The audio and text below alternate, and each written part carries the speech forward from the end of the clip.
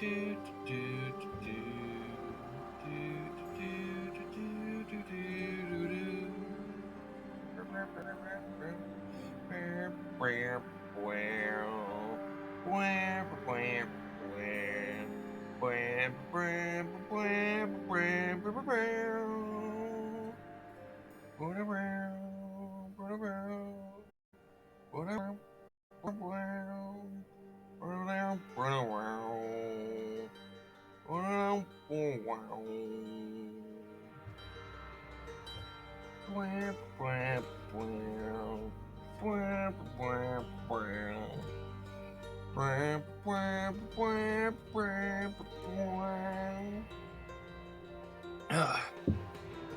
guys.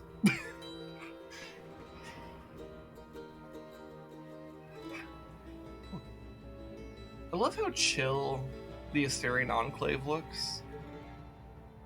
It really is just a chill vibe. Anyways,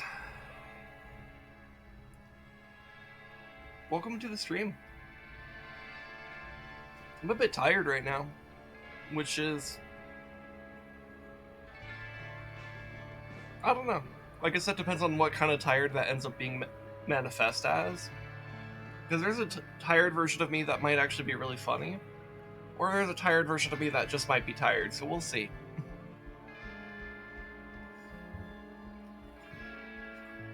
But I hope you guys have had a good week since I've seen you guys.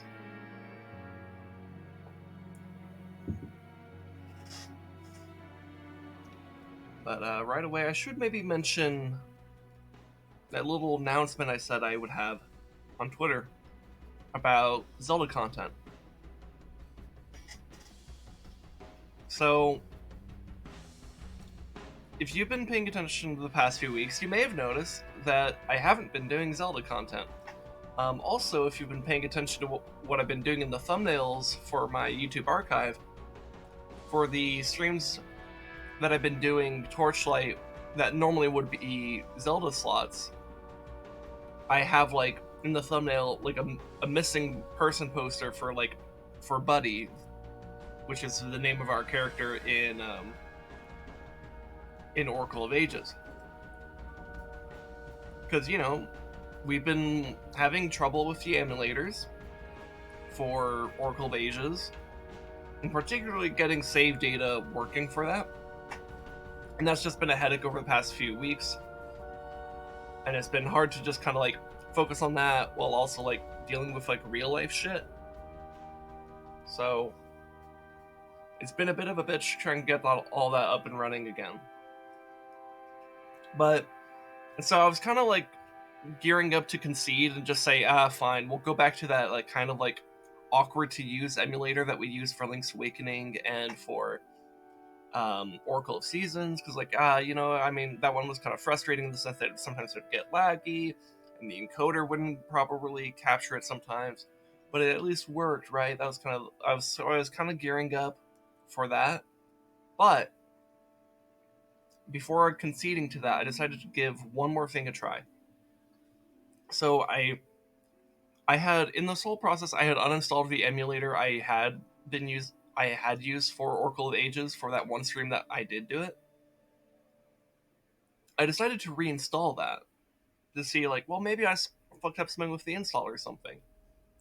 And, you know, so I reinstalled that, and, like, I decided to look a little bit further into, like, some of the settings on that emulator.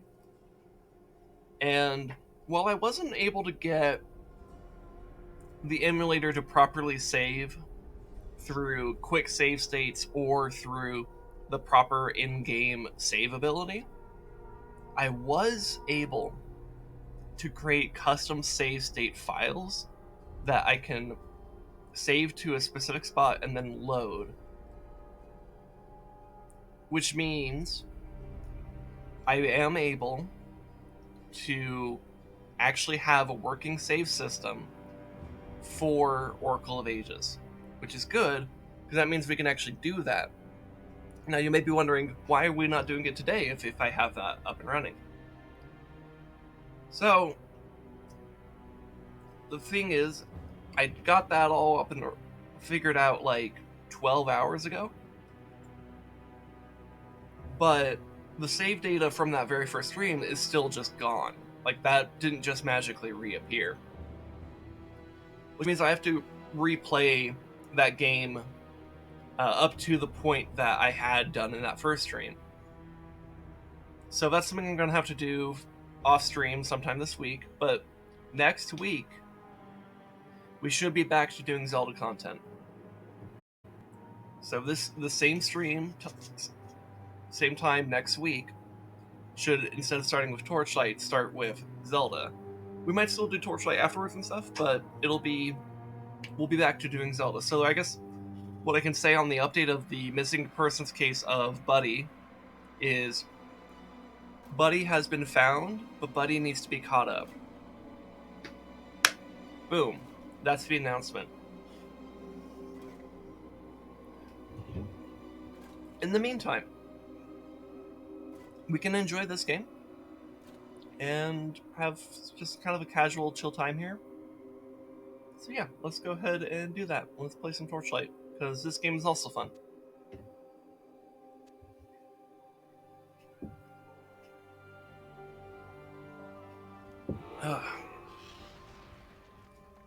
Alright. Well, they have a new quest for me. Alright. Since you helped us in our time of need, we have been searching for a way to return the favor. It seems you've met with some unexpected trouble from Cacklespit, the witch. I've done a little research, and if you'd like to find her, I think I can help. From the lore I've been able to piece together, there's a secret way to her hidden realm. The spirit Fade can open the way, but he may ask for something in return. You'll have to journey to the Sundered Battlefield in the north. Search for the shrines that mark Fade's resting place. I hope this helps you on your way. Yeah. So if you remember from last stream, Cacklespit was that witch that gave us, like, the inferior boots, the even more inferior boots, or the like, Sweet Aid, which is actually just a big poison. And I think we grabbed the even more inferior boots, but we probably sold them off already. And oh, okay, that's fine. That's in my inventory. I see. Okay. But we won't be able to deal with Cacklespit for a while. We probably won't do it for a stream or two, because we have to go up to this zone up here, which isn't even available yet. So it'll be a bit. Let's see, is there anything I need to take care of here? I guess I could check what the blacksmith has. Oh, that's not bad. But not better than what I currently have. Yeah. It's not bad, though. Always feels weird when there's like a piece of gear that's like, oh, that's not bad, but it's just not good enough. That happens, though. It's kind of part of assessing gear and shit, you know?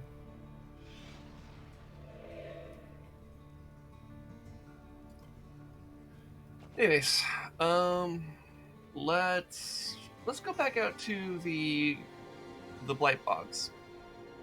Do I want to go to the custom portal or that one? I think I want to go to the custom portal. I think.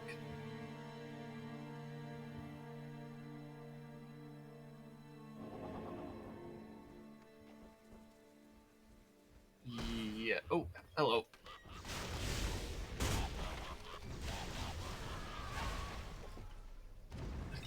Surprise witch! Anyways, I was trying to look at the map. So, okay, yeah, it looks like we've explored pretty much all this area up to, like, this line. Oh, there is this little gap over there. Maybe I should go check that out. But yeah, and then we'll go over to this area. So we have most of the zone explored. Okay. I forgot how much we actually explored last stream.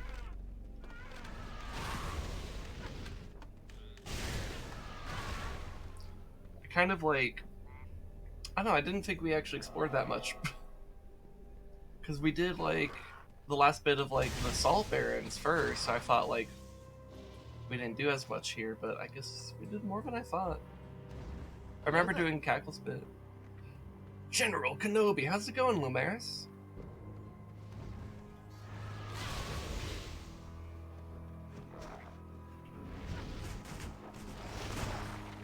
It's going all right. That's good to hear. I'm glad things are going well for you.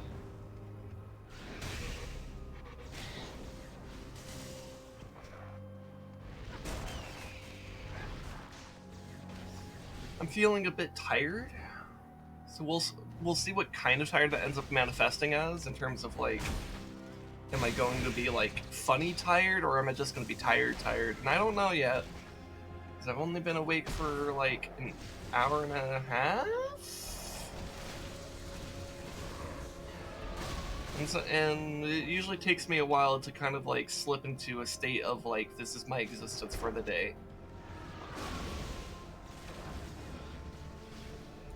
Anyways, actually been kind of down this weekend for seemingly no reason, but then suddenly decided I want to make a mini vacation for this weekend. Oh, okay. The first part is very, very much a mood. Because, yeah, I deal with that kind of feeling of like, hey, I'm just going to be like, not feeling great for no reason. In fact, I think that's actually part of why I'm tired today. Because like 12, but God, I can't fucking speak. 12 hours ago, I was like figuring out stuff with the emulators. And by the way, I did figure out something with the emulators for Zelda. Um, it's not a clean solution, but I at least have a way to make a custom save state file. So next week we should be back to Zelda content. So that's cool. Um, anyways, but after doing that stuff and then taking care of a few other things, I was like, okay, I should go to bed so I could actually like be rested for stream and stuff. And then my body proceeded to have like 3 hours of insomnia. Um, and I think it was kind of an anxiety-induced insomnia because I like I'm a little bit like delirious on like my memory is really fuzzy about what exactly happened like in my brain, but like I was laying down and I was trying to sleep and it was taking a while. And then I think I got anxious about the fact that it was taking a while. And then like I was also feeling like warm and like too warm, so I like I was uncomfy because of that. And then like I felt my heart rate get accelerated, and I think that was an anxiety response. And I don't think I even fully realized what was happening until my wife just started like basically like petting me and telling me it's gonna be okay. And I was like, why does this feel so much stronger than it normally does? Like it didn't it felt weird, but that like how soothing it was. And I was like, oh, I'm probably having an anxiety response, and she's recognizing it before I am. Okay. Uh,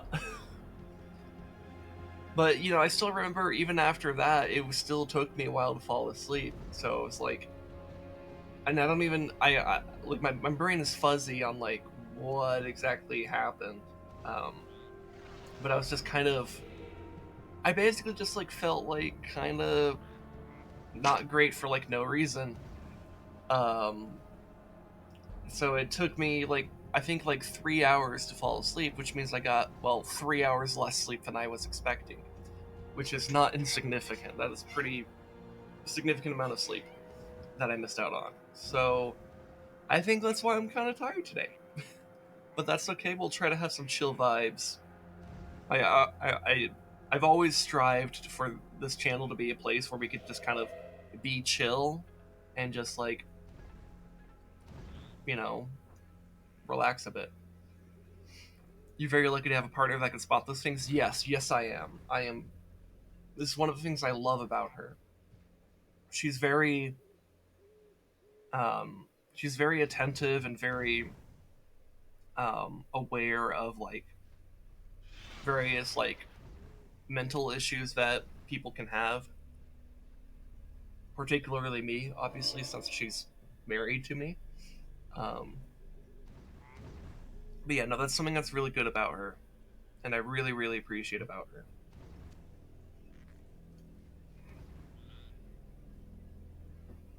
Um, what spell should I level up? I'm not sure. Maybe I should upgrade Prismatic Bolt because it's kind of like my default. Oh, but you know what? If I upgrade that, because it's that nice damage for all of them. Except that's gonna be true regardless. Never mind. I just looked at the next rank. We get nice damage because that's the level we're at. Hell yeah. Nice times 4. That's not bad actually. Let's see. What about Arc Beam though? Hmm.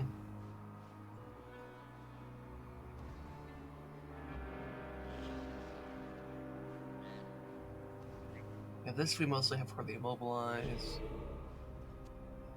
Frostwave is pretty good too. I almost wonder about like upgrading that because it's just such a good like. It's such a good just like do a big cone of damage type ability. Kind of pricey. So Prismatic Bolt might be better to upgrade. I don't know. I'm really not sure.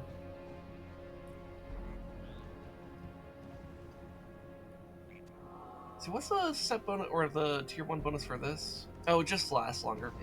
Whatever.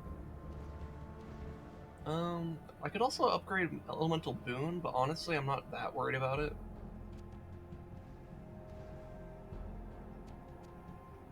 Unless it makes it last longer. Because I feel like that's one of the main problems of Elemental Boon, is that it kind of just doesn't last that long. Because I think it lasts for 15 yeah, it lasts for 15 seconds. And upgrading it doesn't seem to change that. It just makes the effect stronger, which might still be worth upgrading. But, yeah. 50% uptime? Yeah, and that's if I'm, like, spamming that shit, right? And, like, in the heat of battle, like, am I really gonna, like, reach over to this ability to make sure that's up when I have, and while still throwing these abilities out? Probably not. I basically pop Elemental Boon when I'm, like, fighting a boss or something that's, like, kind of comparable. Um, but yeah. I don't know. Let's go with Prismatic Bolt. I think that's the best ability to upgrade here. So, and you know, when the tier bonuses on this are honestly just like fucking, just flatly good because it's just a percentage increase to our damage, which makes it more mana efficient too, because it's like, if you do more damage, you need to cast it less, right? So that's pretty good. Anyways, what's up here?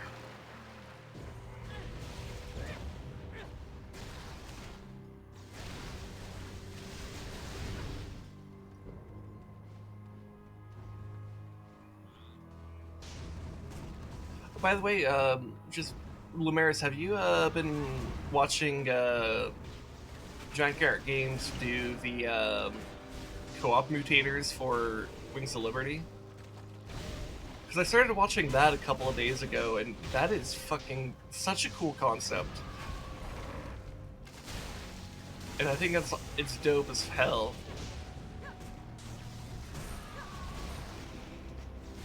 And I kind of want to try it, not gonna lie. Even though it's probably gonna be a bitch.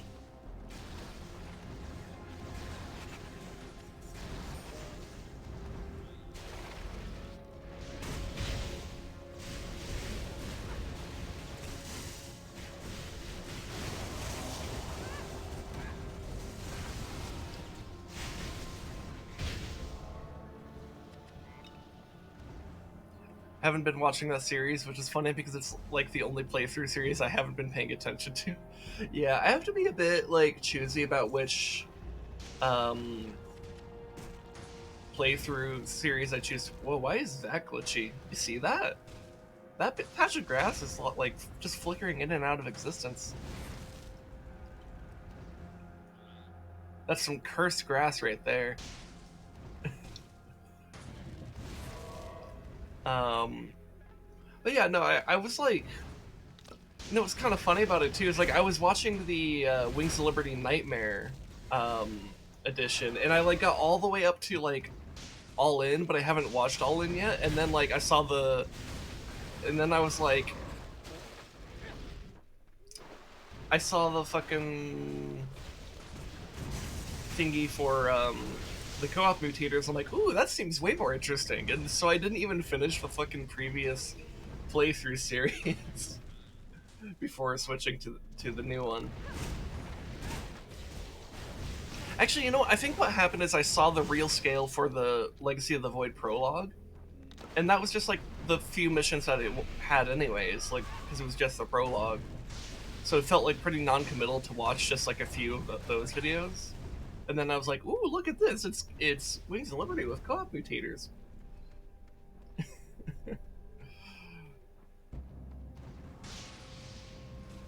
I find my interest starts to taper off towards the end of anything I'm watching, regardless of content. Yeah, I think there is. I think that's kind of. I don't know if it's necessarily specifically like the aspect of like getting to the end of something, but like I do notice that there's like content fatigue that can happen. Like for example, like my wife and I, we have like a few like different TV shows we'll watch on like some of the streaming platforms that we have. Um, and like one of the ones that we were watching a couple months ago a fair amount was Scrubs, because that's a really good show and it's very enjoyable. Um, and we got to like the 5th season in like, you know, a month and a half or something like that, which is just for casual watching is like, you know, pretty fast speed, all things considered. And we haven't watched it in like a month and a half because we kind of like got a bit of like content fatigue on it, even though like we love that show and it's really good. It's like we kind of it got to like we kind of continually ran into the thing of like, we're kind of in the mood for something else. We're kind of in the mood for something else. Kind of in the mood for something else. But I think what it really is just like a content fatigue, which is weird. And like I kind of like borderline feel bad about it because it's like I like the show, I like the content. I just don't feel it right now, and I don't know why. And like I feel like even worse when it comes to that with like YouTubers or whatever, because it's like, you know, like the creators of Scrubs aren't getting hurt at all by me not watching Scrubs right now, because one, that show's been done for like 15 plus years. And then like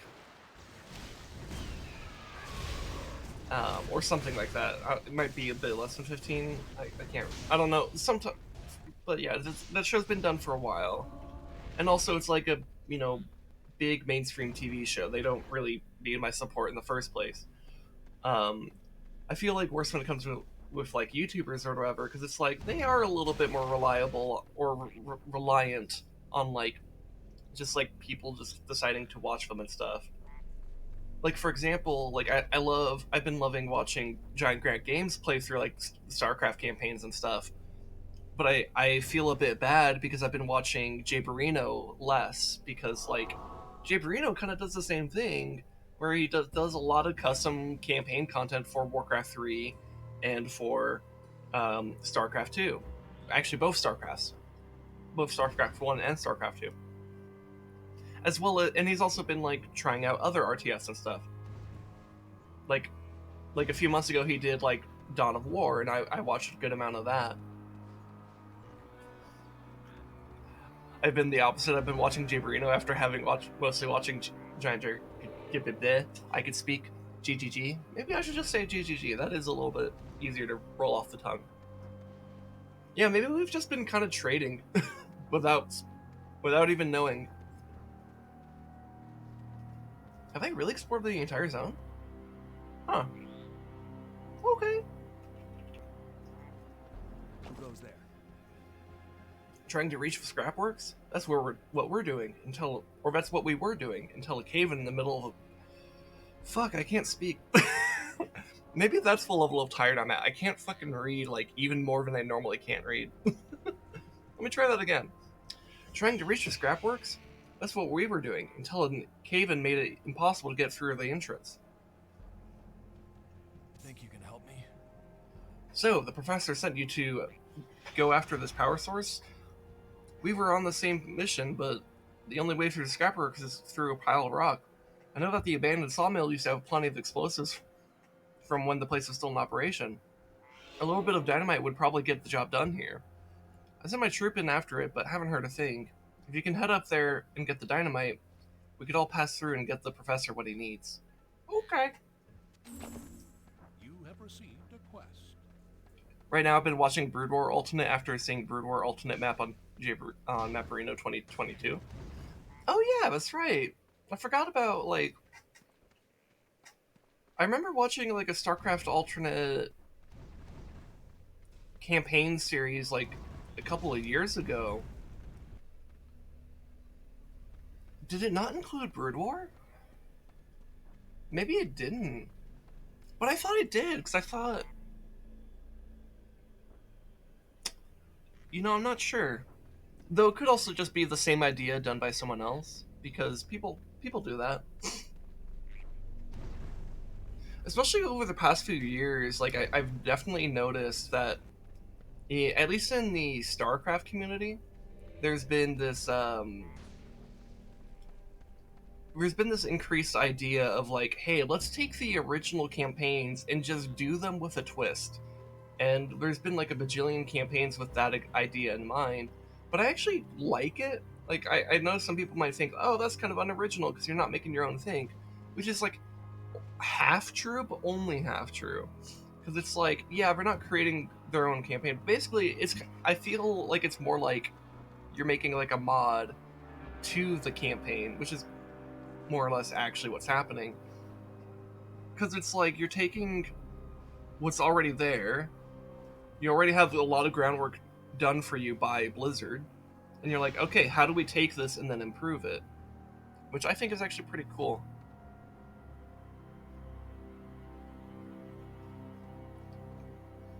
Now there's a Brood War component in the playlist. Right now I'm up to the Overmind alternate chapter, except the Overmind is a Protoss Zelnaga world ship, and I'm expecting Minx to crash Benorad 3 into something. Yeah, I think that actually... I seem to recall that being a thing. Because from what I remember, from the playlist I saw years ago, it was like Jim Raynor was like a Hydralisk or something like that. Or I guess the Jim Raynor equivalent was a Hydralisk. And then like yeah, and I think you had Manx as Tassadar, and he was like a fire bat. Um and yeah, I think he did crash like the NORAD 3 into some like Zelnaga temple that was like basically supposed to be the Overmind or some shit. Yeah. And I think like I think in the Brood War section, instead of like the UED, you had like the Zerg primals, and they like operated differently because they didn't have creep, and they didn't use hatcheries. They worked a little bit more like they kind of worked a lot like I think Night Elf, if I remember correctly, like in terms of like their gameplay, where it's like they have like individual structures that do stuff, but I think they could be lifted. Like, I don't know. I'm so fuzzy on the details.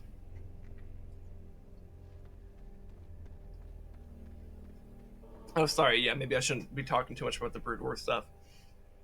Um, I mean, like I said, I'm fuzzy on the details, and I could also be mixing it up with like a similar series. I don't know. Um,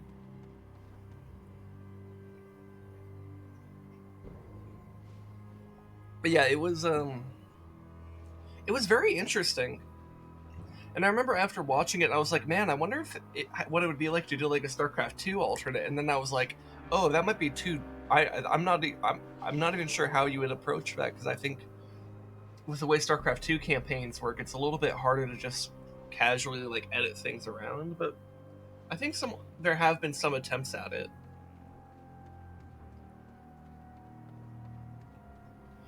Anyways, let's go through this gate.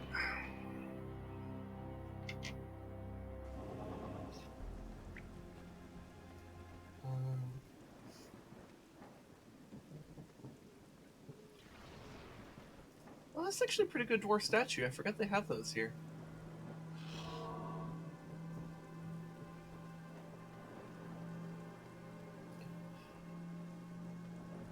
Yeah, I was wondering the same thing. It'd be great to see what be done with Starcraft 2 alternate. Instead of Solarite Kerrigan, you get Solarite Duran or something. Yeah, maybe. Well, probably not Duran. Well, I don't know.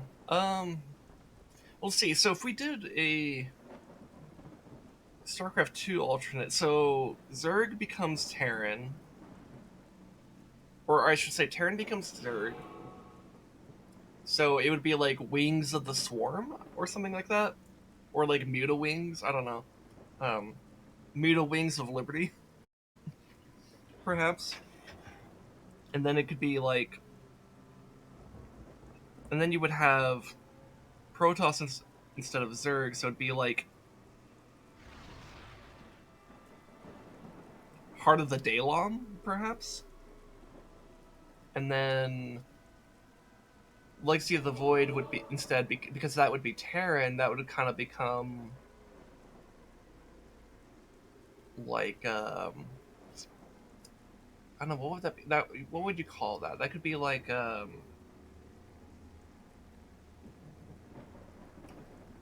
Legacy of the Dominion, perhaps. I don't know.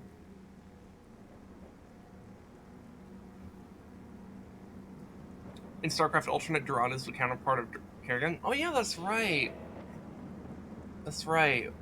And it gets infested by the Protoss because yeah, that was weird.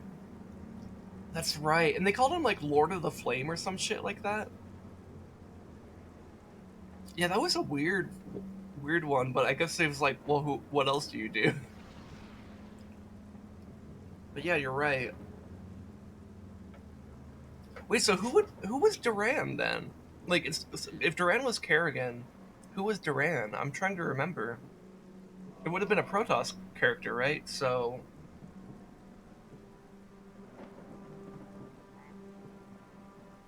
or no, it would have been a Zerg character turned Protoss. Because the idea was that like Duran was like he was a Terran that was infested supposedly by like Kerrigan, but he's actually a Zelnaga person. So I'm trying to remember the fucking lore on that shit. I don't remember.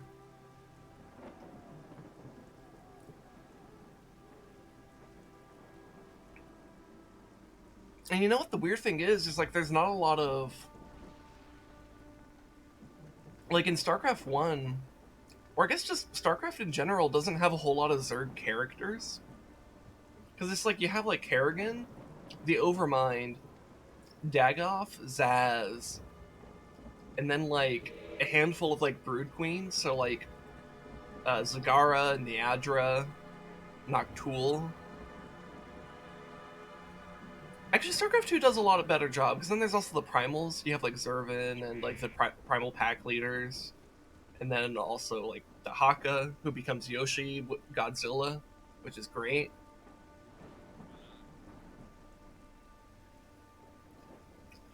Just saying that sounds overly complicated. Duran was a Terran infested, but secretly a Zelnaga. I mean, yeah, but that's like actually the lore, right? That's like actually what happened. Anyways, let's read this mysterious book left on this bridge where there's blood around it, and I'm sure nothing spooky happened here. We are in the morning today. We are in mourning today. Sophia was found dead. I can't bring myself to describe the state her body was found in, as ruined as the flesh of the other poor souls discovered last week. If we're if Ormond Sligfried won't organize a hunting party to find the perpetrator, we'll have to do it ourselves. We're afraid to leave our cabins when night falls. Cameron. Alright, Cameron. Here, let me lift this axe out of here for you.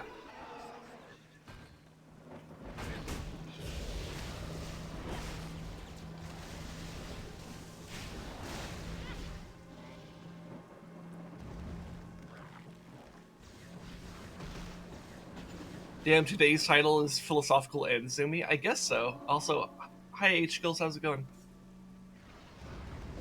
Hope things are going all right for you.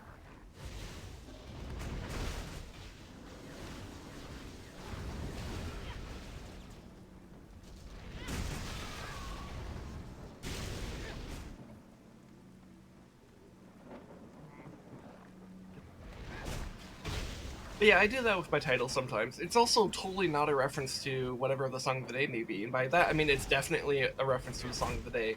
It's actually a reference to two different songs.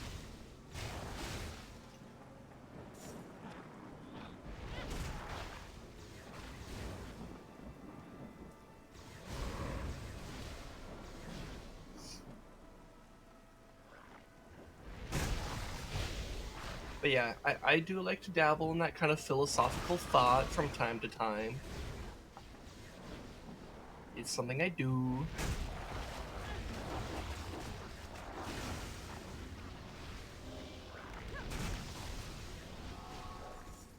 Look at all this gold.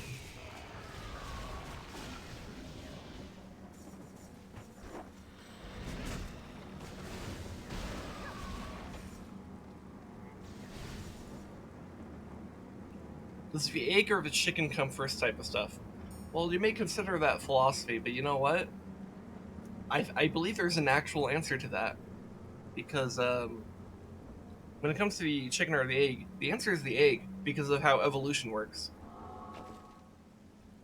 What would have happened is before you had the chicken, there was some kind of mutation that happened in the egg, and then when that egg hatched, a chicken came out. You see, the egg is actually you. That is more true than you think it is.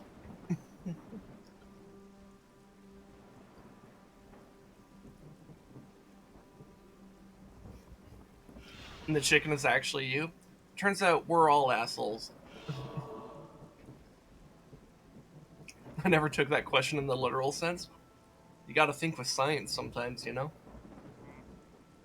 Chickens are assholes, though.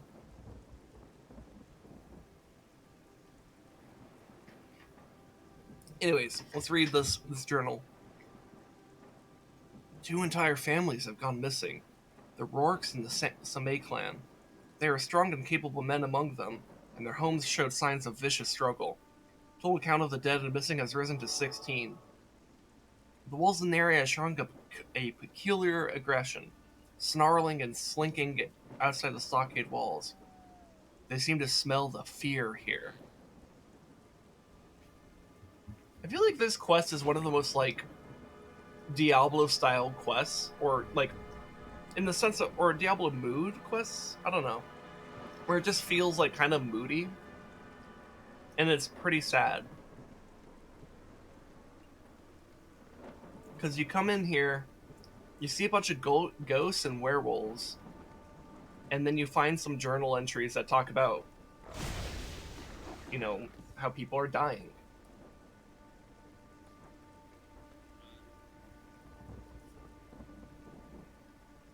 I think the idea of the question is really asking whether life spontaneously appeared, or if the means to give birth to life appeared first. Which is why I've often said that the real answer is the chicken. And I hate that everyone argues with me because they want to take the question literally. I mean, I take the question literally just to be a dick, to be honest. Like, I'm just like, I don't know. I feel like it's just a bit of a silly setup to philosophy. A lot of philosophical quandaries, I think, are kind of. Sometimes they don't use the best analogies, and I'm like, yeah, that's a bit of a silly analogy. Come up with something better. Well, that's also me being a bit of a facetious dick. So.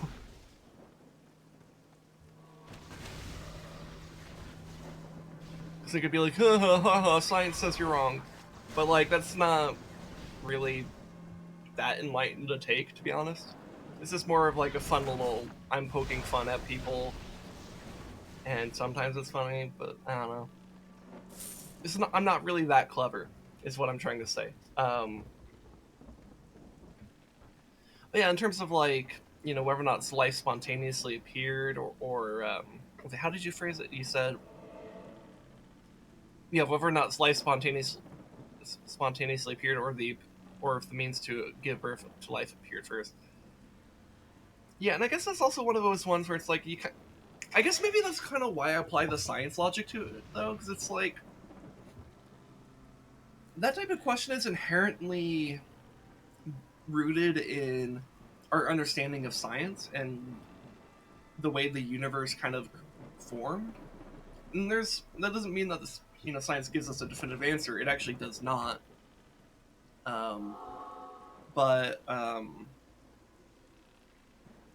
it's I guess the way I'll put it, based off my understanding of like the creation, like how the universe exists, is that the ingredients to life are out there in the universe pretty much everywhere.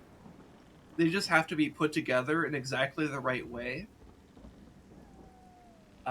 And so far, Earth is the only place that we found has successfully done that and not fallen into total decay, or at least not fallen into total decay yet.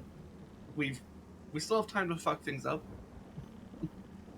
Um, Now there is some evidence that life existed on Mars at one point, but um, a lot of scientists speculate that something changed in like their magnetic fields to make it so that they no longer have a protective atmosphere.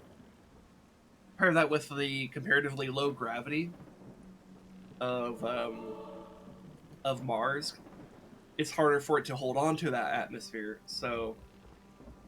Um, but there are like canyons and stuff that on the surface of Mars that imply the past existence of water, which basically means life probably existed on that planet. But that would have been so long ago that there's really no record anymore of that. And really, it is ultimately still speculation, but there are signs that there may have been past life. But like the chemical like ingredients for life really are abundant in the universe. So in a way, regardless of whether or not you believe in some kind of like creator or just that the universe exists, it was basically inevitable that life would exist somewhere. I think what's more remarkable is that we only see life here, and we have been able to poke our eyes out several light years in many directions, and we're not seeing any nearby signs of life. So, what that kind of tells us is that while the ingredients for life are abundant in the universe, it's really hard to make it work. So, and that leaves us with some like interesting types of questions of like, will we ever encounter alien life? And the further and further we expand our field of vision in the universe, the more and more that answer actually feels like no. We might never encounter alien life. Simply because alien life might just be too fucking far away. Because I think most people who really think about this stuff probably think, like, yeah, alien life exists somewhere. Because the universe is too big for it to not have happened somewhere else. The problem is, it might be too far away for us to ever actually see them. So, rare.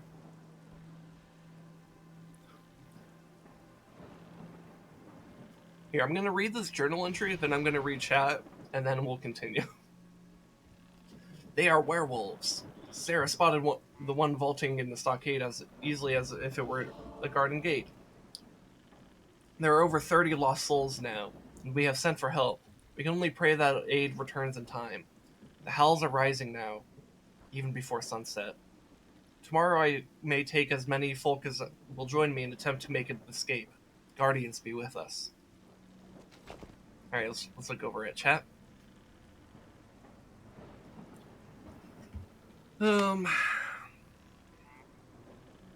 let's see. Remember when people thought life could come out of something without life? Those old dumbasses. Well, I mean, it kind of did, though. Sort of. It's one of life's great mysteries. Yeah, yeah. Oh, phew, I thought it was too late to fuck things up. Yeah, unfortunately, no. Treat the icebergs. Yeah, there's a cool thing about that, isn't there? Like, that natural presence of life in our observable range is much less than expected. Yeah. Well, I mean, yeah, that's just one of the things. It's like,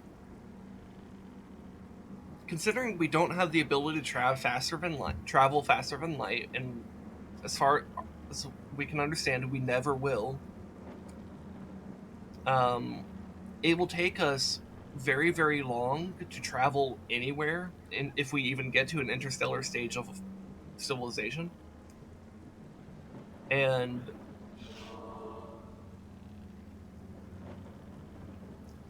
we will assume the same is true of any alien life as well. So, if there's like life on the other side of the galaxy, we'll probably never know because it'll probably take too long to ever get there, and vice versa.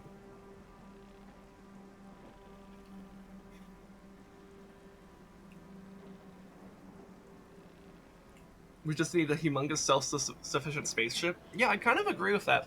I actually think that's one of the ways in which we'll realistically do space travel. Is that I think we'll basically have to create like basically colony ships that we can kind of like send out into space, and they have all the materials they need to be entirely self-sustaining. Like they have the ability to grow crops on and like harvest them and like recycle their water and all that stuff. Um, and that they could basically be theoretically self-sustaining till the end of time. Um, and so that would basically be the way we can kind of send a group of people out into space towards a distant star system and have them be able to get there in like, let's say 30 fucking years or some shit. Or however long it takes, right?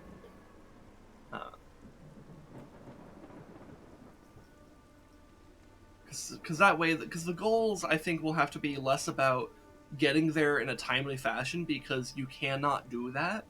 So instead, the goal has to be how do you get there eventually and have people who exist.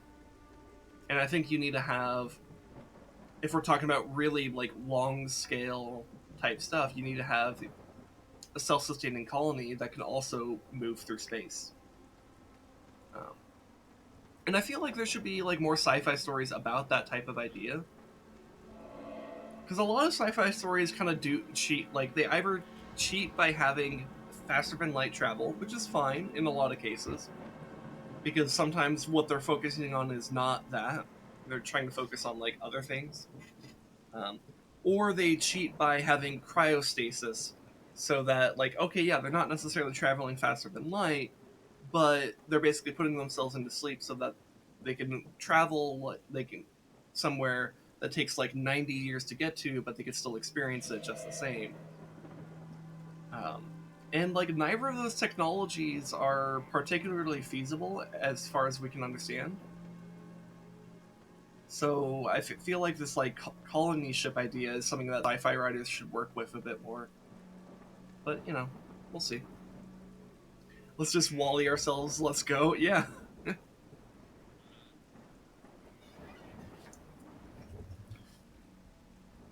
um, see, like there's a Galacticus out there consuming so. Oh, is there like a Galactus out there consuming civilizations before they grow too large? Yeah, that's another like kind of scary theory that people have philosophized about. And there are definitely sci-fi stories built around that. Like Mass Effect comes to mind, for example, where you have the Reapers that basically shut down any sufficiently large interstellar civilization, because they don't want them to actually get too far. Um, and like, could there be some kind of like force in the universe that like aggressively hunts down and destroys um, or otherwise mitigates the growth of um, interstellar civilizations? Maybe, but we have no evidence to say that other than the fact that like we just haven't seen any other we haven't seen any evidence of an interstellar civilization. But that could also just be due to the fact that like look, space is fucking huge and we haven't seen any other civilization out there. But also the amount of like we've only been able to really see like our galactic neighborhood in terms of like the star systems we've actually observed. But the galaxy itself is far, like immensely more huge than just what we've been able to observe. And then the observable universe is also, far, far huger than that, right?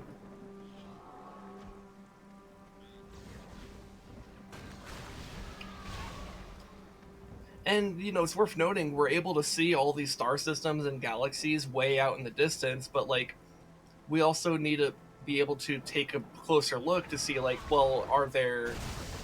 Oh, God. Are there werewolves that will tear you apart and totally kill you? Because that's what happened to me here. Ow, that hurt. I own a book called Proxima about a convict ship that travels to Proxima Centauri, and it was interesting because the first part of the book is about the journey, and the convicts start an uprising when the ship flips over because gravity shifts into the opposite direction when the ship begins to decelerate towards the latter part of their journey. Huh. That actually does sound interesting. It also sounds like the Starcraft origin story.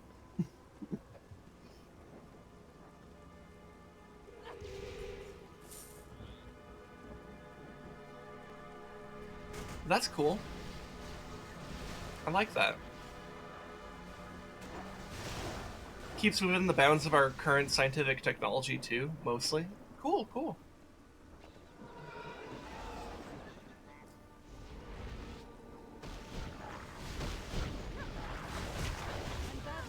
Oh, I didn't even see the wolves on me. Ooh, okay. Here, I'll take the never hit to my money, but maybe I should pop a scroll of waypoint. That's a good way of saying things.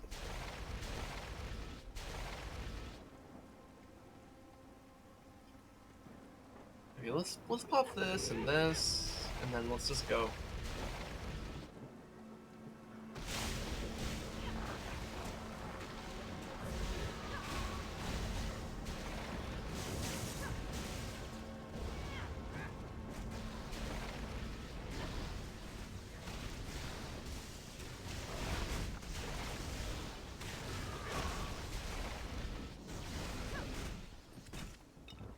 Okay. Werewolves hurt in this game. They really do.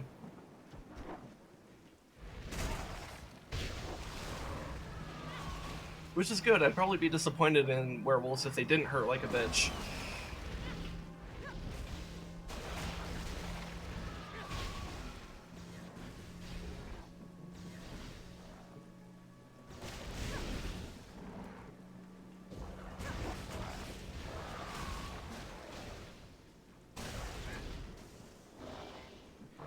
Ooh, hello.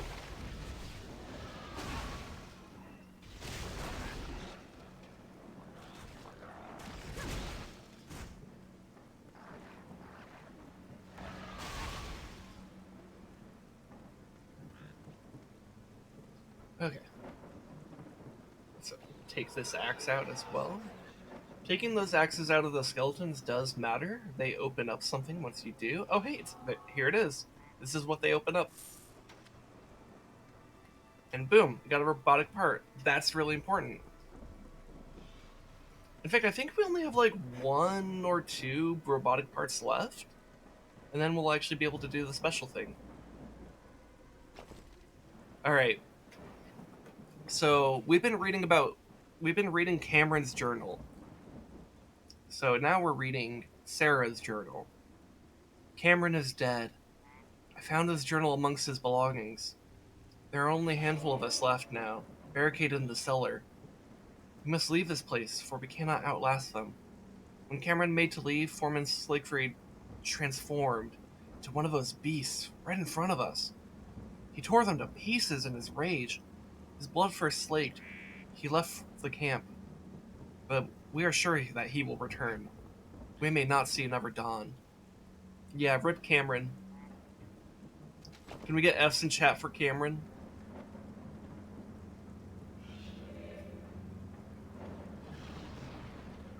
Thank you, thank you. Look at these big-ass mushrooms. Those are huge. Like, look at that. This one's, like, up to my thigh. This one, and then this one over here is, like, up to my, like, torso. Those are huge mushrooms.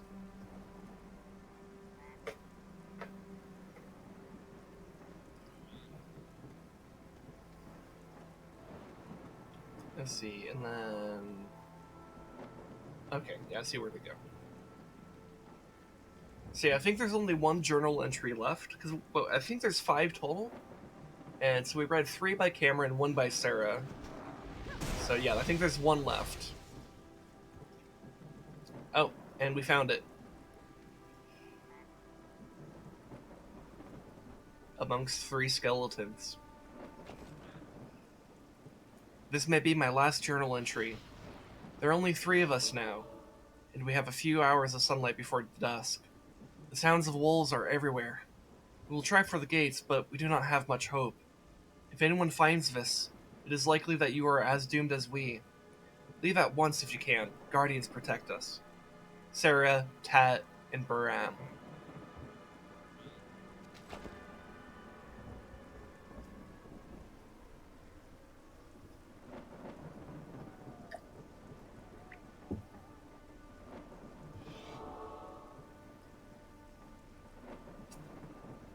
So that's sad.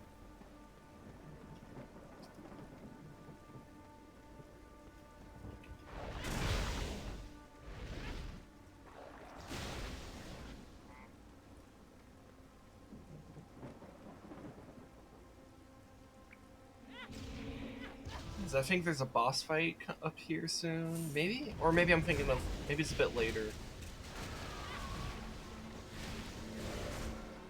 I'm a little bit afraid of just poking too far ahead, because I know that there's a werewolf boss. And the normal-ass werewolves are fucking me up, so I'm a little bit worried about pushing too fast.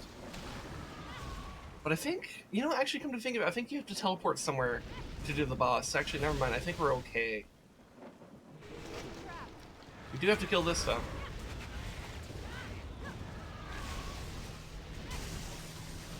Alright, cool, we got the golden crab.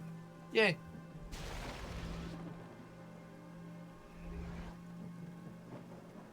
Oh yeah, because that's the teleporter right there. Okay, cool. So yeah, we can be chill here.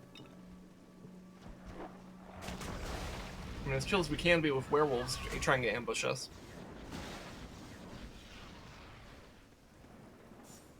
Okay. Let me also briefly look at my gear, because I've just been picking stuff up and not looking at it.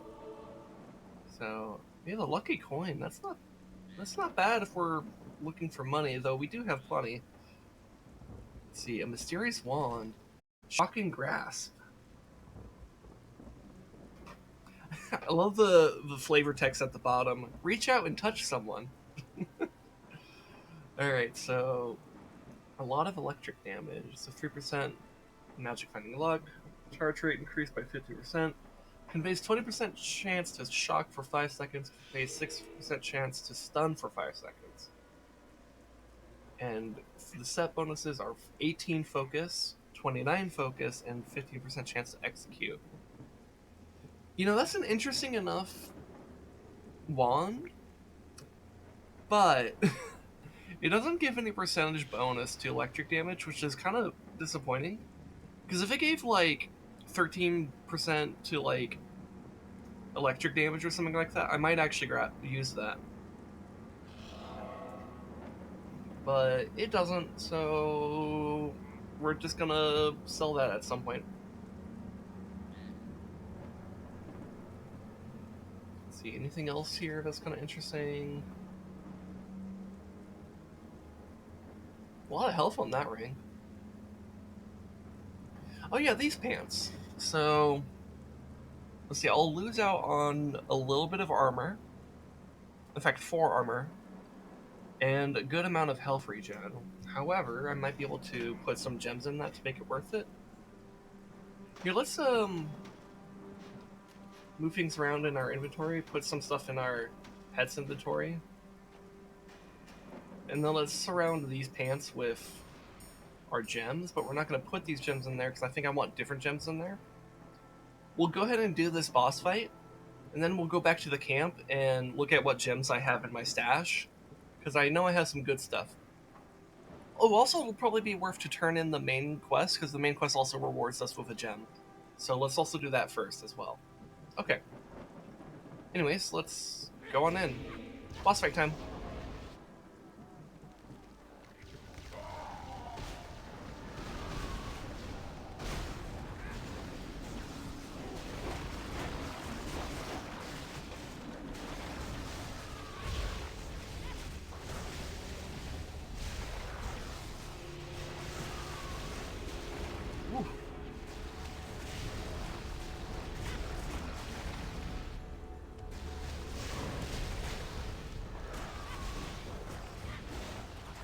Alright, not too bad.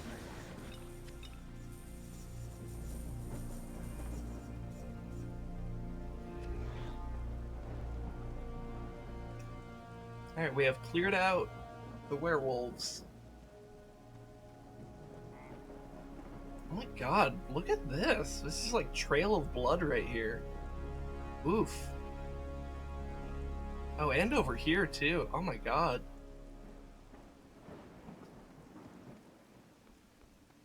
Ooh, there's also a not so fun story with this saw blade. Oof.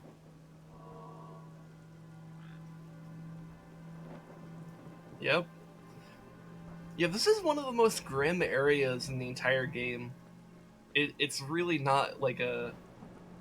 It's a pretty fucked up little side story they have here. But honestly, I really like it. I think it's actually done very, very well. Because it's like... I think it's one of those things where it's like if you actually sit down to pay attention to the details, it's actually like really fucked up. But that's kind of what makes it good, you know?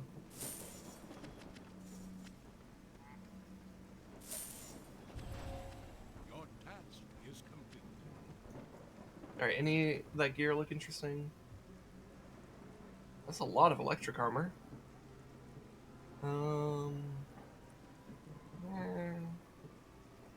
Yeah, nothing too interesting though. Alright, back to the Blightbogs.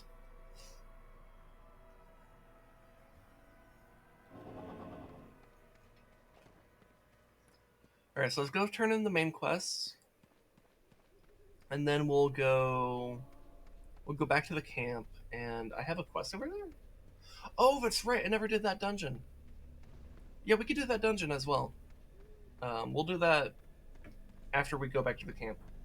So we'll turn in the quest, get back to the camp to manage our gear, then we'll come back and do that dungeon right there. And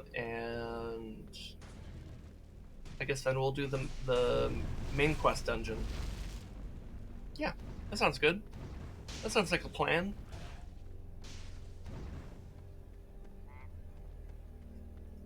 How bad was it? The entire troop is dead? I'm the only one left? I can't believe it. You'll have to forge ahead on your own. I need to return to camp and report to Vale. Be careful out here. Alright, so... Ooh, 24 health regen per second. That is good.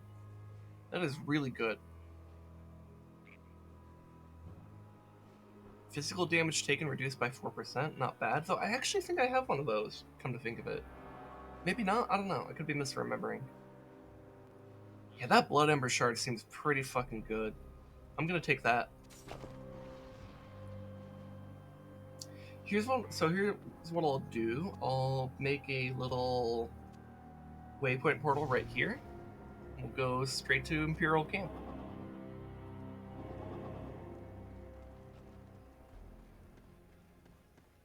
Alright, so let's sell our stuff.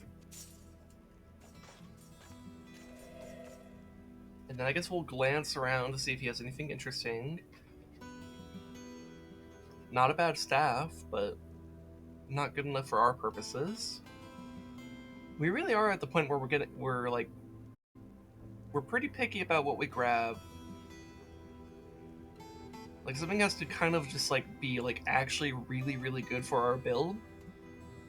Otherwise, it's not worth it. Which is a bit of a shame, because like that's actually a good staff, and the fact that it has 3 sockets points in it is pretty good. But it's not good enough for our purposes.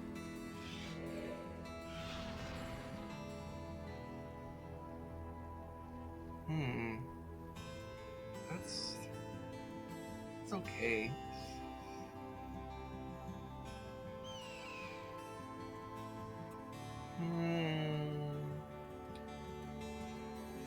A lot of armor. But armor is not exactly what we're looking. I mean, it'd be nice to have more armor. It'd be nice to die less, but we could also die less by killing things faster. Alright, let's go look at our stash, which is right here. Oh, I have a helmet in here. Oh, yeah, we're gonna equip that. That is a lot better than what we're currently wearing. And then, alright, so let's look at these gems. So see, dude, this fucking blood gem that we obtained here is better than the health regen that are of the pants that we're replacing, right? Because that's what 7 plus 15.6 is 22.6, right? And that's 24. Yeah, that is. So we're gonna actually upgrade our health regen by doing this, which is great. Oh, we have a wand in here. 13% to ice damage. Is there a reason why we have that in here? Because we have a wand that has 8% to all damage, which means we're getting effectively 60% damage bonus to our build. And then another staff that, or another wand that has 10% to all damage, which is effectively 20% to our build. Okay, that's why.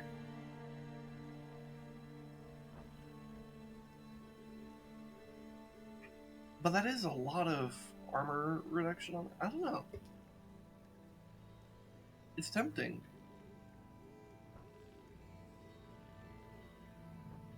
Oh, you know what? I think I remember. I think I kept this one in case I ever decided to do the math on that, on whether or not that would be better, and I just was like, meh. And I haven't done the math on that since, so I don't know. Alright, let's look around. What other things sound good for our build? Faster movement, mana regen. Mana regen might be worth, simply because, like, you know, we're a mage, so I'll strongly consider that. I don't think we need more health regen. I think that'd be a bit well, not that it would be excessive, but I don't think we'll need it. We don't need potion effectiveness. We don't need elemental resistances.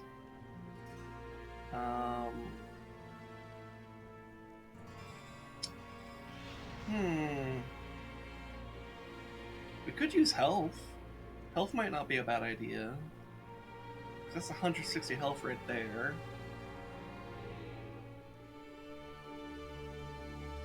14 to physical armor is also pretty good.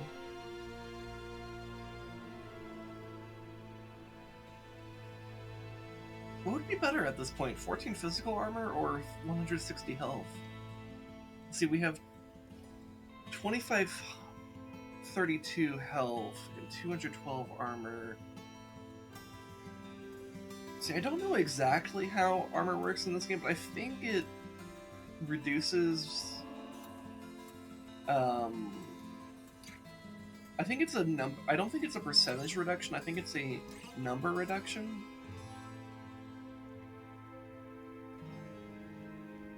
I think.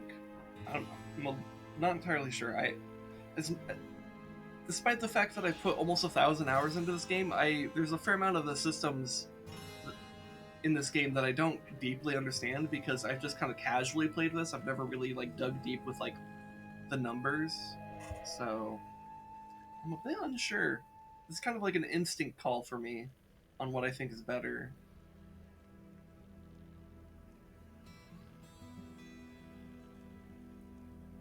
And I could still go for a mana regen.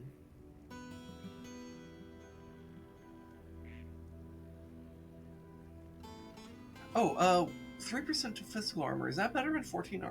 Would 3% of this be more than 14? Probably not. No, it wouldn't be. No. It really wouldn't be, because that would be like... I'd get like, what, 7 armor? Maybe? So... this would be a lot better than that. I don't need that. I think I'm gonna go with this. I think I'm gonna go with some armor to just make this really defensible. So let's do that. Boom. And then we'll sell these. And actually we'll keep these gems. Let's go make the... You know, I maybe should have done this first.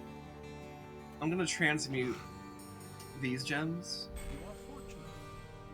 Okay, that's fine.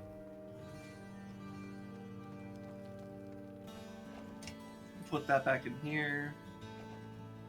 And we'll talk to the blacksmith. How may I help you? Sell him this. See, and then also see. So this is...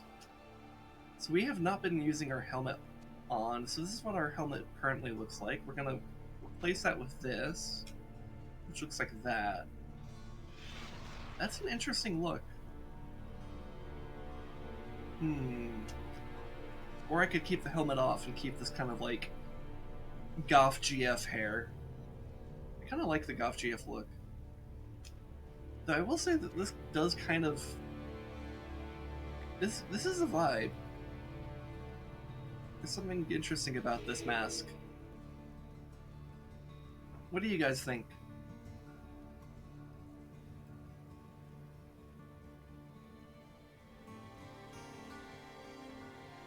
Raccoon with a bug face? A little bit, I guess. I don't know. I guess the idea is it's just supposed to be some kind of like tribal looking mask. I guess is the idea.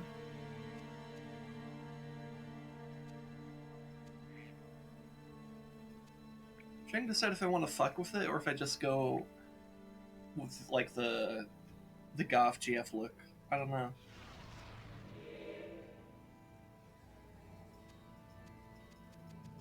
Because it's ultimately cosmetic whether or not I have that on. Like I get the stats regardless because it is equipped. It's just whether or not I show it.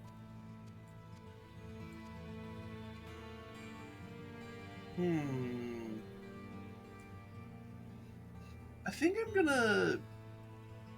gonna not have it on.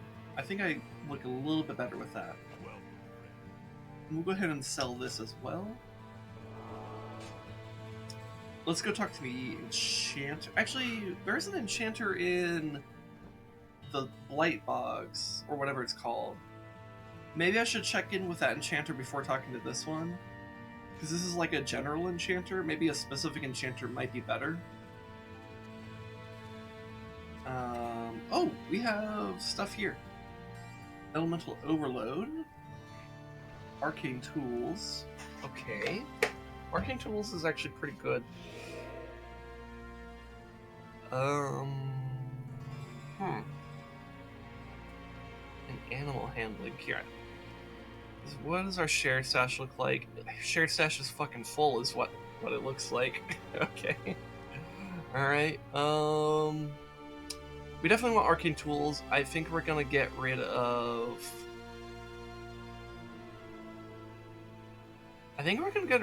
willpower. I think I'm a little bit more willing to take up some, like, slow effects if it means that I could have more magic power. Because this gives me plus 12% wand and staff damage bonus. Which doesn't matter for all of our spells. But for Icy Blast, Shock Bolts, and Arc Beam, it does. Also, if I actually just attack with the wands, it's better. So, yeah. Let's go to the Blightbogs.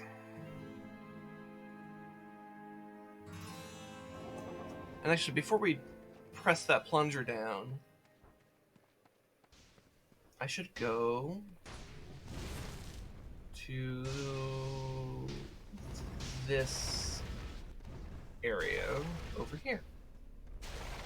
Let's do this dungeon. Dungeon time.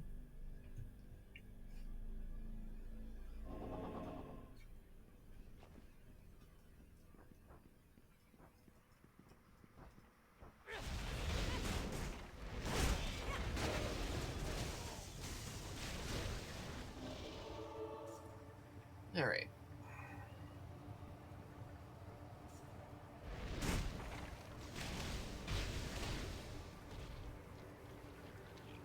Spooky, scary skeleton. Exploded skeleton. Okay, we kind of got enemies in every direction here.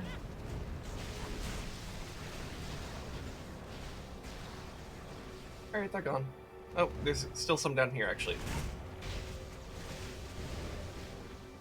Alright. Got a specter. It is too late for me, stranger. As you must surely see, Jessa must not enter this place. Do not allow it.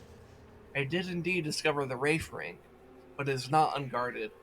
The Wraith Lord himself stole my own life with its power, and my remains now lie below us.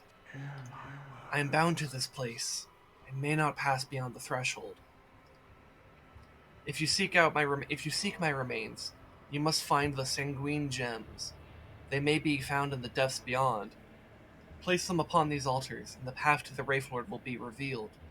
If you can best him, you will discover my remains there, and the locket Jessa seeks. Alright.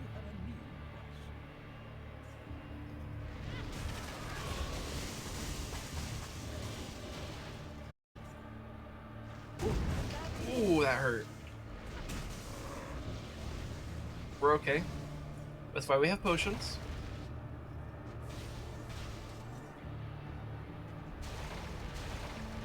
Oh, hello.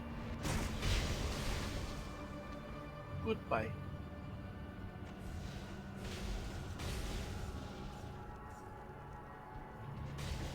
To-do.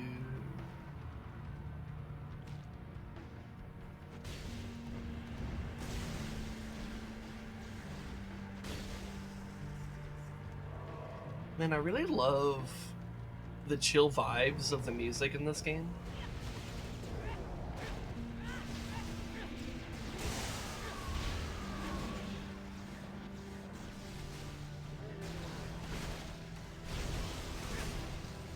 Like, it's kind of just like this, like, moody but chill vibe, which I like. I like moody, chill vibes.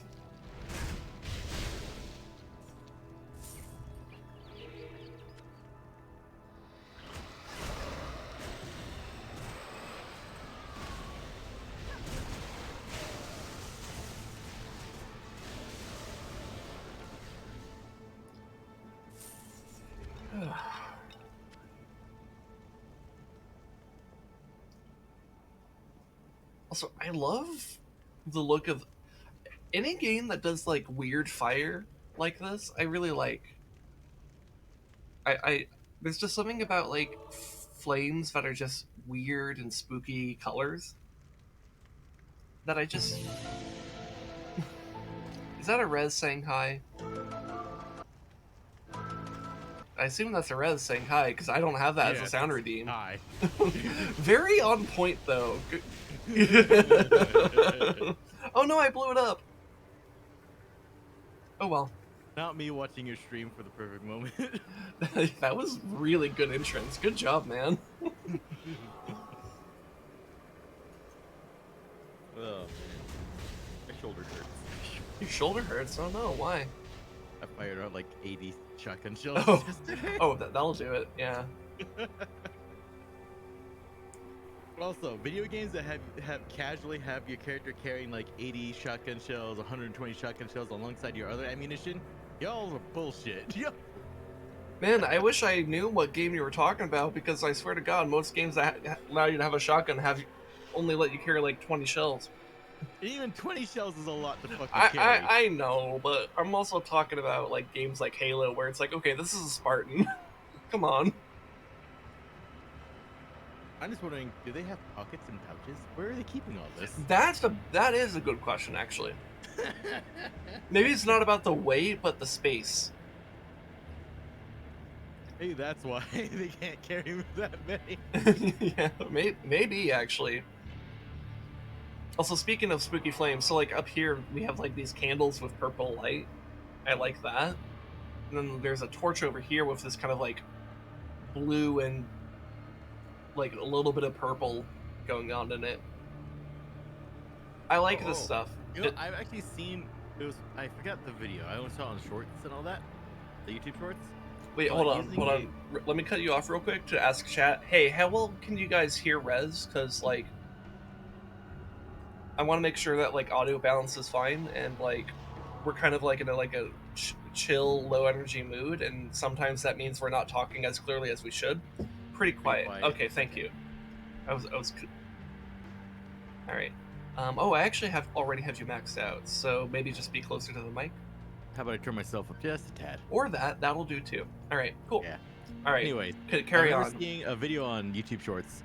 It was I forgot what material he set on fire, but he set that material on fire. I think it was some metal salt, and then he put it on fire under the light of a pressurized sodium lamp. Oh, interesting. And it actually created black flames. It was freaking cool, but only under the light of a pressurized sodium lamp. So something about the sodium lamp, pressurized sodium lamp, created like a. I think it depends. I think that the color, whatever light, it probably emitted a light that basically absorbed all the others, leaving behind the black. Yeah, so to speak. That's interesting. Yeah, but only under the sodium lamp was a black fire. You know what though? That's actually a good thing to know for people who like are into like movie making and stuff like that. Because if you ever want to create black flames, now you know what type of thing. Well, particularly if you want to create black flames using practical effects. Yeah. Because you could always CGI that shit. Granted, CGI is expensive as shit and easier said than done. But yeah. Like we say that and remember, what's it? Director of Tenet, fucking Chris Nolan. Christopher Nolan, yeah. His studio did the math. It was cheaper to buy and destroy a real fucking jet than it would be to compute the CGI for it. Mm-hmm. Yeah. Well, especially with the level of detail that Christopher Nolan wants. Yeah. Yeah. Yeah. Because he doesn't just want to explode a jet. he wants to melt those steel beams. But yeah, no, like it was hilarious. Like it was legit cheaper to buy a fucking jet and for legal reasons. That's a joke. But it's been 21 years. I know, but like I'm covering my ass. There were kids younger than that event, and they have also died fighting for that event. I know people and I have formed friendships with a couple of people that are younger than that event, and that feels weird. Yeah, it just freaked me out to realize there are kids out there there are other individuals who are younger than that event and have died in battle because of said event. Yeah, in fact, one of these people I'm thinking about got married about the same time I did. Can't be me. Yeah. I mean, it was definitely a case of like married like right outside of high school. Which I hope that isn't a reckless decision by him. Because a lot of the times, you know, not to be like insensitive here, but like a lot of times when that happens, it's a terrible decision. And so I hope for their sake that that's not the case. As far as I could tell, they're happy. So like, you know, power to them. Imagine being happy. Yeah, there's always an anxiety in me when I hear about a story like that, because like, you know, I married the person that I was dating in high school, but like, we also dated for like 7 years after that. So, most of our relationship has been outside of high school, and in our adult life. So it's a little bit different. But then again, this friend I'm speaking of is also different. He's actually very smart. He's like one of those. I mean, in a way, he kind of reminds me of me as a younger teenager, but I think smarter. So, because he's very nerdy, and he likes to talk in a very like philosophical type of way sometimes. And he's also, I've noticed, would do that ever since he was like 12. Like I can remember him being, like, or maybe he was 13. I don't know, but like a young teenager, and having like thinking about like the universe in a very like philosophical way. And I'm like, yeah, I remember doing that, and I still do that. Literally in this stream, we were talking about stuff along those lines actually before you showed up. So, well, I guess half an hour ago at this point, but still. So it's like, you either die the gifted kid or long enough to become a Twitch streamer. Ow. Why you gotta be so real? Oh my god. That was also a self-burn. Well, yeah, because we were both we literally know each other because we were both gifted kids. We would not have met otherwise. Mm-hmm. But yeah, ow. That hurts. But yeah, no, I hate when I hear descriptions of like gifted kid syndrome, because I'm like, it just describes me to a fucking T, and I hate it. I know. Like it's so. Well, I think that there is one aspect that I think doesn't describe me very well, but most other aspects. Gifted kid syndrome. What's gifted kid syndrome? So I don't know if this is a thing in Australia, but here in the U.S., we have like gifted kid programs. So, like, for example, here it's called Gifted and Talented Education, or at least it was called that. I don't know if they've changed the name since then or not, but when we were in it, it was called Gifted and Talented Education. And the idea was that, like, I remember, I think in like third grade or something, or second grade, I don't know, second or third grade, I took like this test that was basically like full of like puzzles and like logic questions and stuff like that. And the idea was that this is supposed to test whether or not you can think in a way that's a little bit above and beyond your peers, in like very outside the box type of ways. And so I was one of the kids that like did really well on those types of tests. And so I got put into the gifted program, which in elementary school for me was just like, it wasn't like dedicated classrooms. It was more like there's a part like for like half an hour each day. Me and like half a dozen other kids would like leave our normal classrooms and go to this other like special class where we would kind of like do a little bit more advanced type stuff. It was, though at that point it was mostly just kind of like fun little like puzzles and like logic type games and stuff, but it was specifically there to advance our thinking and really push us beyond. Also, our normal classrooms very often would give us like special assignments specifically for the gifted kids, just to really push us. And then in middle school, which is where I met ResDog. Here's the funny part. I only got into that program around middle school. The rest of the time, I was stuck in ESL. Yeah. Ironically enough. Yeah, well, that's right, because for you, technically, English is your second language. Technically. Yeah, I was stuck at ESL for so goddamn long. It's like, bruh, I could speak and write and read English better than 90-something% of these, like 95% of these kids. Why am I still here? Yeah, that's one of the. That's the case of the district not, in the school administration is not really recognizing what the fuck's going on with you.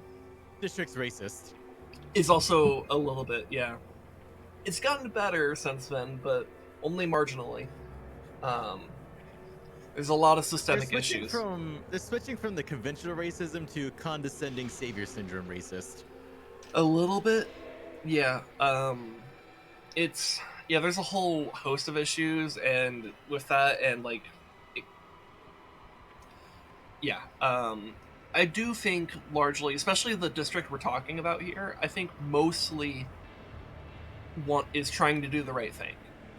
It's in fact most of the time that I think they're mostly being squashed by the state of Arizona in terms of not getting funding for like jack shit.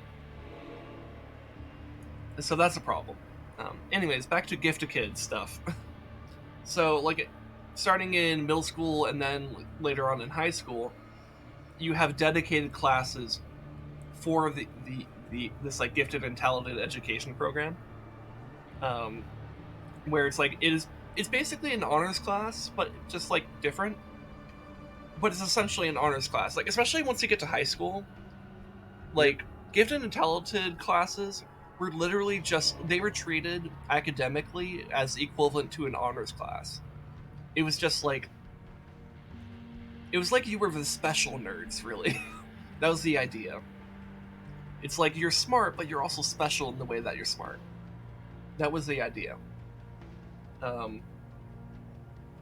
Now, this type of program, there's all sorts of programs like this all across the country, and they vary from state to state, district to district, so they're not all created equal. There's going to be differences all over the place, but when it comes to Gifted Kid Syndrome, the idea is you're someone who growing up was kind of singled out as being like above the rest. You were smart, you were considered very smart, and you were actually smart, and so you were able to do really well, and you kind of accelerated above the rest of your peers in grade school and did super well. And it was like, and you got all this heaping amount of praise and stuff like that, and so kind of as a result builds up your ego and maybe gets you focused on the wrong aspects of being an effective human. And so now you have a bunch of people who were in these gifted and talented programs who are now adults, and it turns out when you get to adulthood and you get to real life, it's a little bit different. Shocker, I know. But one of the side effects of this is that, you go through a lot of your education kind of breezing by, and then you get to real shit, and you're not prepared for it. And you kind of fall flat on your face and have an existential crisis, and then it turns out you probably have anxiety or some shit like that. There's all sorts of... Or you just stop giving a shit. Or you stop giving... Yeah, or you get burnt out. Burnout is huge among gifted people. I'm the burnout. Bitch, you stream like 5-hour streams 5 or 6 days of a week. Yeah, because this shit actually interests me. Fair enough. Yeah, that's another thing. ResDog just hit on one of the key points of being a gifted kid. Is that one of the main things about being a gifted, or one of the main factors of Gifted Kid Syndrome, is how good you are at like pushing yourself in things that you aren't interested in. Because it turns out normal people can kind of eat that bullet moderately well. Chickens are assholes. Chickens are assholes. If you're a gifted kid, that's a lot harder for you to do. And it's really easy to get burnt out on things that you're not interested in. And even the things that you are interested in, you can still burn yourself out by like feeling like you're not doing good enough or something like that, which is something that I feel very intensely. But yeah, there's all sorts of videos on YouTube about this very thing, and like memes on like Twitter or whatever. I'm sure you can find this like everywhere if you really look for it. Um, it's pretty rough, and it's not a great time. And I hate that every time I like read a meme about this or watch a video about this, it's like it just describes me way too well. Um, the main aspect that I think describes a lot of gifted kids, or a lot of people with gifted kid syndrome, but doesn't describe me very well, is aspects that are related to ADHD. Because a lot of the times people describe gifted kid syndrome and they kind of lump in ADHD with that. Because it's basically like, oh, you grew up. Gifted kid syndrome is basically like you grew up being smart and special, and then now you're grown up and you're full of anxiety and depression and a lowered Prescription meth. self-esteem. Yeah, And prescription meth. yeah, and a lot of times ADHD gets lumped in with that. But for me, that's I don't really find that aspect to be as true of me. But almost everything else is like spot on, and it's scary how spot on it is. So yeah, gifted kid syndrome, yay! Anyways, what should we level up? um, hmm.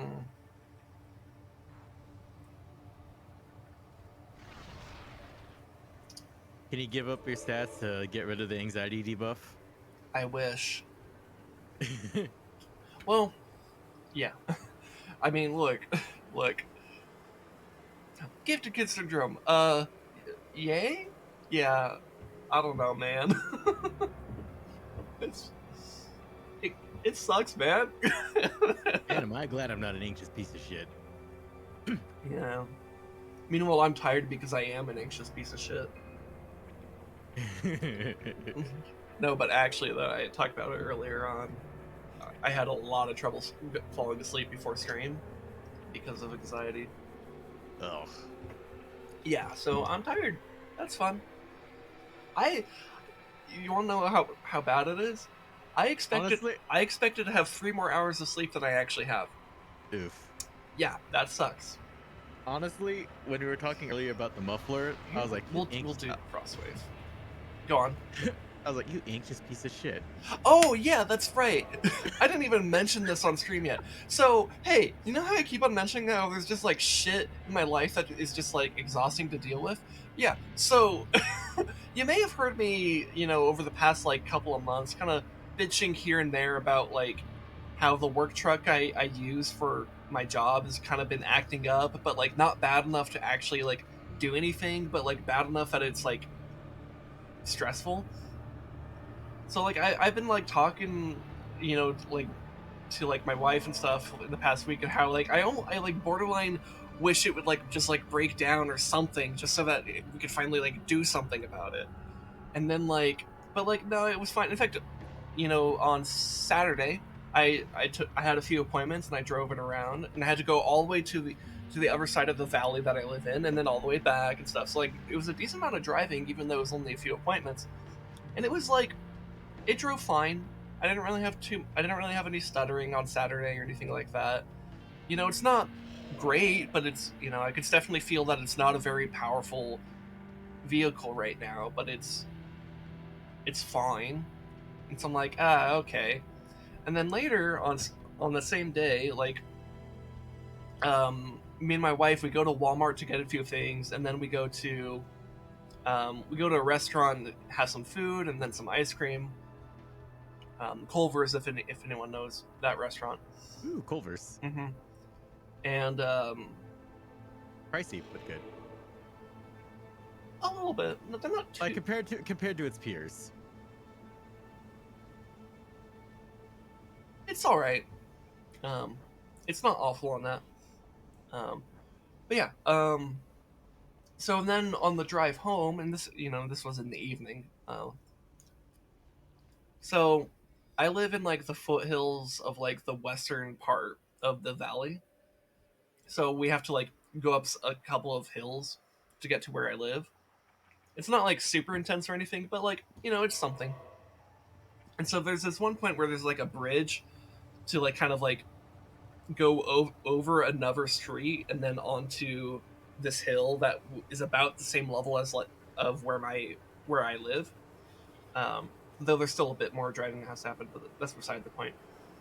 And so we were like 20% up this bridge, and suddenly, like, it just sounded like there's like this like motorcycle going by that was like really loud, but like there wasn't one. So like there's just like a really loud engine kind of out of nowhere, and I'm like, huh, that's weird. And then we realized, wait a minute, that's us. Why are we loud? And I was like, oh shit. And so I started like kind of panicking, and I like looked at like my RPM and like my speed and like, you know, the like all the gauges that are right in front of me, see if any lights came on or anything. And I'm like, no changes right there. Everything looks normal. And then I like kind of and as I kept driving, I like was kind of thinking about like, how does it actually feel to drive? Does it feel fine? And I'm like, yeah, it does feel fine. That's weird. Why does it feel fine if like it's just like being loud? And I'm like, wait, if it feels fine but it's loud, that probably means something with the muffler fucked up. And so I was like, okay, well, let's get home, let's park in the driveway and like look at it. And we were like looking around, just trying to see if we could spot anything.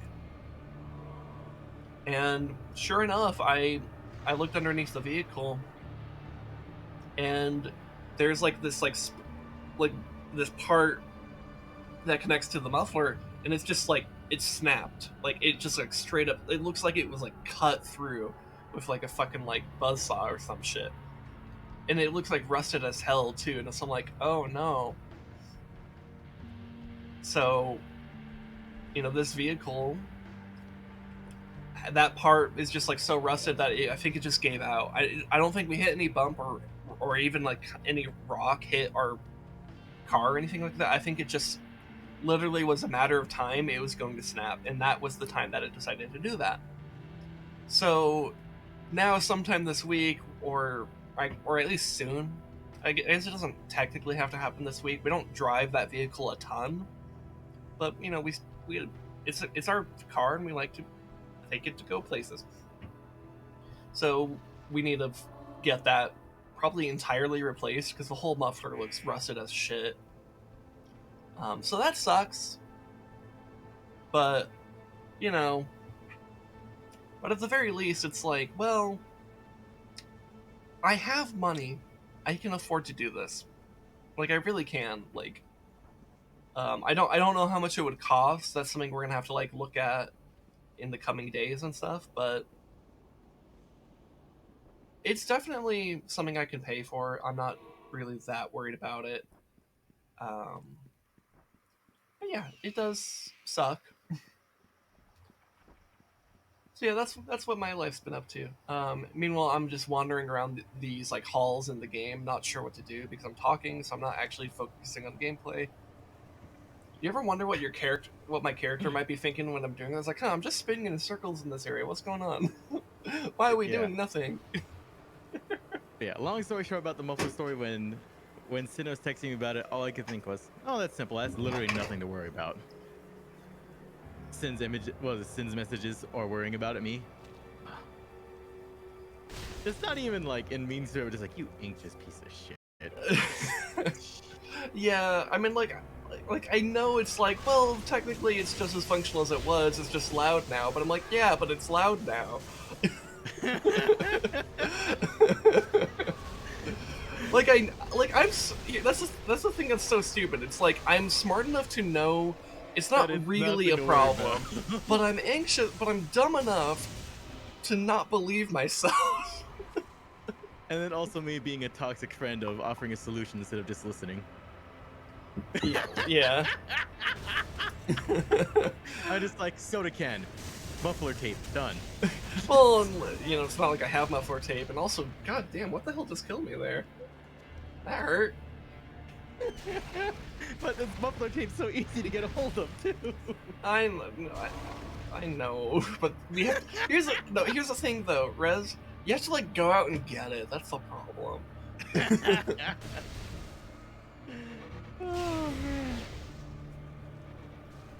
Oh man.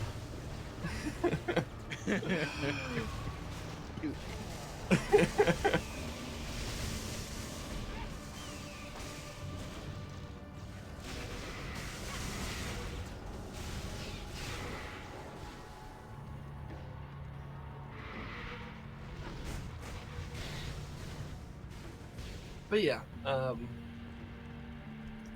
mean, like, everything's fine, really. It's just like, it's just, I don't know. I feel like I'm just in this really awkward stage of things, of like how things are working just enough to be technically fine, but feel dysfunctional enough to be stressful. I get that. Yeah. In fact, the way I was describing it to my brother the other day is that it's like, you know how there's people who in this country who are poor enough to suffer from the effects of poverty, but not poor enough to actually get welfare? Yep. It kind of feels like that. Obviously not as bad as that. Like, that is actually far worse than what I'm experiencing, because I'm not experiencing poverty. Um, I mean, the fact that I'm able to say, like, yeah, I can fully replace a muffler, that's fine. Like, I'm not impoverished. I'm not worried about money. That's part of why I'm not, like, also stressing out about, like, my subscribers on Twitch, because it's like, yeah, I have, like, what, 3 subscribers total, and, like, one of them is you, and I think the other is, like, my wife and JoJo. So it's like, yeah, that's fine. Honestly, I love all my subscribers, but I keep thinking, like, why the fuck are you subscribed to me? Yeah. Fair enough, yeah. I just look at that kind of like, why the fuck are you like this? Yeah, and like that's like my point being, like, this is why I don't really want to pressure anyone into that, because it's like, I don't need it. I really, really don't. Like, yes, I would love that, and if someone were to do that, that would actually be a very strong signal that I'm doing something right here. But like, I also know that, like, people got their own shit to worry about, and they don't need to. In like if you want to give your monetary support to someone or something, give it to someone or something, some other cause that would actually strongly benefit from it and maybe actually needs it. Because I don't need it currently. It's not something that I'm desperate for, and me being able to continue doing this is not contingent on receiving money right now. That could change in the future, so, just being realistic. There's a point at which that will probably have to be true, but I'm not at that point yet.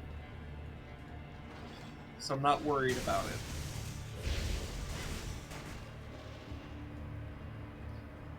Also, if it turns out that I'm just, like, actually appealing to, like, working class people, maybe that's fine. Because maybe it's fine that I'm not appealing to some rich asshole who can just casually throw a lot of money at me. Because I'm like, well, maybe that means what I talk about resonates more with people who don't have that kind of fuck you money. And maybe that's okay.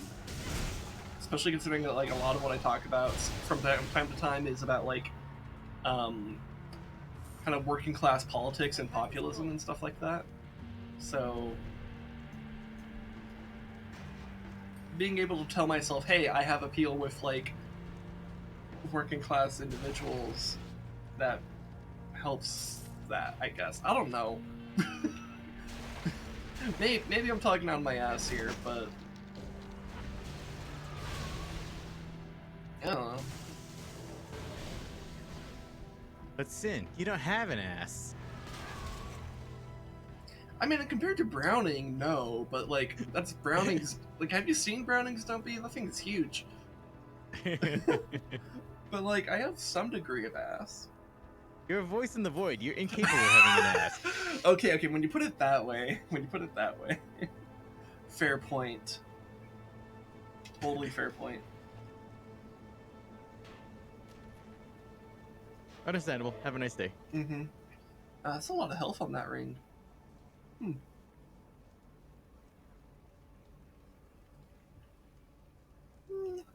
I'll toss it, though. Always feels weird in games like this where it's like, oh, that's a good item. Anyways, I'm gonna toss it. Yep. Because it's like, especially at this point in this game, it's like something has to be, like, really good for my build specifically for me to grab it. And if it's not good enough.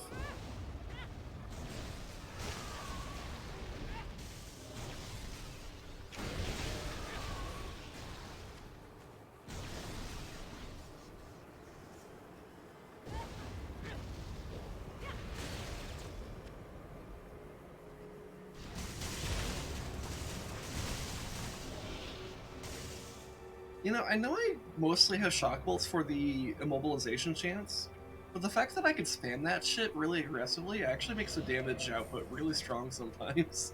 Like in close and quarters like this, where there's walls to bounce off of, like look at how flooded this place gets, just really quickly.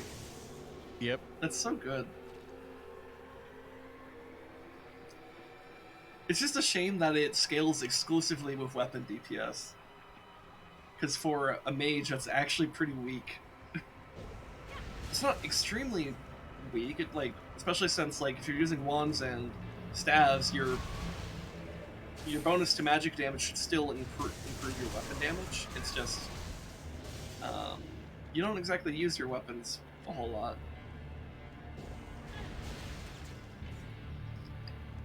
And it'd be nice to be able to not need to adjust your weapons based off DPS, because in this game as a mage, You must use your weapons as stat sticks. yeah, your staff is a literal stat stick.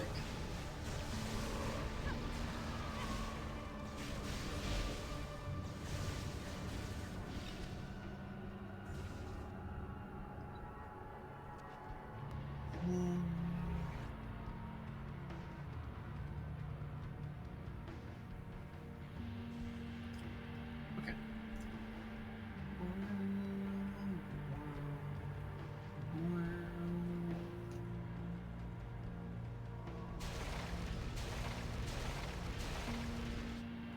Anyways, how's your week been, Rez?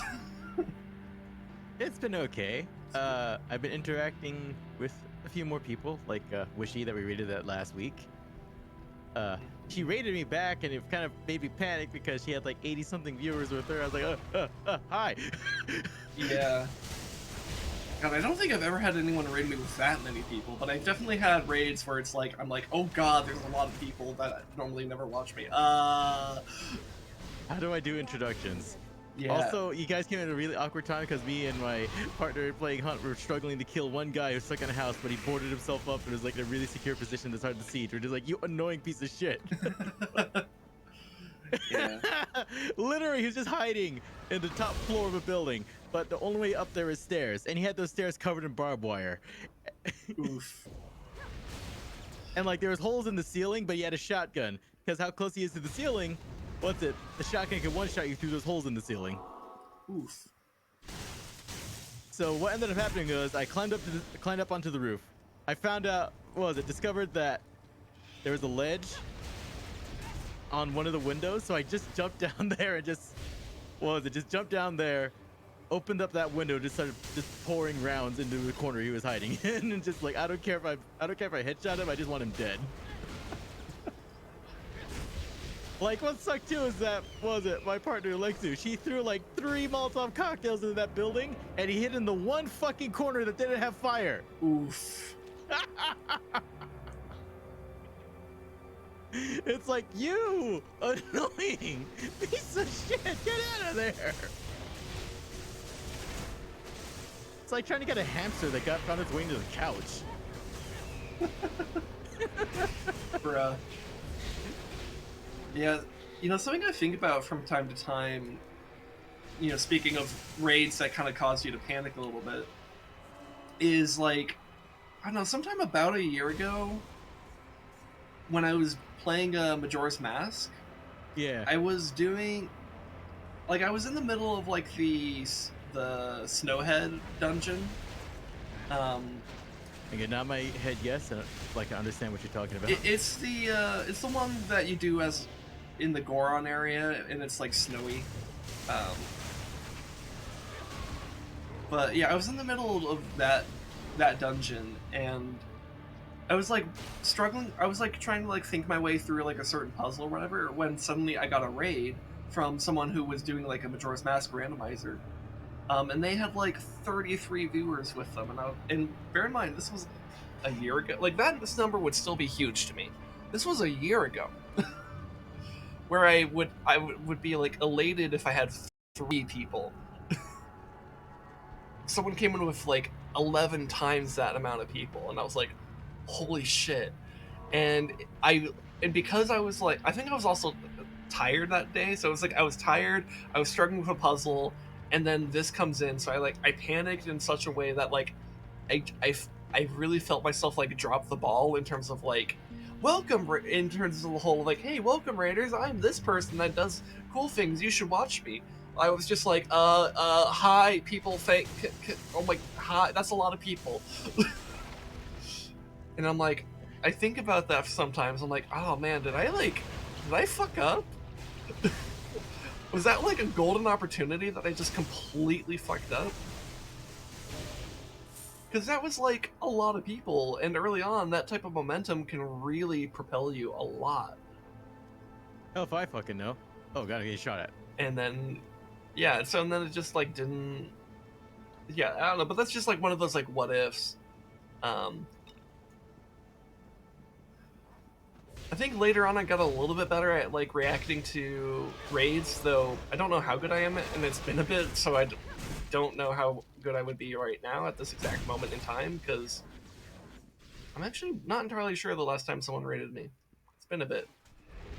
Not that I'm complaining, it's just the facts of the situation. Um, but man, the guy. Facts and logic online, that's not allowed.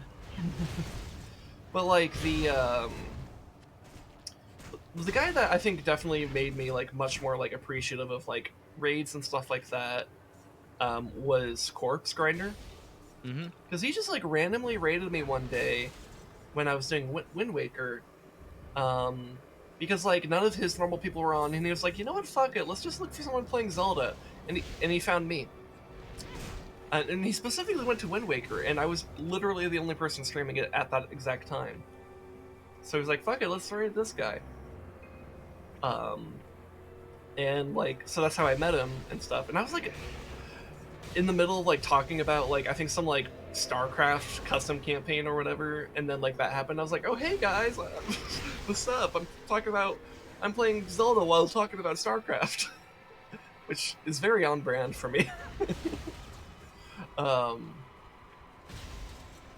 but then like he he kind of like hung out in that stream for a bit and like figured out that I have like these chill vibes, and he's like, you know what, I fuck with that. And so like he was willing to like repeatedly like come back with his raiders and stuff over the coming weeks, and it gave me a huge boost. Like I honestly probably wouldn't have hit affiliate when I did if it weren't for him doing that, because that was like a month and a half before I hit affiliate. So I think that kind of like momentum boost was really useful at that exact time. um, Like, let me go ahead and shout Corpse out right now, because he really is a cool dude. But I think, let's see, he goes by Corpus64 right now, I think, right? Actually, maybe I should check Twitch before I do this. Here, let me open my followers list. That'll probably tell me. Actually, it might be faster to search. Come to think of it, I follow a decent amount of people.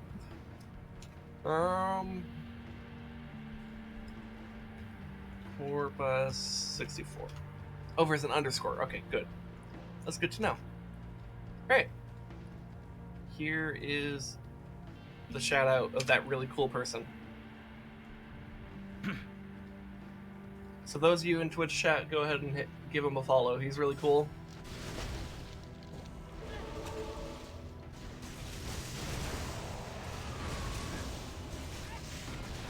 And he's like a Canadian demon VTuber or something like that. Really chill dude. Total nerd. Go. Feel free to check him out at some point.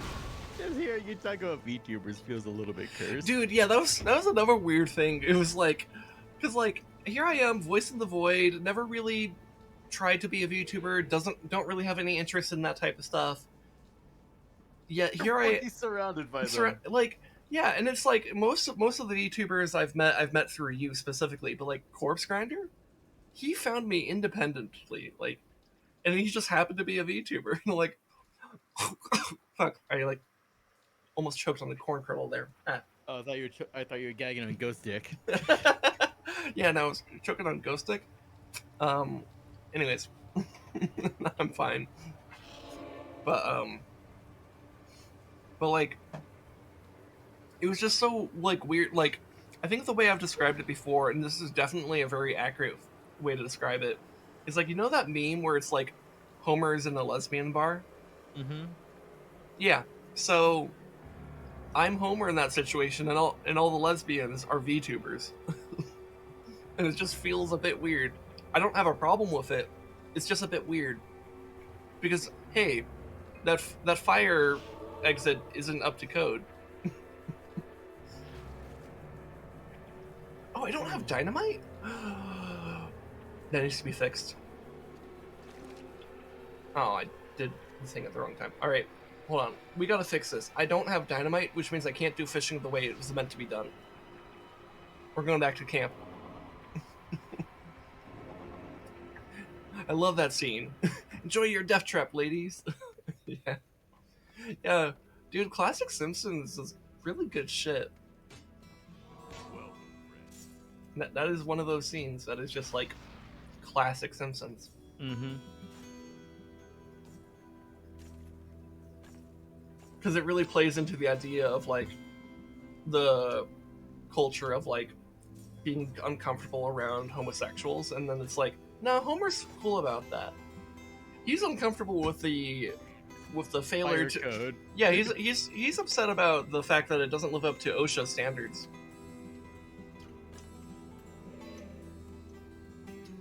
Also, that moment people always forget that Homer is low-key smart but still dumb. Yeah, I mean, fucker is a nuclear engineer. Like, that actually implies pretty strong intelligence. Well, then again, I think he's in his state because he has a crayon up his nose. If we remember that one episode. Oh yeah, that's right. Yeah, there is an episode. Oh yeah, because didn't they like surgically remove that, and then like he became like kind of average? So like he was. When it's revealed that Lisa gets her intelligence from Homer. Bruh.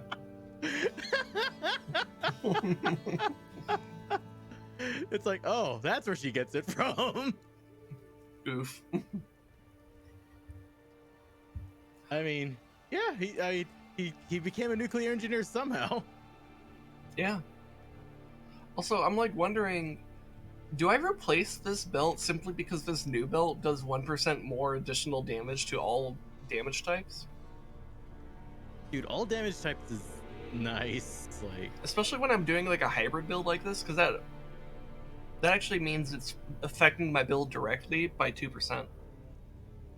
That being said, though, that's all this belt really has going for it. Like, yeah, it also has increased elemental resistances, and those are important, but like, the Everstaff also has health regen, health, mana, experience gain, magic finding luck. So I think I'm gonna sell this. If it's for like 10% all damage, absolutely I would take it, but I think it's too small of a gain, and there is a cost to, because there's some survivability aspects that are nice about that belt.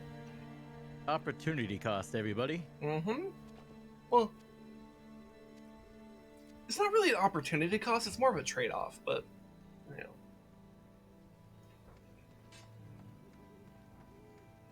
I mean, I guess technically it's still opportunity cost. Yeah. Sort of.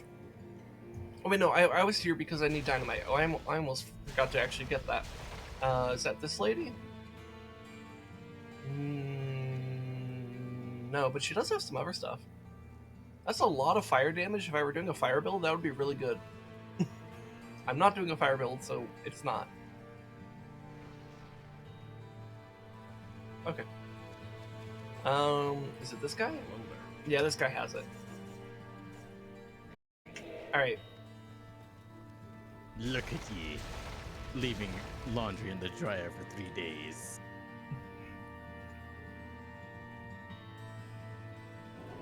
I think I left laundry in the dryer overnight before, but never for 3 days. Bruh, you'd get on my fucking level. Try a week. Bruh. Oh. You're like little child. Observe.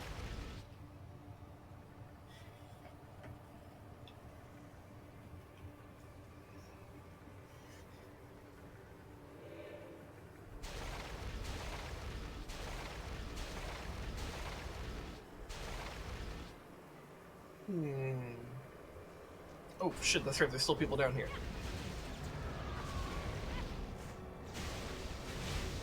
The sentence every Hunt Showdown solo player hates to hear.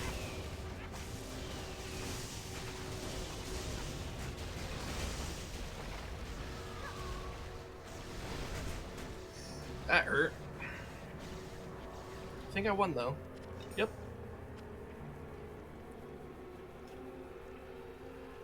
Oh, that's right, I need to go up to the altar up here.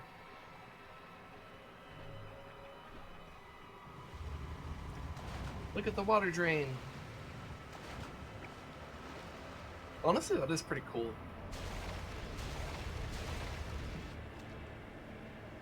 Alright, let's take the stairs down.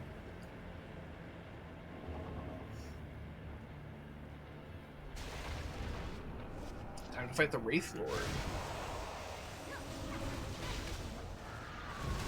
Ooh, ow! That did like 2/3 of my health in like one bit, and I'm like blinking over to areas that have more enemies. May have panic blinked a whole bunch there.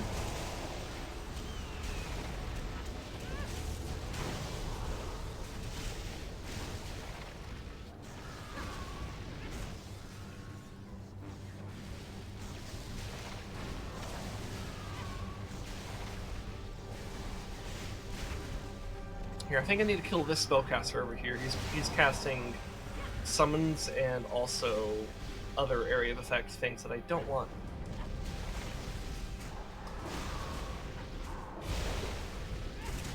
Ooh, he got me.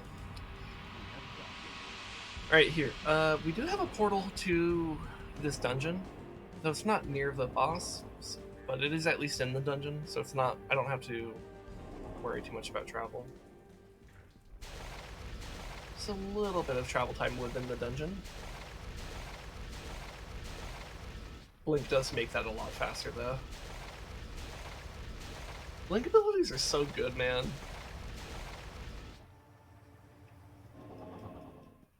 Alright, because let's go.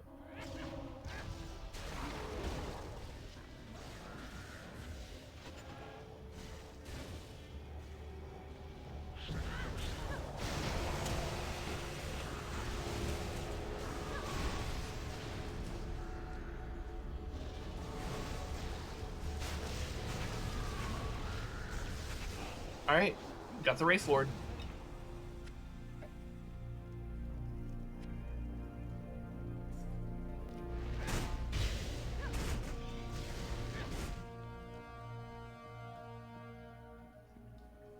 Alright.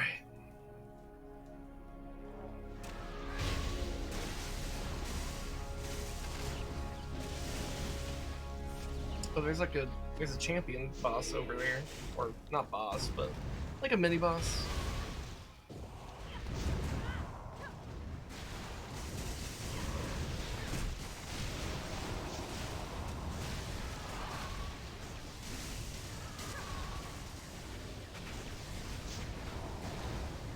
Alright. Oh, he's down, but he splits. I should have read that, but I didn't.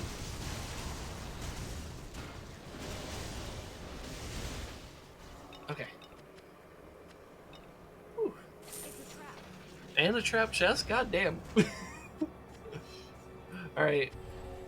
We got the locket back, though. And also we got some fame, so we get up something here.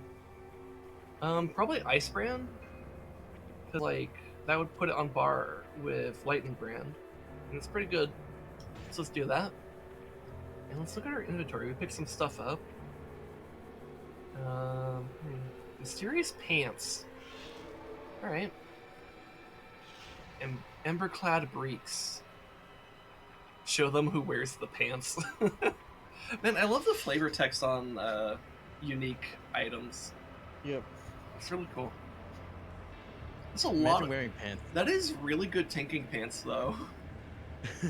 Dude, it's a total of 88 armor. God damn. That's basically it, though. I mean, it comes with, like, some experience gain as well, but, like, that's it. Really good tanking pants, though.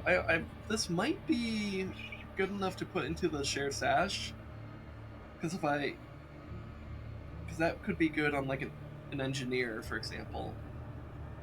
Of course, I have to also find space in the shared stash, and that could be a bitch. Because, you know, I've played a lot of this game.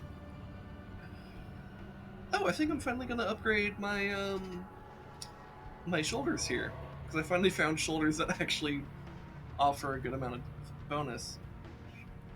Because the old shoulders have 5% to all damage, and this new one has 13% to electric damage, which does mean I lose out on some frost damage, but I think the gain to electric damage outweighs that because you can effectively think as 5% to all damage as like plus 10%, because it affects two of the damage types I'm focusing on. But then this gives a 3% on top of that, so I think that's better. Also, it's more defense, which is something I could use at this point. So let's do it. Other than that, I think that's it. Alright, let's go turn this quest in. My thanks. Alas, my poor father. I cannot believe that he has gone. I must return to Aspharia. I can stay here no longer. Thank you, traveler. The pain I feel is great, but at least I know what has become of him. Cringe. And I have his locket to remember him by. Farewell. Alright, so now I can pick one of these rings. Yo, 15 focus is not bad. 5% to ice damage? Okay. I think I go with that. I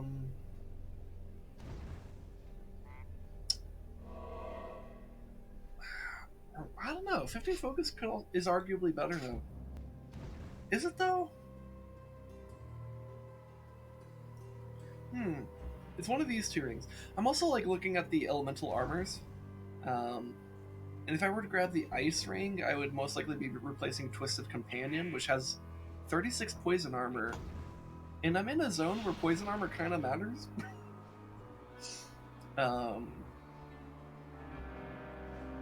Whereas if I get the one that has focus, that does come with 47 poison armor. So I would actually gain some poison resist. It also comes with a socket, so I could put stuff in there. So does this. Both of them come with a socket, actually. Though this does come with fire and electric armor, which will matter more once I'm beyond this zone. So I think I actually take this instead. So I'll lose a lot on poison armor, but if I just play things more careful, I should be fine on that front. Because I think I have to deal with like one more big poison threat, and then I'm done with like big time poison threats. Like there's still poison throughout, but it does decrease a lot after the main quest here. So yeah, let's grab this one. Yeah. Let's also go to this enchanter over here. Let's see. Moritz of the Desert. I don't know for sure what enchantments they might come with, but it might be fire enchantments. Yeah, enchants items with fire. Do I want that at all? I actually don't think I do. Because I'm not really doing fire. So actually, yeah. Okay, we're not going to talk to him. Alright. So here's what we'll do. We'll go back to our portal.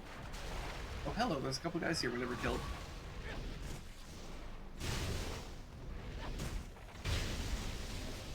Alright. We'll go back to the Imperial camp. Take care of some of our gear, and... That's right, I made a new portal. Well, I could do it again. I'll do it again!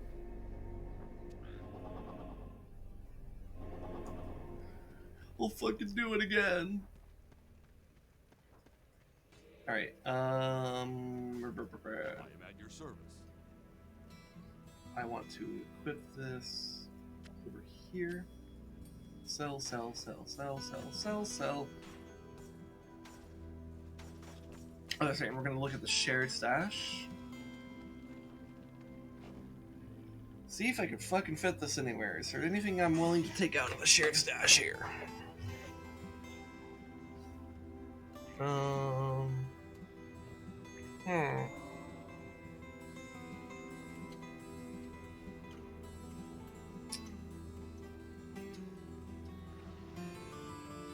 That's tempting to take.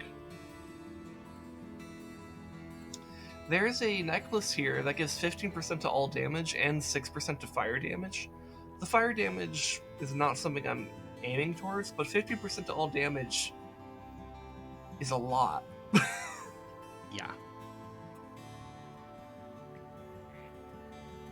So it's not as tailored for my build, but it's still an improvement.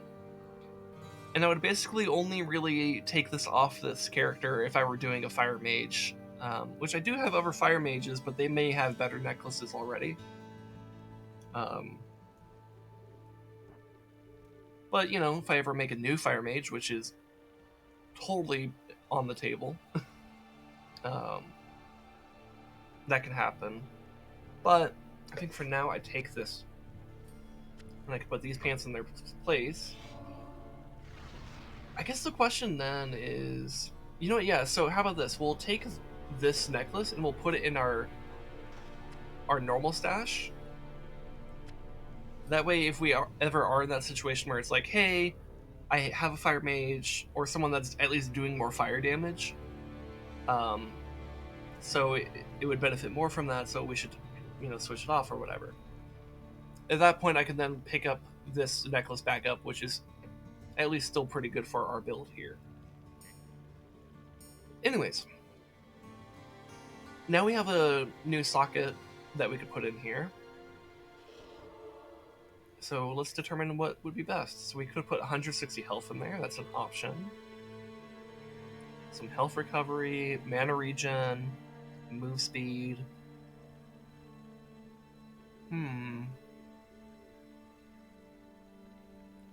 What seems to be best?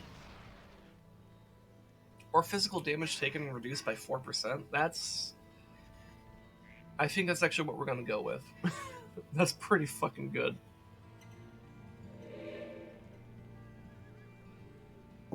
Because if you think about it, if we're taking hits that are like chunking our health, and we have 2,400 health, that means like those. It's doing. Let's say I'm taking like 500 damage through armor already. If I reduce that like by 4%, that's like.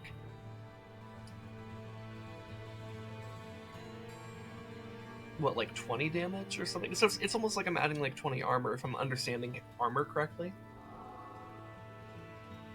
And it gets better the deeper we get, because it's percentage based. So as numbers get higher, that actually gets better. And this is definitely a necklace that, like, I'm not really gonna take off unless I have a fire mage that wants it. So I think we're gonna do that. I think everything else here is not as good. Let's do it. And then I'll put this blood ember back in here.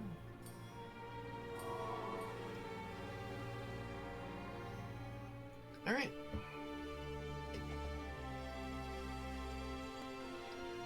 Should also talk to the enchanter here, because we got a couple new pieces of gear that haven't been enchanted yet.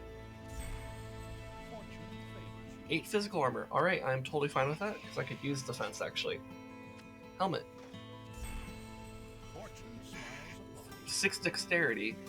That I'm actually okay with, because that increases crit chance, which does actually apply to our spells, and also gives us some dodge chance, which obviously would give us a little bit of survivability. It's maybe a 1% increase in all that, but like, that's not nothing.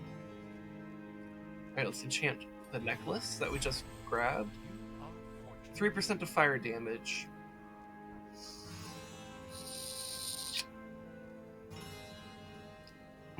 I do have the money to disenchant, so I'm gonna disenchant and rain chant. 2% to fire damage.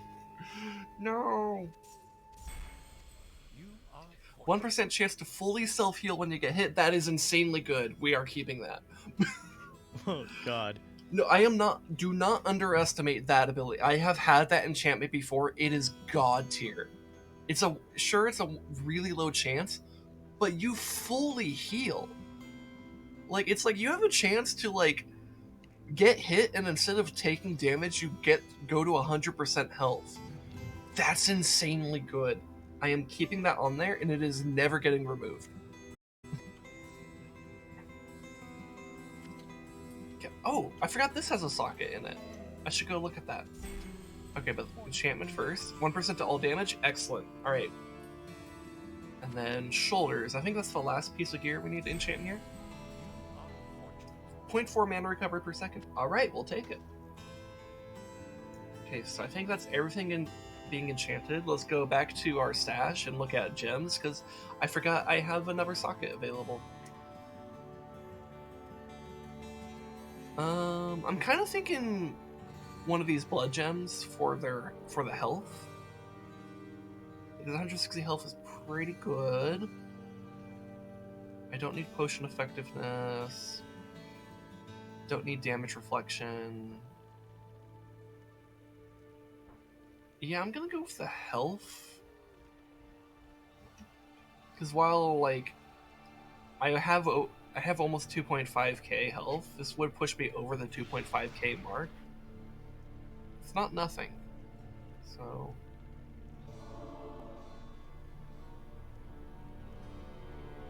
yeah, I'm gonna do it. Alright. It has been done.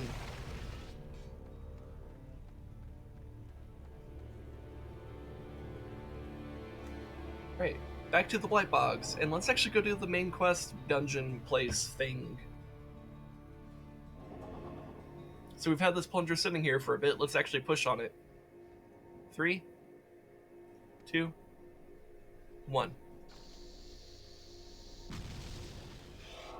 Yay!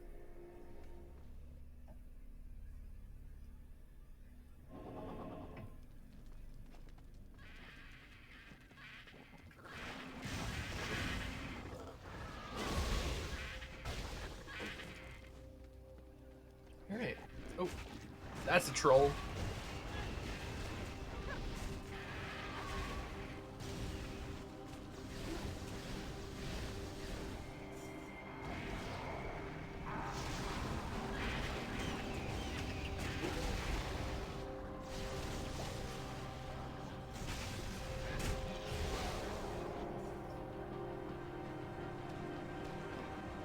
And these enemies look so ew.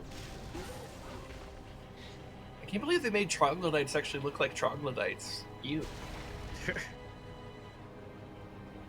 Also, that feeling when you kill a man purely for their backpack. Bruh. I feel like that's something to put into, like, Res Dog out of context right there. As in everything I say. True.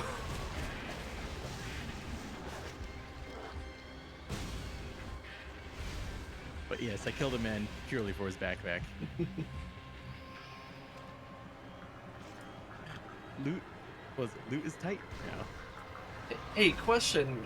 Would us having, like, you know, like, Sindef or Res Dog out of context, would that be, like, the mark that we have made it? Like, if there was just, like, a fan channel, like, on YouTube or some shit, where it's just, like, us out of context? Probably. Yeah, because I feel like if you're at the point where you have that, you've made it.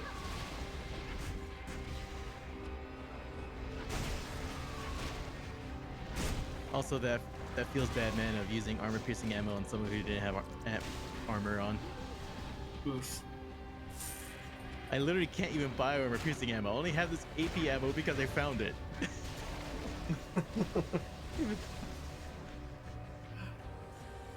I just found it.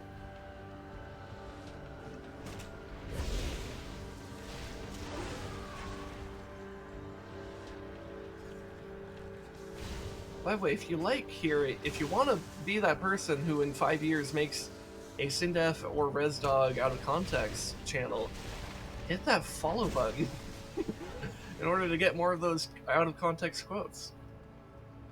It'll be fun. Or if you're watching this on YouTube, hit that subscribe button because it's the YouTube equivalent of hitting that follow button.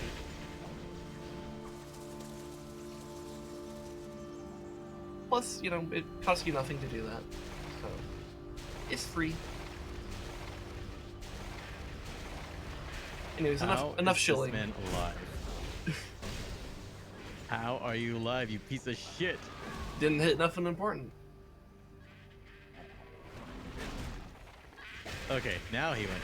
Jesus. Now you hit something important. Oh, he's wearing armor. Damn it, he was wearing good armor. Should have shot him in the head. God damn it. Rip. Shattered his armor. Whatever, I'm gonna take it just so I can repair it later. How much space does it take up? Do you have a rig? No.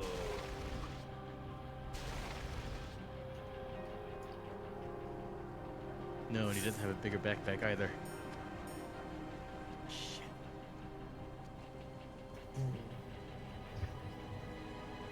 Ooh, that's a pretty good skull. 6% to physical armor. Not bad. I'm gonna leave the armor behind because I like the other loot that I got. Shit. Because I could take that back to base and get it repaired. Bold of you to assume you'll actually make it back to base. Why do you think I'm taking my loot instead? Yeah.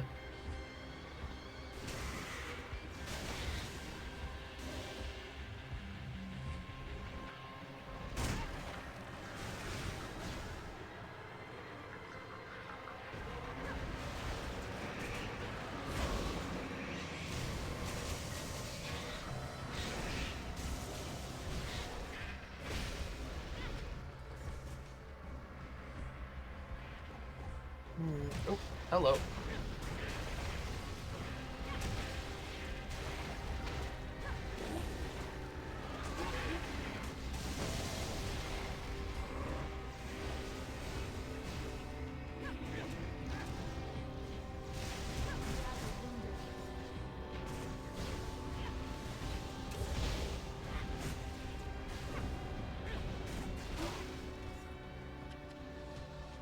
God, Thunder Locust is such a good spell. It's really cool too, both visually and mechanically. Because, like, first of all, look at how cool that effect is. That's dope. It is a really cool effect. But also, it's like literally like you put down a little thing.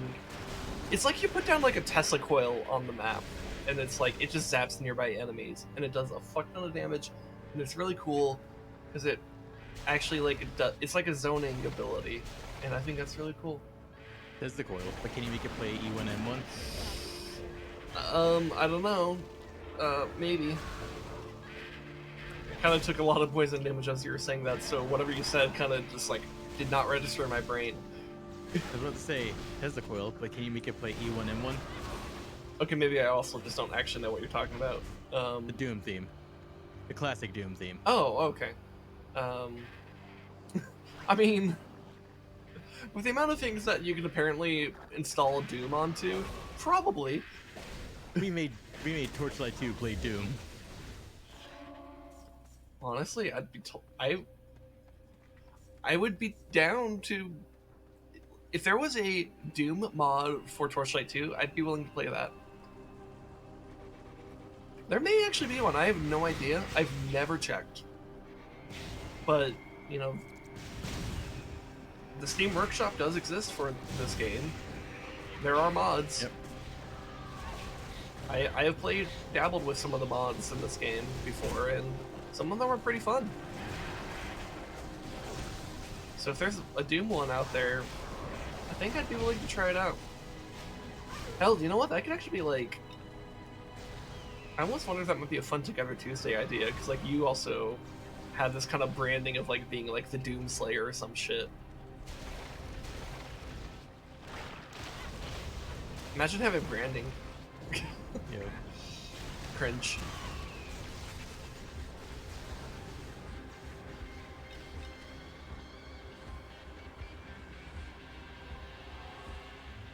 What is my brand anyways? Everyone being a nerd. I say this as a joke, but also it would be genuinely useful if someone gave me an answer to that, because then I would know how to advertise myself.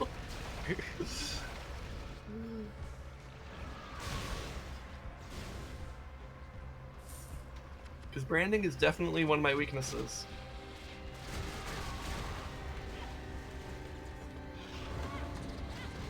And when you're a voice in the void, you don't exactly have like people just like casually doing fan art for you. But that being said, I did post on Twitter a fan art that my wife made of me and you. I know, I saw. It's adorable. it's fucking cute. She made that while I was asleep. That's even. Yeah, so I just cuter. yeah. Because the way I noticed it, I noticed it was kind of like cute too. Because I was like kind of like in the motions of like, you know, waking up, getting some food before stream, and kind of Wake up, put in a little shake up. yeah. And so I was like, and I noticed like a marker on my desk. I'm like, wait, I remember like, it's like, did I? And I was like, wait, did I leave it there? I must have left it there. Okay, let me go put that back onto the thing. Ow, I died. Probably should have cast a different spell there. Oh well. Anyways, so I noticed there was like a marker on my desk, and I was like, that's weird. I thought I don't recall doing stuff with my whiteboard, but I guess maybe I did. I don't know. So I was like, okay, let me put it back on the like the little like thing that's supposed to hold it next to my, or like on top of my whiteboard. And then as I went to go do that, I like saw like there's some like additional stuff on my whiteboard. I'm like, wait, what is that? And I'm like, oh, that is fucking cute. Because it's her drawing, and it's great. I love her. I love her. She's great. I just think of the meme. Your wife is cool. Yeah.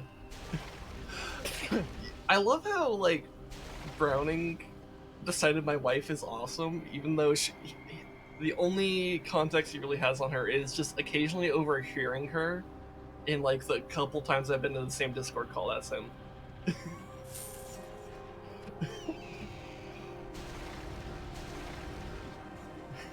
Which, like, yeah, my wife is awesome. Thanks for noticing.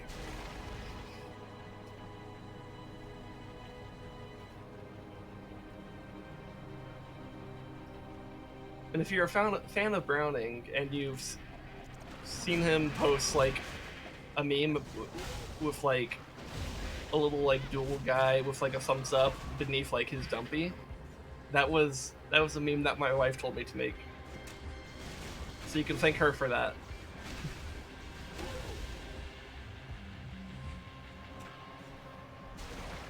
So where's the ramp down for this? Oh, it's right here.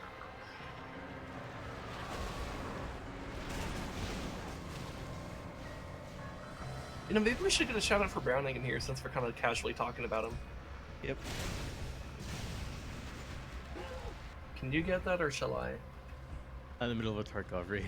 Alright. We're both doing things. Alright, well, yeah, I can at least, like, kind of pause mine. Alright, let's go ahead and do that. Shout out, what's it, Browning FFA? Yeah. Is that all it is on Twitch? I believe so, yeah. Okay, I think this is Browning. See, they were last playing Hunt Showdown? Yeah, that's probably Browning. Okay. Yep. Jesus, that's a lot of Hunt Showdown. Yeah. Yeah, you guys play over... I mean, I guess for Browning it makes a little bit more sense because he's literally cowboy. That's like his brand. Like, wow. I knew Hunt Showdown was like up your alley, but I didn't think it was that up your alley. Because like stuff that's more typically up your alley is like fucking like Doom Eternal. Yep. And yeah, Hunt Showdown is very different from Doom Eternal. It really is.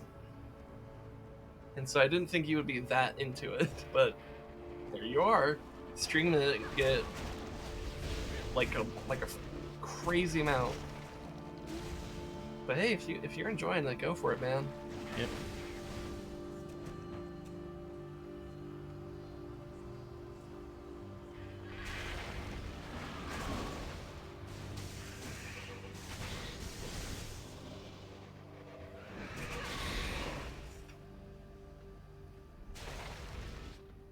Alright, so that's where the boss is. So let's clear the rest of this area out, and then we'll go take care of the boss.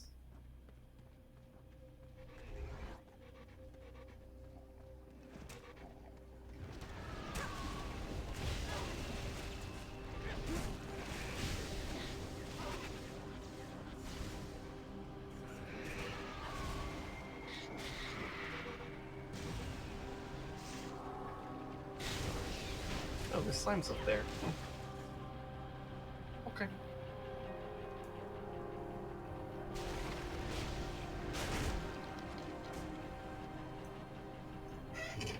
Alright.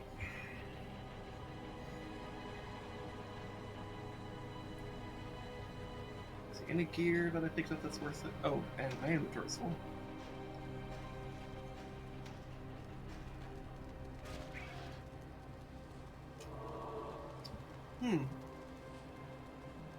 I wonder if I actually switch my gloves here. Because it's... I would gain 13% to electric damage, but lose 13% to ice damage, which basically means I zero out on that. I also lose 1% experience gain, but I've had those gloves for a while, so it's not like I'm like gonna be... that's fine. I also lose out on golden increase, but I gain some health and I gain more armor, though I lose some elemental resistance, but the numbers are pretty small. I don't know. It's not obviously better than what I have, but it's not obviously worse either.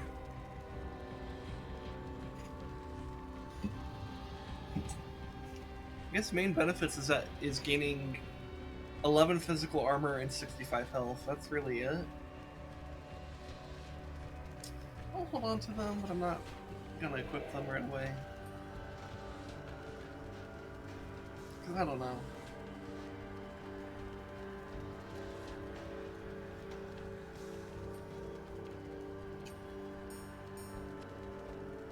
Alright. To the boss. Actually, it occurs to me the boss might kick my ass, so actually let's step back out here and then create a portal. Then go fight the boss. That way if I die, I could just spawn at town and go to the portal. Okay, let's get some stuff out. Alright, here we go. Where is it? Where is it? Oh, there it is.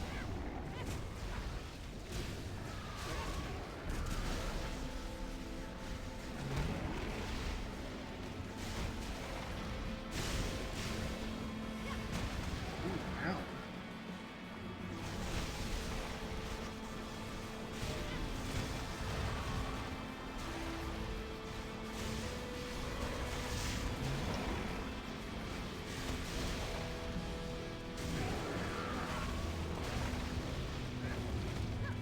I can't believe this, like, fat dragon is trying to sit on me. It's pretty rude. Ooh. I didn't respectfully ask for this.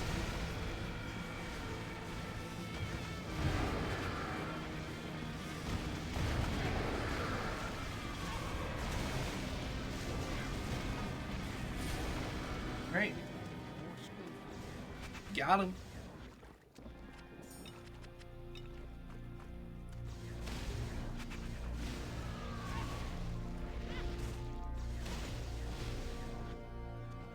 You know, let's increase my focus a bit more, and I don't know. Maybe I should make the push for that 20% damage increase on Prismatic Bolt. Let's go for it. Let's focus Prismatic Bolt until we get that. Because it's a good spell. And we can make it more good.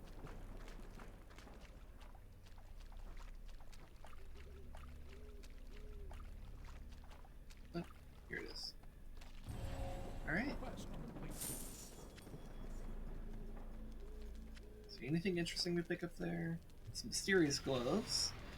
6% to all damage plus 50% to fire damage.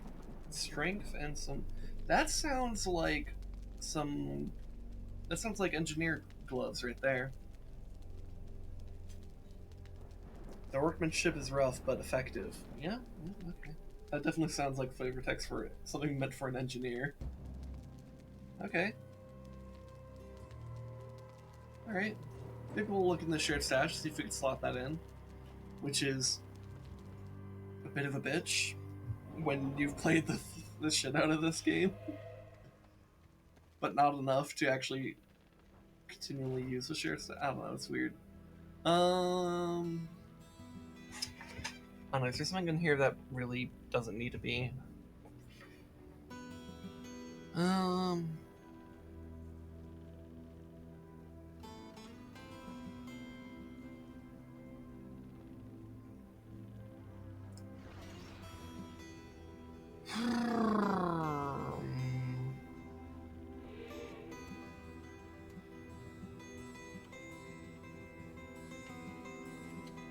That moment when you panic a little bit because you saw a shadow, but it was a bird flying overhead. Yeah, this is a weird helmet. It's a witchfinder hat, which basically means it's a witch hunter hat. It literally looks like Salty Boy's hat. It has 34 dexterity and then also plus 20% to wand and staff damage. That's kind of weird. You have to use the witch to find the bitch. I'm wondering why I'm keeping that though.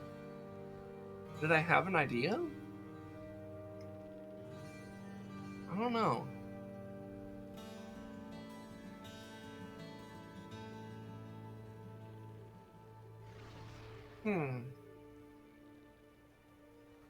Because I'm kind of struggling to think, like, where that would actually be useful, to be honest.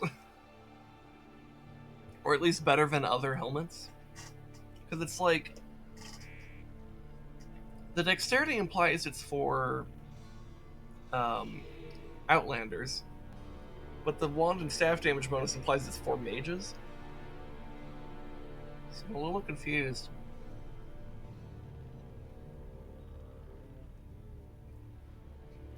I wonder if there's an Outlander build that maybe works with wands? I never thought about that. You know, maybe we'll keep it in there just in case. Maybe that could be like...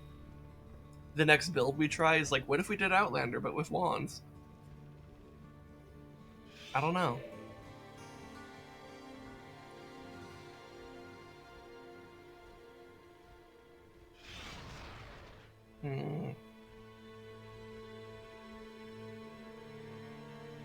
There's gotta be something in here we don't actually need in here.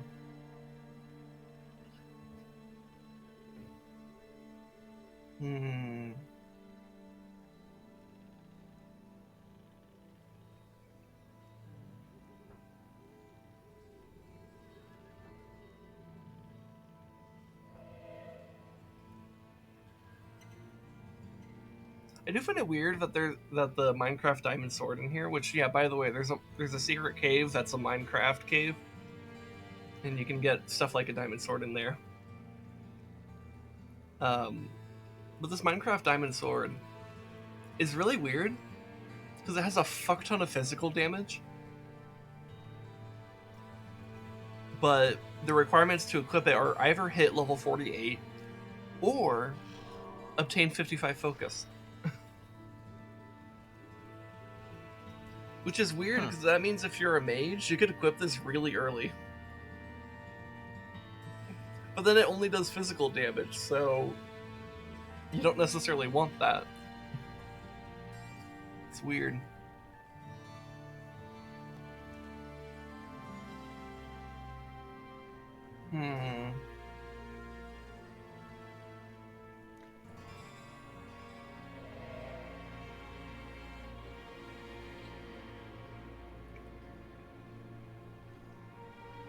You know, maybe we don't need the Skull of Joskin. Yeah, I'll go ahead and take that out. We can put that in here. I'll keep the Skull of Joskin in case, like... I don't know, in case that does matter, but... Here. Oh, and then I also have... Here, let's take these. Let's go to the transmitter real quick. Boom, boom, boom. Blood gem. Nice.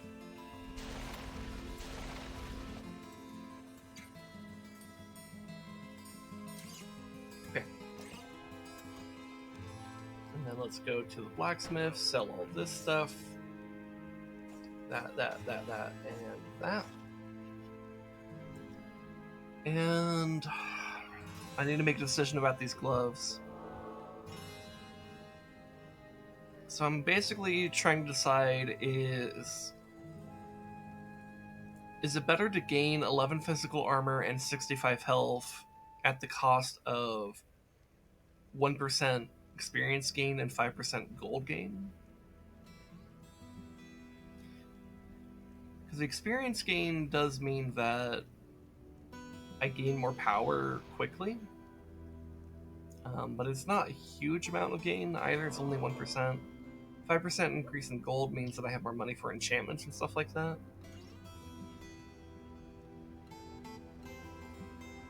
You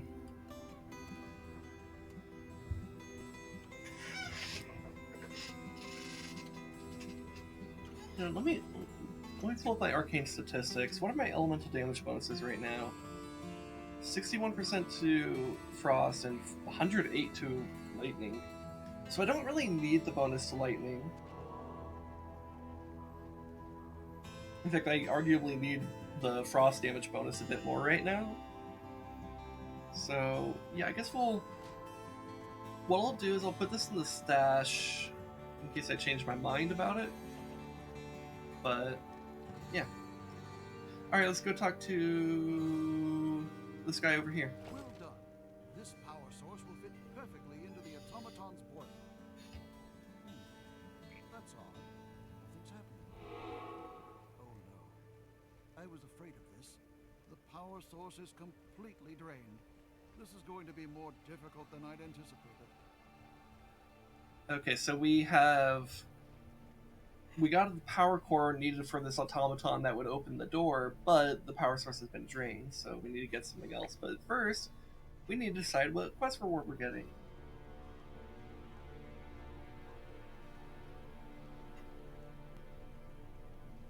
And the answer is the wand, because it sells for the best. Because quest rewards are kind of meh. This is only a minor setback. We knew about these power sources from our explorations of the Emberworks on the far side of the sundered battlefield. Found machines there that the ancient dwarves once used to craft them. If you can reach the Emberworks, it should be child's play to recharge it. You'll have to make your way through Rivenskull Pass to reach the battlefield. Once you've charged the power source, come back here and we'll install it in the automaton. Okay, so basically there's a whole other zone that we've unlocked now that has it should have like some ancient dwarf stuff that would be able to recharge the power source or whatever. So yeah, that's what we're gonna go do. You have received a quest.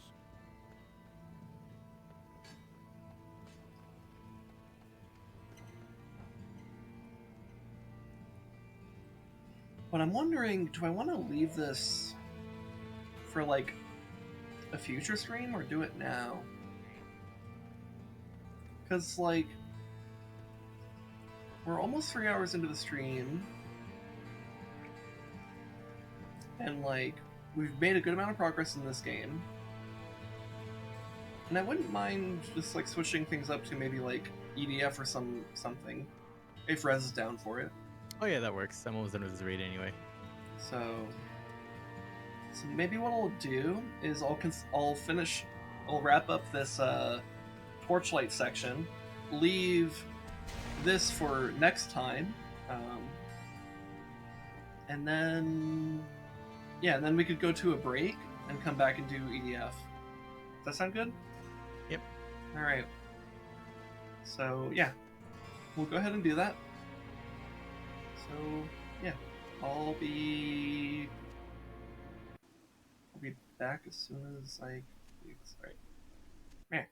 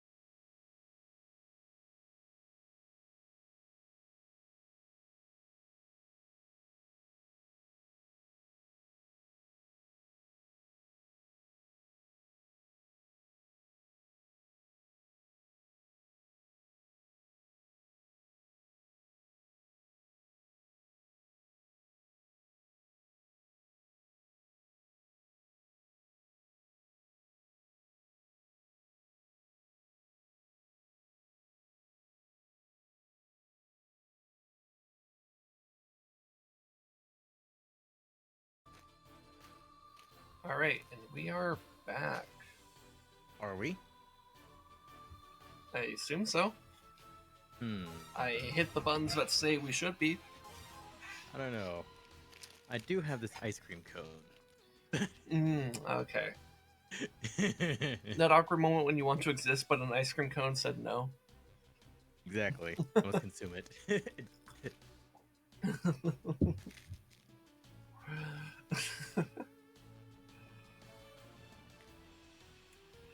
And like, I made food before stream. It's not even a lot of food, but it's just like, it's still sitting here. Like, I just like, What did you even make? So I had some leftover rice, and I made like a bowl of corn to go with it. And like, I barely made a dent in my rice, and I've been like picking at the corn like throughout the stream. like not even like using a fork to like scoop up corn. I'm like grabbing individual corn kernels and just like putting them in my mouth. Because I'm just like, yeah, I'm not hungry enough to really eat into this, but like, it's there. Degenerate. Yeah, I don't know. It's just like, because I always try to make sure I have like a full ass meal essentially before stream. Because I don't want to get like very hungry in the middle of my stream. But then like today it's like I got my meal already, and then like I'm not even hungry to really eat it. So I'm just kind of here like, yeah, there's food in front of me. 3 hours later, there's still food in front of me. By the end of the stream, there's still going to be food in front of me. I can pretty much guarantee it.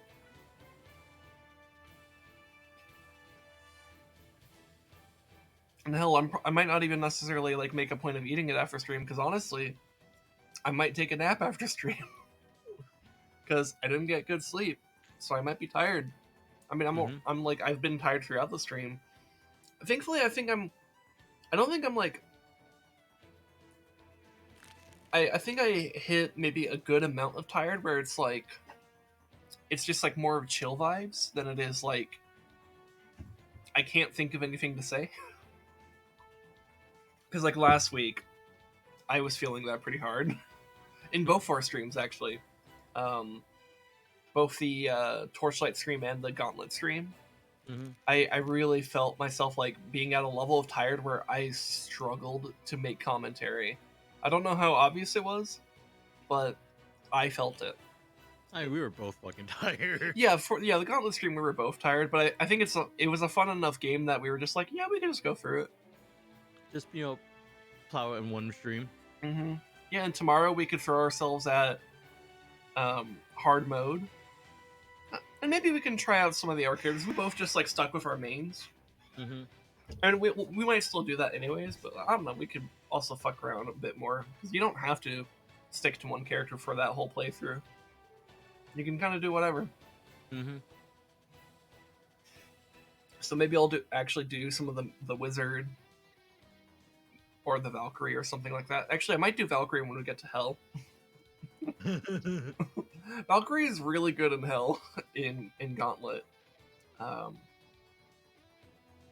Simply because it turns into a bullet hell, and it turns out she can counter bullet hell.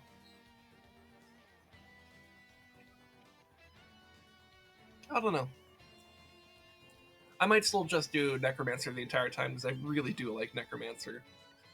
And then last week, I learned to love the ghosts in a way that I've like I've fucked around with ghosts before, but like, my god, they are actually really good. And honestly, I think one of the better things about them is that they actually, like, if you summon an excess of undead with the ghosts, they stick with you, which is a big deal. Skeletons don't do that. So, playing as the elf, delete this. Yeah, well, yeah, and you did better as elf than like I've basically ever seen you, because you basically figured out like, wait, I have the ability to just like absolutely delete things, and then you did it. So, Repeatedly. yeah, so that was a wild streak. That made entire rooms so much shorter. Dude, and yes, yeah, there are some encounters that like legitimately you're supposed to like spend like minutes on, and we would spend like 30 seconds on. It was wild. Um, it's so weird to think though, like that we were both tired as shit, and we were just doing like really well. I think we were. Autopilot took over. I think I think it was like because we're experienced enough in that game that like autopilot was able to kind of take over, and then like we were like, wait a minute, things are clicking. Anyways, what are we doing in this mission? Oh, we're doing the monster Boss rush. Yeah, boss rush. That's right, because we were struggling with that last week. So it's gonna go terribly.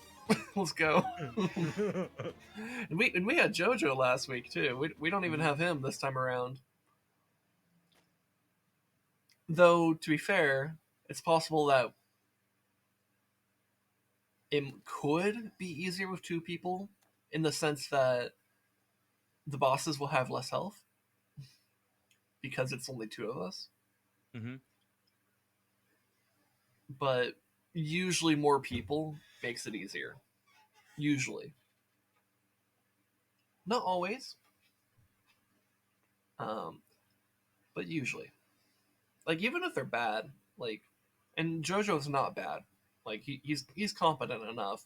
Like he's not at our level, but he's not like he's not running around like a headless chicken, you know? Mm-hmm. He's more running around like a normal chicken. Like an asshole.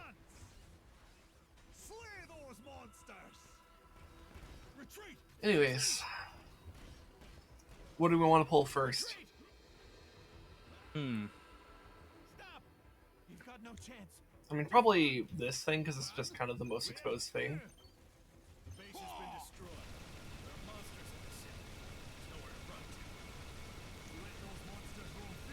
Also, I think this is the only like Scottish EDF unit in the entire game. Yeah, that might be true.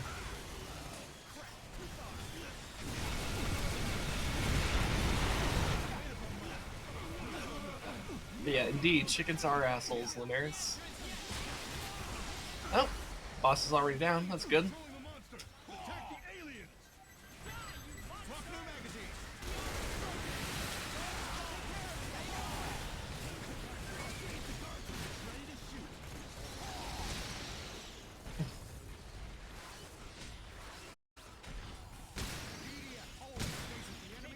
Dude, I love it when a silver spider is completely ragdolled. Because they're really tanky, but it's really silly to see them get pushed around like that. That went surprisingly smooth. Yeah. To be fair, the first phase is that is not the tricky part of this mission. It's basically dealing with like any of that stuff. Mm-hmm. Because in the EDF world, Scotland probably got infested by giant ants or something. I mean, maybe, I don't know. We don't know. I mean, hell, like, this game actually bothers to expand beyond Japan. You go to generic Europe. Mm-hmm. But, like... I'm surprised they never done generic America. I think the idea is that like either America gets so fucked because irony, or America, It's America and Japan pulling all the weight in the game. Or it's because it's America, they don't need our help. I mean, the standard NATO strategy for everybody that isn't Britain or the US or Canada is usually wait till America rolls in. Kinda true.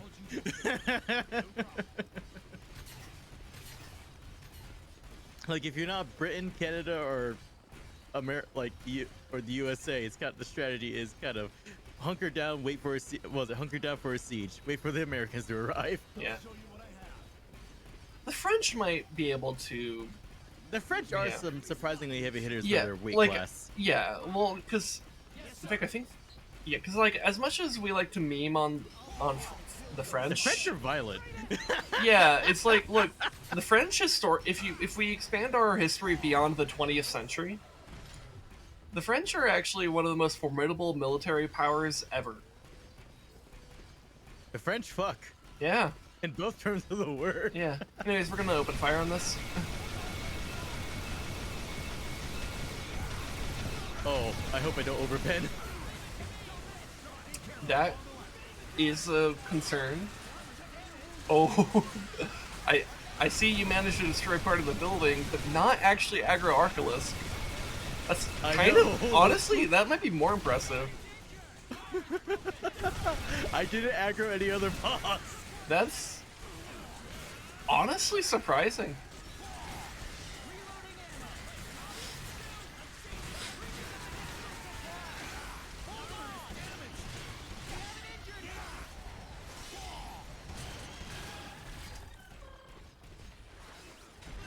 Is this the solution? Precision? Is that ant on its period or something? I don't know. I don't think that's how ants work. I don't know. Like, literally, I don't know if that's how ants work. You know, I don't think it is, because I think that's actually specifically a mammal, thing. Yeah. But I'm not sure. Anyways, what do we go for next? The Bug King way over there? Were you telling or asking?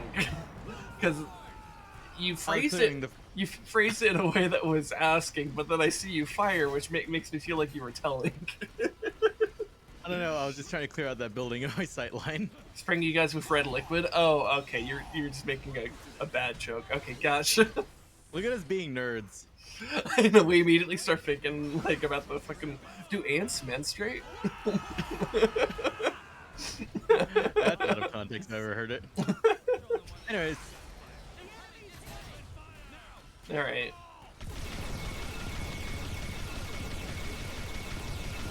I think the Silver King. Yeah, Silver King's definitely activated. And so is Arcalus. I saw him moving. So I hope you have a plan. Where we're going, we don't need plans. Okay. Well, he's here. Probably kill Ant Queen first, because it's the squishiest. And being able to get rid of any threats would be a good idea right now. Other than that, probably clear ads, so that there's less targets to worry about. And honestly, I feel like Arcalus might be the easiest thing to deal with, so maybe leave him last.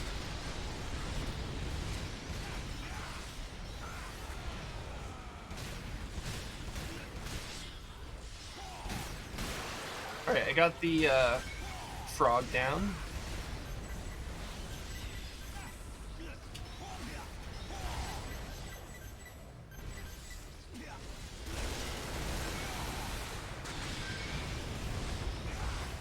Honestly, the frog saved me from the Arcalus explosions.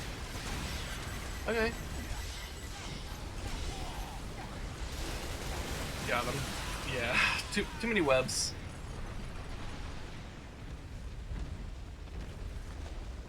Oh, That's and being an asshole. Oh, and there's a gold in there. I don't think the gold killed me though. I think it was just the overwhelming amount of webs. There. Oh. Finally free myself. Goes down. Looks down. Oh no. Yeah.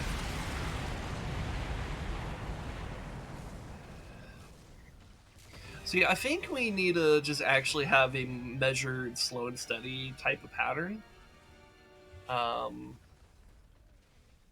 Because honestly, I think we can aggro Arcalus without worry.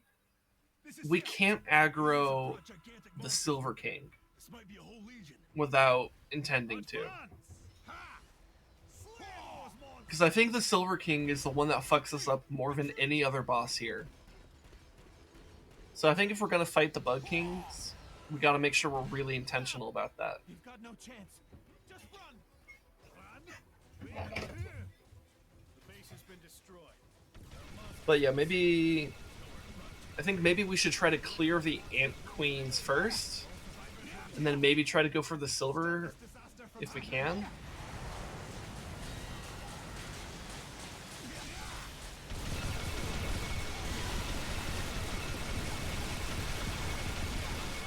up our mind. We'll join the fight. Find our comrades in the bank. Those aliens are controlling the monsters. Attack the aliens. Oh, there's a gold. There's a couple golds, actually. Okay. That sucks.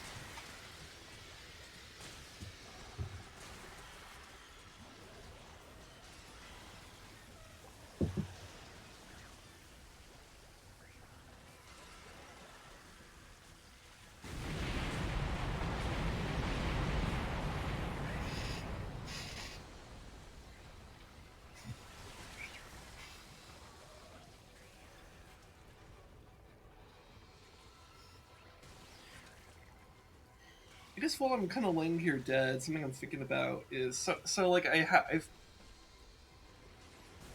as I announced at the beginning of the stream, I have an emulator that works well enough like I found a way to actually get save states or a save state working for Oracle of Ages. I just need to actually like get back to where I was. So I'm gonna do that off stream this week to get just basically catch up to where I was from that first stream. So next week I'll be doing Oracle of Ages. I guess what I'm thinking is, or what I'm wondering is, like, do I just do like my normal pattern of like a few hours of Zelda and then like a couple hours of like something else, like Torchlight, for example? Or because it's been a bit since I've actually done Zelda, do I make the entire stream Zelda and just try to do a lot of content at once to kind of like sort of catch us up?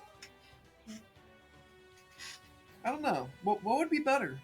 Would it be better to try to just like play a little bit of catch up, or just kind of just go at a more kind of standard pace?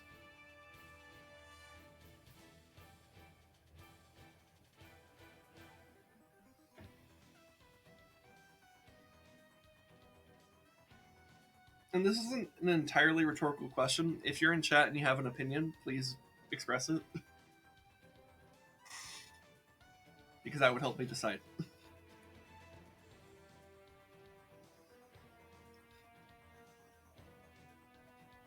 But, I don't know. Something I'm wondering about.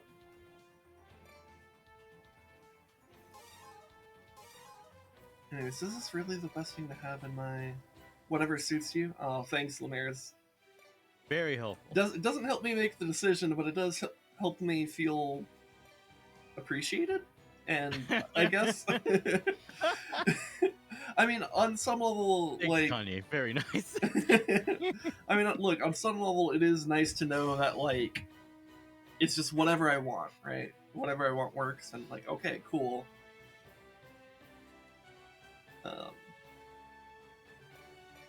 But that does mean I have to actually decide, which is fine. So, hey, maybe I should go back try Vulcanhammer again. I think I tried Vulcanhammer last week and then switched off, and I don't entirely remember why. I demand 24-hour Zelda stream. Ah, shit, dude. Is there even 24 hours of content in a Zelda game? Well, yeah. I don't know if, or I guess it depends, but like, Removing smooth brain moments. then is it really a Syndeath stream? Like, are you really a gifted kid if you don't become a smooth brain adult? No, you're not smooth brain. Otherwise, the anxiety would just slide right off. Honestly, that does kind of feel true sometimes. Where it's like, man, if I were just like 20 IQ points, like dumber, would I even have an anxiety? Like, if I just didn't know about like the impending climate disaster and the nature of like the eternal expansion of the universe, would I really feel existential dread the way that I do? Retreat! Retreat! Probably not, right? We'll join the fight. You're almost But I guess it kind of hits on like the philosophical question of like, is it better to not know anything for comfort, or is it better to be in reality? I guess it's literally the question of the Matrix. Live in a comfortable reality that's a lie, or actually live in the real world, which is fucked.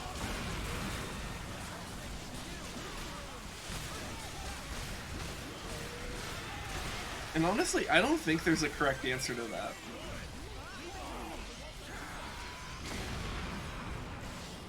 Or at least, let me rephrase that. I don't think there's an objectively correct answer.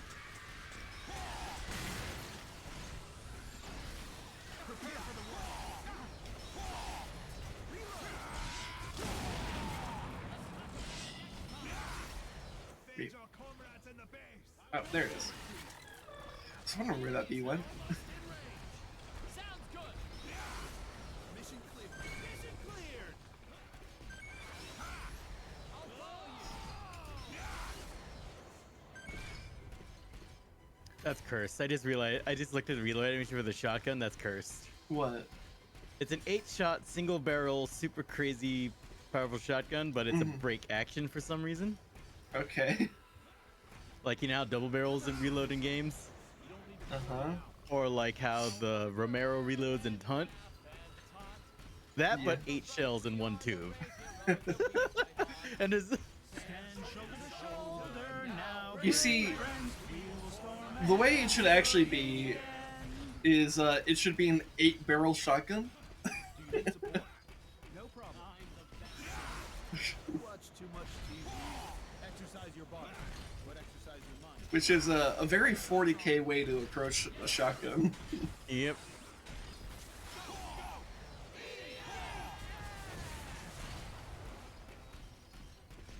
Though 40k doesn't use shotguns a whole lot, come to think of it. No, not really.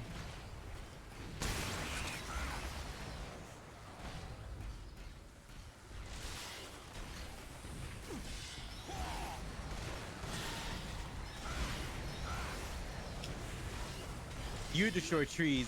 You destroy trees to clear your sight line. I destroy trees because these aliens are eco-fascists. We are not the same. Anyways, we do have a problem here.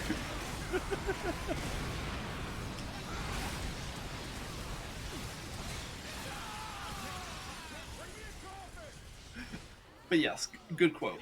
Good line. Good job. Good meme. Nice, very nice, Kanye.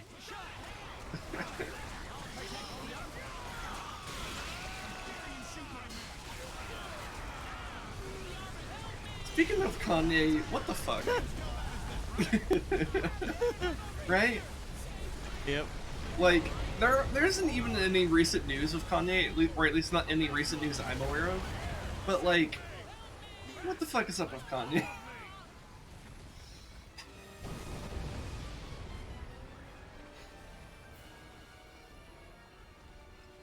Thank you That so man needs much, help. comrade.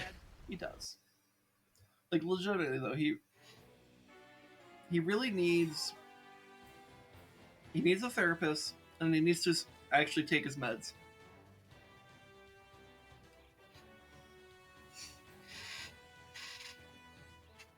But I think Kanye fell into the trap that unfortunately, a lot of people fall into, which is like the feeling like taking medicine makes you weaker, or that it's like turns into a crutch.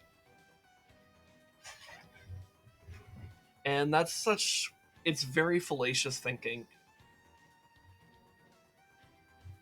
And That's a fancy way of saying, but is thinking like that sucks dick. yes, I used an SAT word. Fuck you. I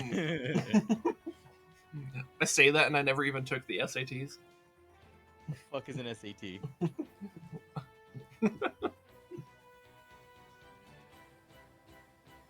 But I don't know, it's like a lot of people fall into that kind of trap, and it's really dangerous because it's like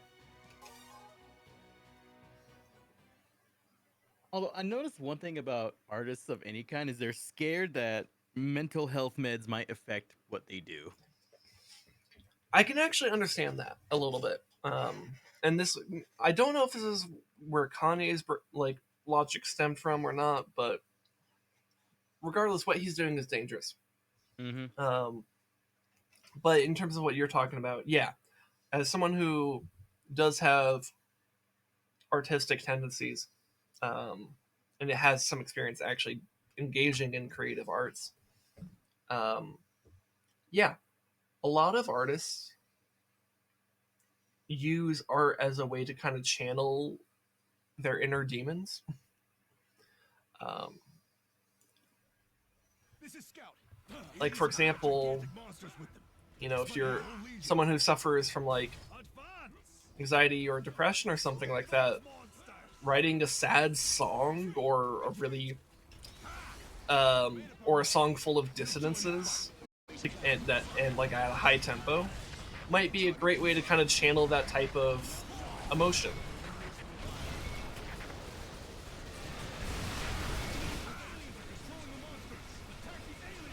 That being said, though, it is no substitute for medication. Like if you talk to a psychiatrist and they prescribe you some like actual medication, fucking take the medication, you know? Hello, fucker, how are you? I am doing alright. We're talking about Kanye West and how he has a lot of mental health issues and why people should take their meds.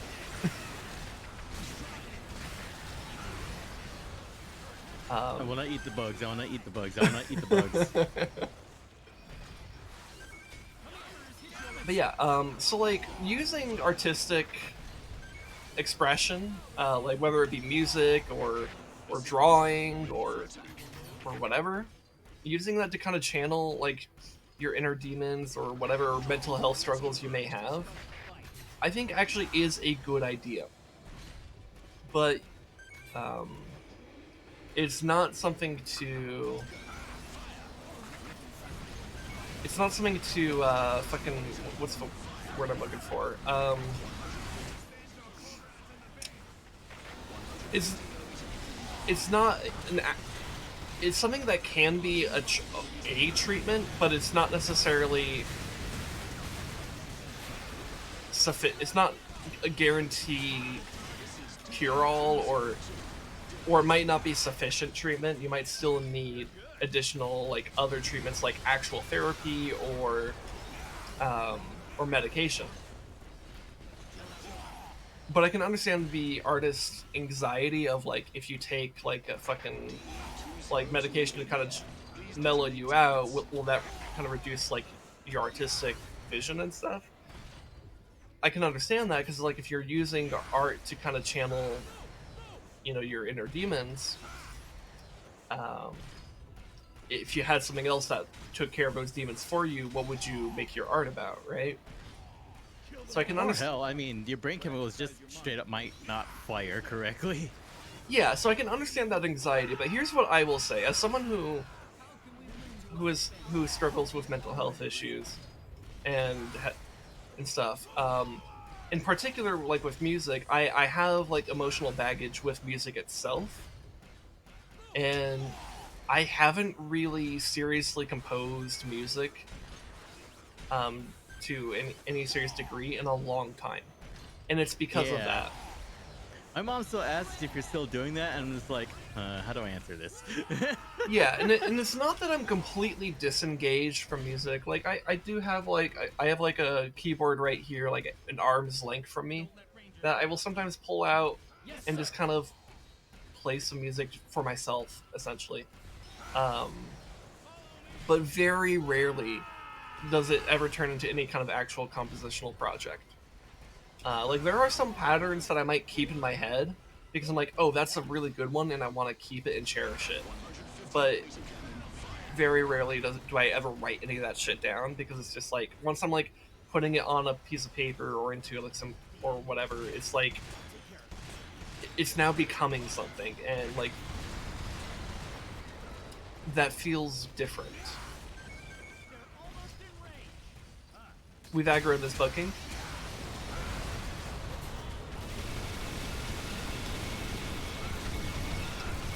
But yeah, so yeah, that's so I guess my point being though, with this tangent is, if you're someone who is, if you're an artist and you're worried about like some kind of like medication kind of ruining your art or something like that because you use art to kind of channel your inner demons, take the damn medication, because you're more likely to actually not be able to engage with your art at all if you don't take that medicine, you know?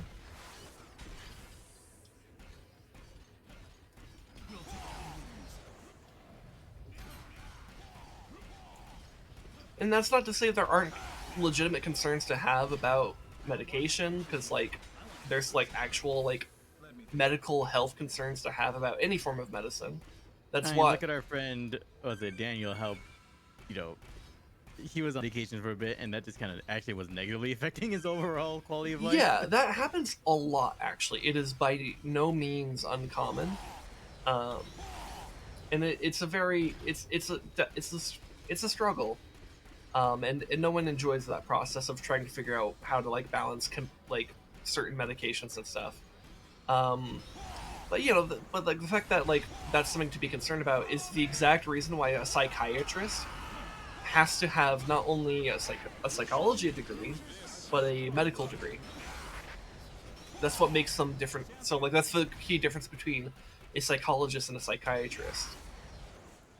Psychologists can like diagnose you with mental illnesses and stuff like that, and like do therapy and stuff, but only a psychiatrist can actually prescribe you medicine in addition to all that other stuff.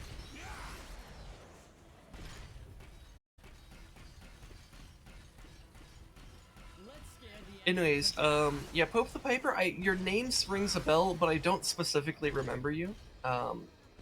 Obviously you've been in my chat before, and your name sounds familiar, but I'm struggling to distinctly remember like how we've interacted in the past.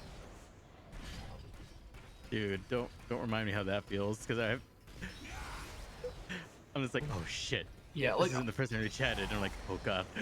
yeah, there's a lot of people who have been in my chat that I could actually remember pretty well, but like it's no guarantee.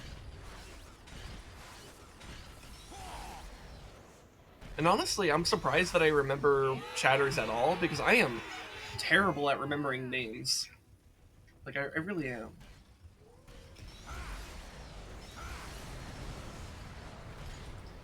But regardless, I'm glad you came back. And I hope you continue to enjoy the content we have here.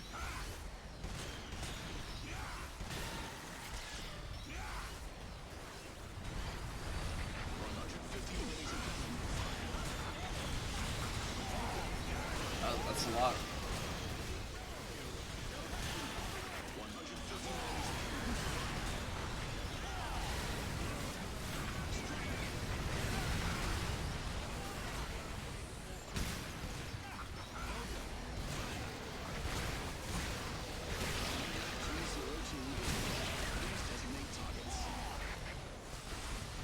Okay, so we have Death Queen on us.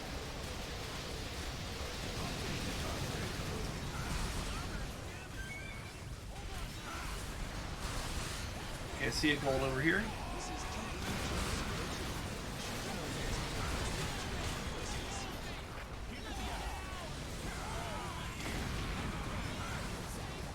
Gold is pinged. See if we can get it. Yeah, I'm like trying to get it, but Okay. yeah, I'm kind of struggling, so it might just be better to just... Alright. Alright. Red Queen down. Alright, cool, cool.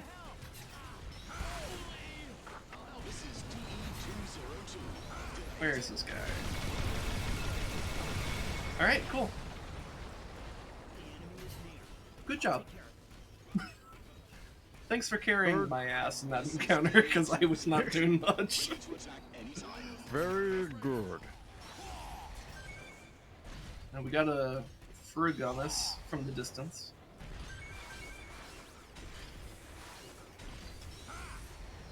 see, we still have the Silver King left. That's honestly the one I'm most worried about. Yeah. But here, we should try to deal with this Frigg. I don't know if you have any kind of snipers or whatever. Okay, that could work. Surprised that didn't aggro the normal Death Queen. Yep. At least, I don't think it's aggroed. It might be, actually. It's kind of flying and moving in our general direction. Rapidly approaching, what was it? Queen Bee. Whatever, it's gonna die pretty easily.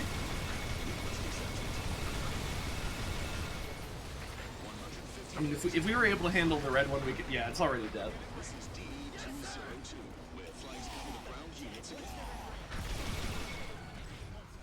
Ooh. It's always scary when a gold just runs right up to you like that. To say that though, there's another one.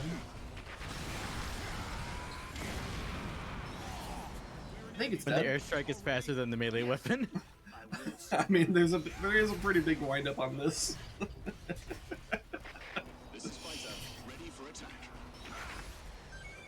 Okay.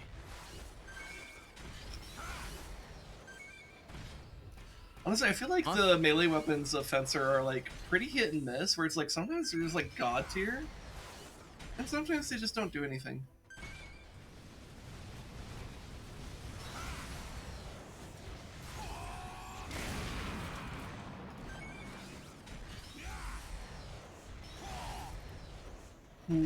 I wonder if we try to. I'm wondering if we try to aggro Arculus now. Because we've kind of cleared out a lot of this right side. It might be easy enough to try to grab it.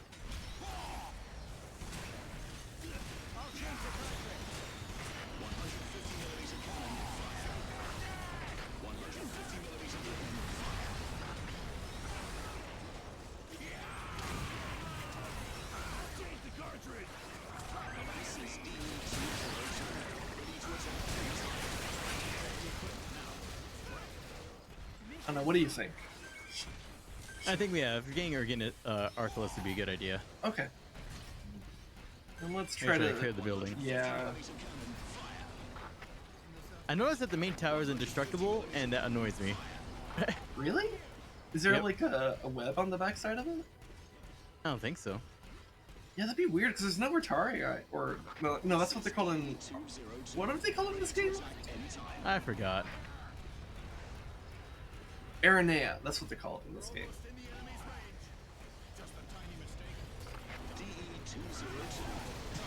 Oh, there he found us. Yeah, that is weird that that tower doesn't actually get destroyed. I have no idea why that would be the case. So we have a fair amount of golds coming in.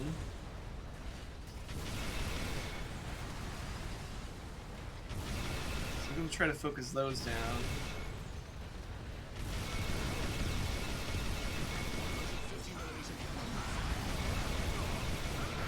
It's also that, yeah, or there he is.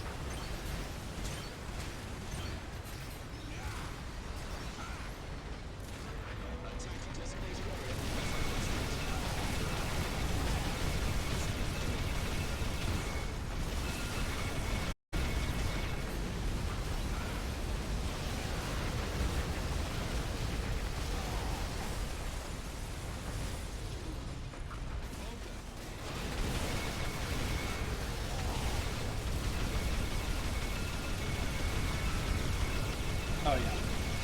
Yeah, he's gonna go down. If he's already this bloody, we've got this.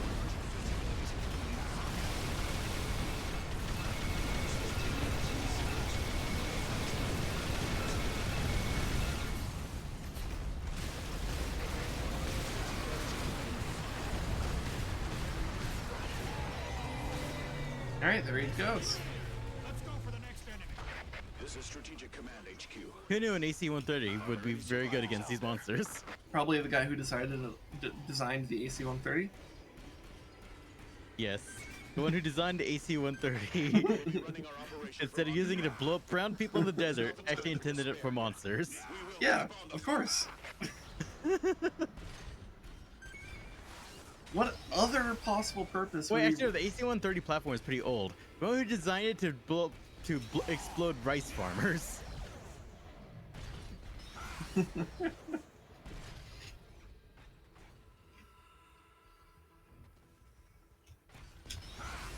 Also, wow, yeah, we got the entire right side cleared out.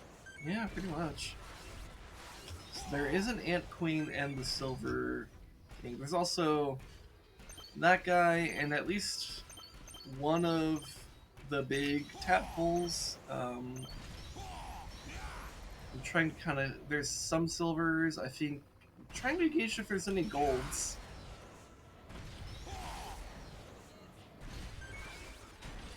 Yeah, Oh I yeah, see a yeah, gold right yeah. There's there. at least one gold. Yeah, there's some golds.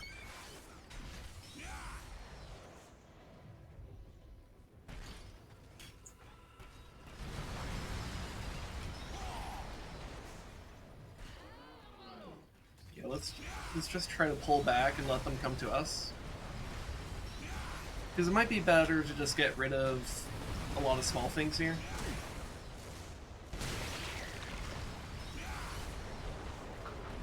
Because that way there's less to worry about.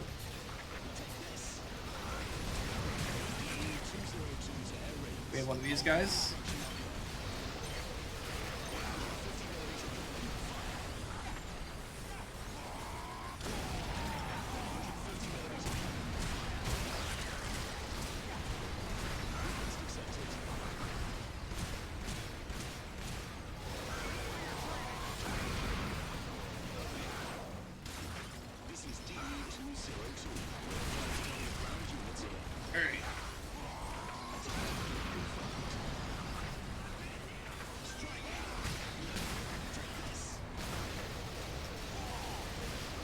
I'm pretty impressive with the airstrike to keep up a ragdolling spider like that. We're in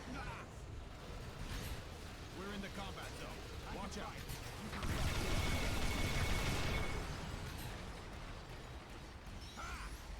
Well done, guys. Gotta love these airstrikes. This is Fighter Bomber DE-202, about to enter the air combat area again. Also, my brain moment of aggro the small stuff first. Mm-hmm.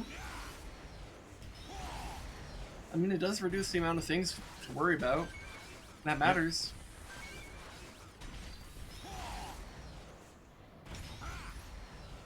Okay, what do we go after? Let's see. I think it'll be hard to not aggro both of them.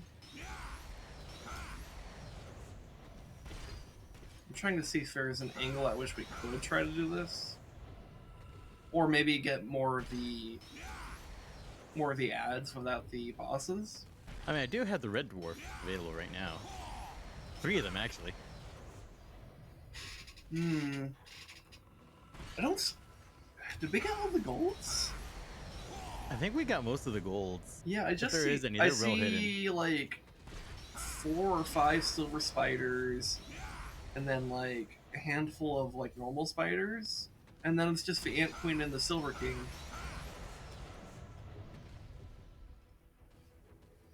It's still deadly. Silver King alone, I think, is enough to kill us, but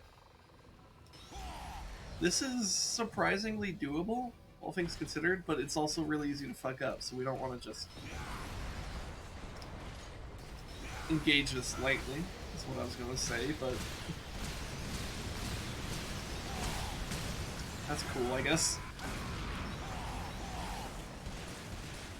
Probably try to kill the Ant Queen, simply because it has less health, and so it'll be easier to kill.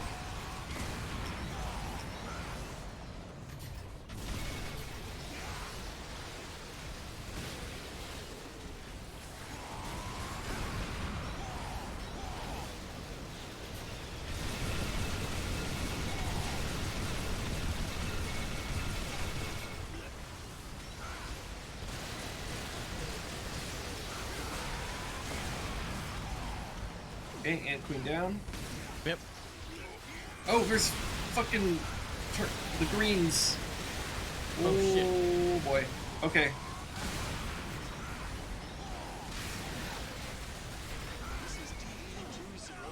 Well, I guess Hammer's gonna be good.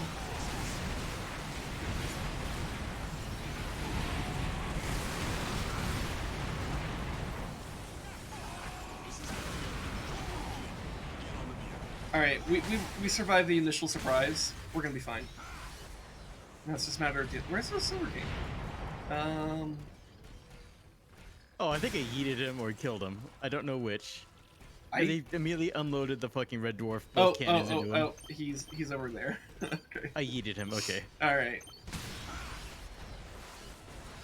I was just like... I was like looking around, like, I don't see a big ass spider, where is it? Like, I mean, just went full bore both barrels into him. I mean, yeah, good job. Fucking this one tiny green ant. Are you fucking kidding me? Fuck off. Fuck out of here. Alright, we're...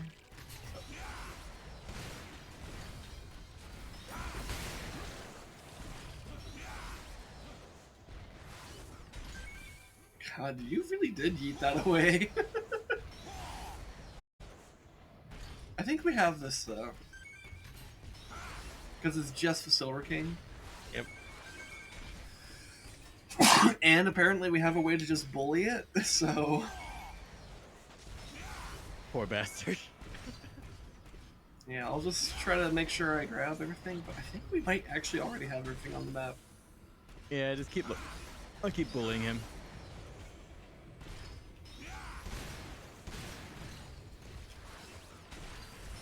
Oh, he's right there.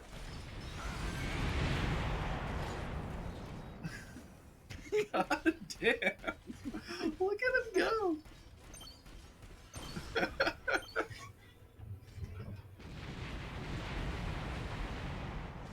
I guess that's one way to fight off the Tyranids. Yep. Imperial Guard Simulator. Yeah, basically. Though I guess I'm basically a Space Marine. But normally I'm a sister of battle.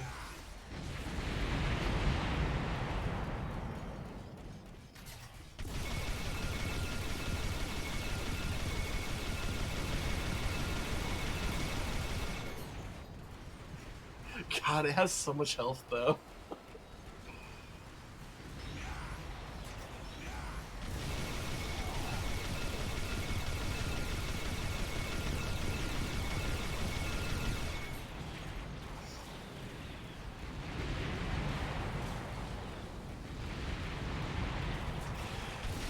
Oh, there it goes. Alright, let me see if I can get it.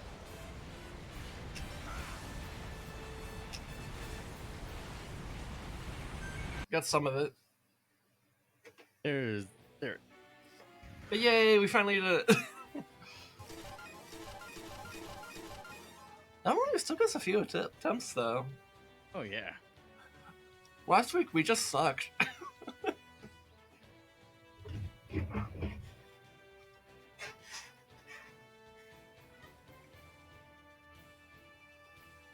Oh, this one. Trying to remember this one. We have to rescue the fucking storms. Oh, is this where we For- saved? I thought we already did that. Wait, no, it's not. You're right, because this activates the final arc, doesn't it? Because Yep. it's because you do this, and then you're basically with the entire storm team until the very end. Yep. Okay. Yeah, so we're starting the final arc here on our alts. We're really close to catching up to our mains here. I mean, I guess you're still dipping your toes in your main, but to be fair, Aerator is kind of the god of EDF. I still don't know how I fucking single playered the previous game as Aerator. Yeah, that's wild. Because there's entire arcs in that game where you don't have access to airstrikes and weapon vehicle drops. I know, right? And like those arcs are really cool to fight, but it's like it totally cripples Air Raider in that game. Because the Earth Eater, I think, is actually a really interesting type of threat. Totally fucks you up though. I also don't know what I want to equip for this one. This is just kind of a lot of bullshit. A lot of all the bullshit.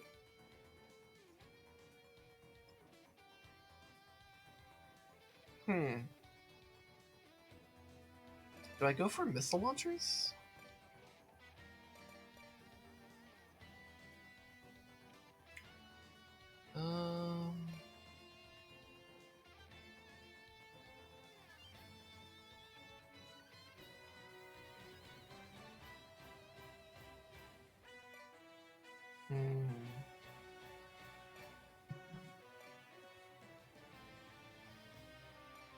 Ooh, that reload time's pretty killer.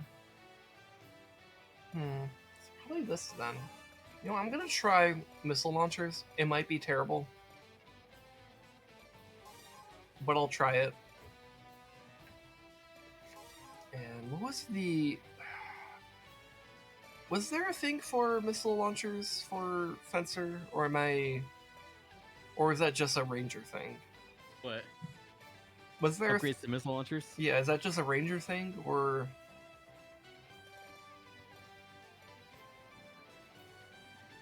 I think it is, actually. Yeah, I think... I'm kind of looking at this too, and I'm like, yeah. So, you know, I guess I just get legs. We'll get... Leggies. Yeah, we can give ourselves some leggies. We'll try that. We'll see how it works. Might be terrible. I don't know.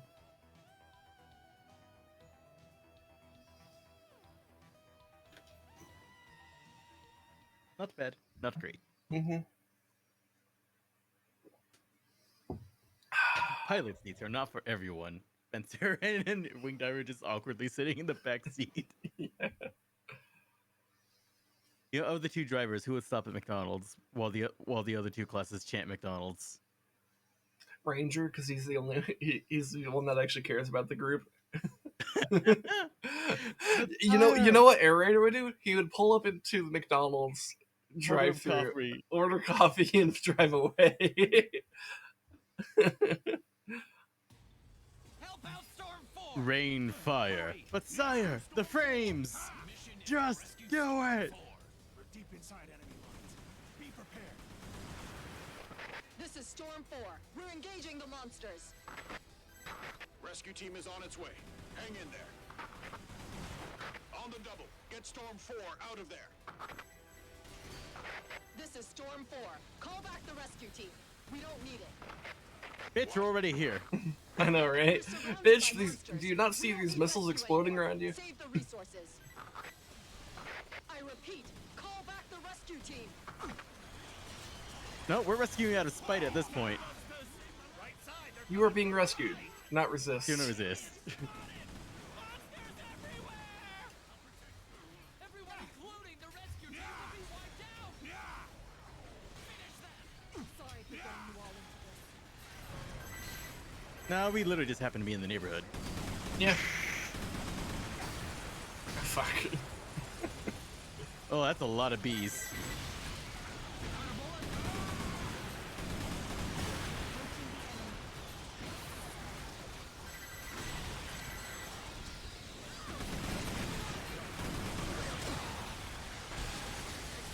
And I feel so conflicted whenever an enemy gets close to me when I fire my very last missile. Because it's like, on the one hand, it dies. On the other hand, it forces me to take damage. And that is not so poggers.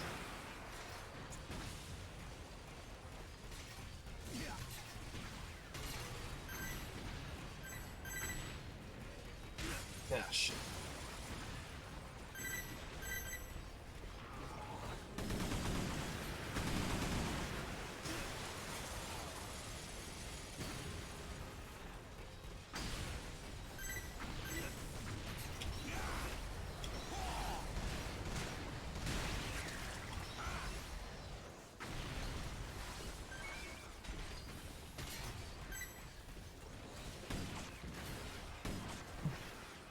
always find it funny when I just like lock onto like a singular target. It's like poof, and that's all I do. Oh god, that's a lot of roly polies. Why'd you use missiles on roly polies? Because I was hoping they would fire before they got onto me. But they looked at me and they said, "God is great." Is it racist to say it sounds better in Arabic? Yes.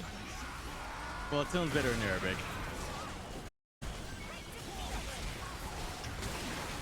Uh-oh.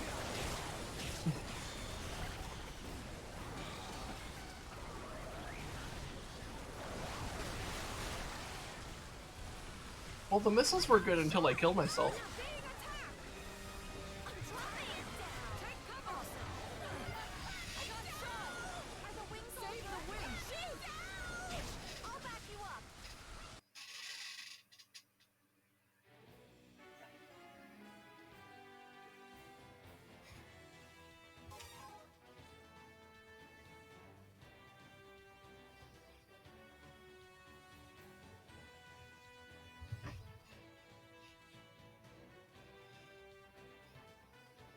I mean, I'm willing to try that again, but I just need to be not dumb. So.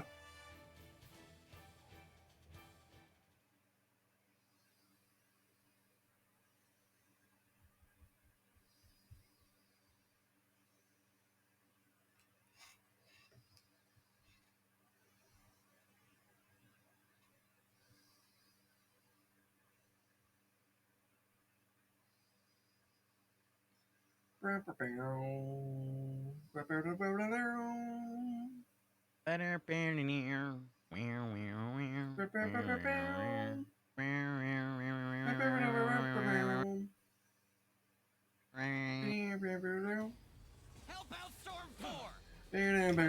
Rescue Storm 4. Rescue Storm 4. Be prepared. Ow. This is Storm 4. We're engaging the monsters. Rescue team is on its way. Hang in there. Get Storm 4 out of there. This is Storm 4. Call back the rescue team. We don't need it. Ow. We're surrounded by monsters. We don't need rescue anymore. Save the resources. I repeat, call back the rescue team. It's fine, side monsters. Right side, they're coming from the right. Flying aliens. Monsters everywhere! Everyone, including the rescue Well, I team, shot my will be shot. wiped out. Finish them! They shot theirs.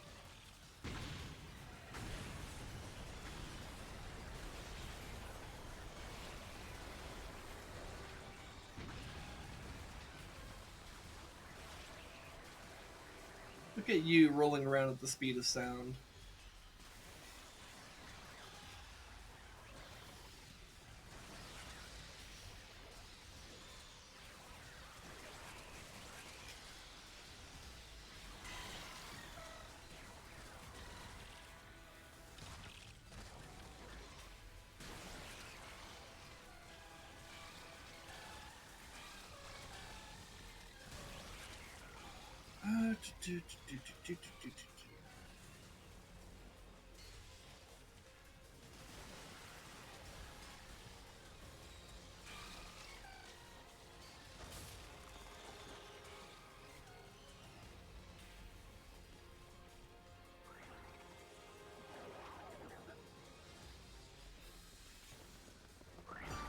Alright.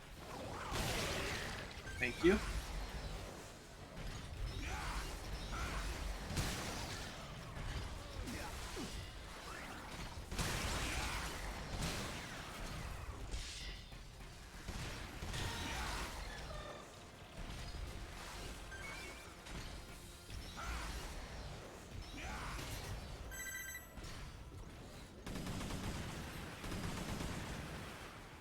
This is a difficult situation. Yep. This mission's legitimately hard. It's always like one of those missions that I kind of view as like a bit of a bottleneck. Because it really really tests your ability to manage just like an unending swarm. It turns out that's hard.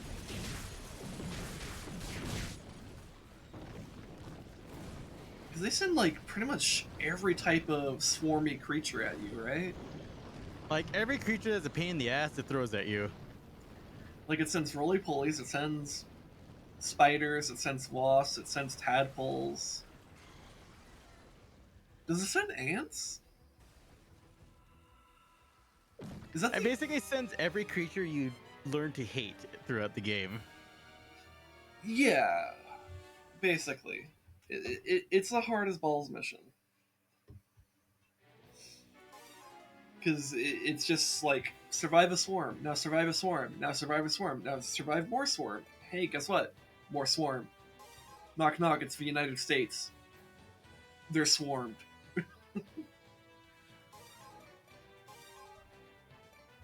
Anyways, I think I'll switch off the missile launchers. I don't think I'm doing enough good with them. But what do I do instead? I could do something with mortars, perhaps? Or maybe...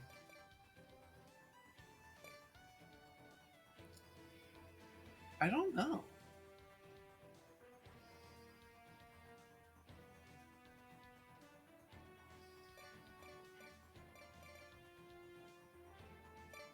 Oh, here's an idea. What if I did Vulcan Hammer on this one, paired with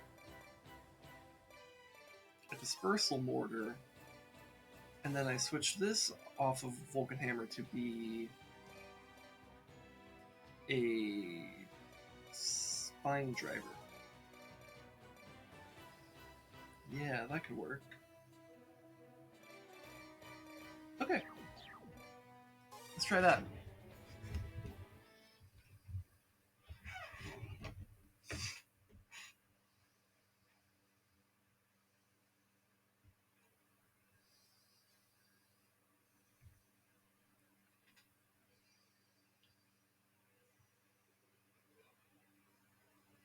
I love how this loading screen's like, you cannot carry two of the same weapons, and then it shows a fucking fencer with 4 Blasel spears.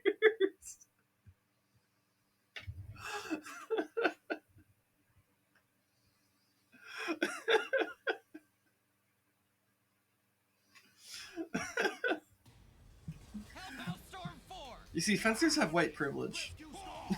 Our mission is to rescue Storm 4. Yep. This is Storm 4. We're engaging the monsters. Rescue team is on its way. Hang in there. We're deep inside enemy lines. Be prepared.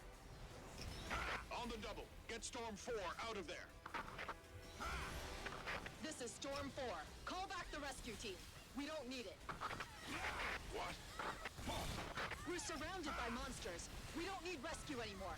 Save the resources. I repeat, call back the rescue team. No. It's flying TIE monsters! Right side, they're coming from the right! Flying aliens spotted! Everyone, including the rescue team, will be wiped out! Finish them! Sorry for getting you all into this. You're on your own from now on. No, you're not. Machine gun fire. Start.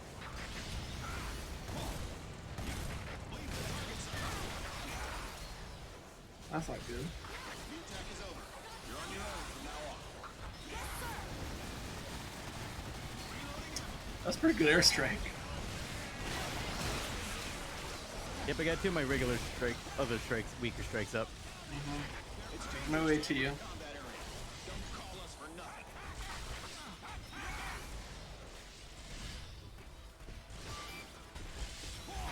Target confirmed.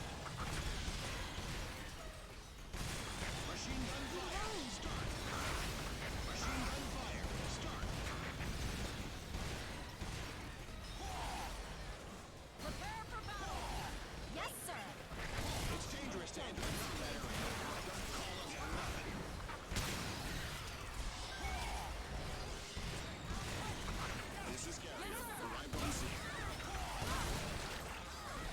Dude, Spine Driver fucks.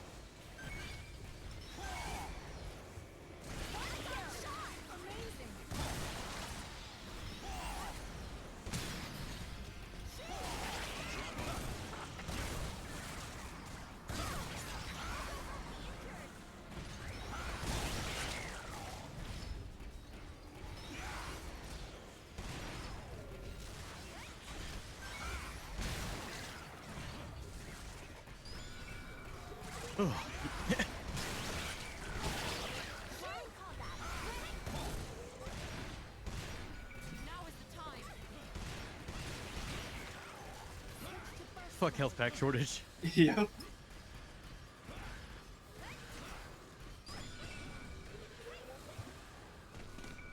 time. The ambulance is pretty good.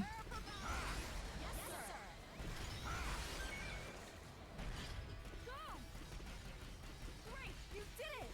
Enemy nearby. Check the enemy from above nearby. You can handle the attack from the sky. Activate. I'll show you my moves. Prepare for battle. Yes, sir.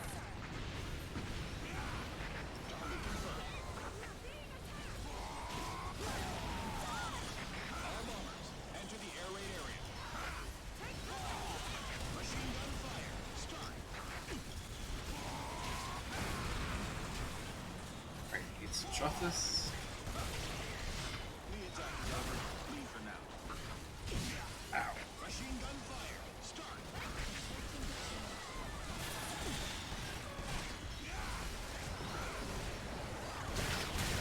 It's dangerous out in this combat area. Don't call us for nothing.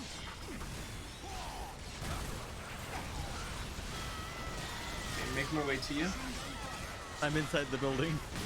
Oh, okay. Alright, we'll see if the will please fucking let me. The attack is over. You're on your own from now on. Okay. God, this is awkward to maneuver in. Wait, I'm above you? I'm confused. Okay, you know what? If I don't die here, I should just blow up the building. We're flying in the combat area. Well, I died, so...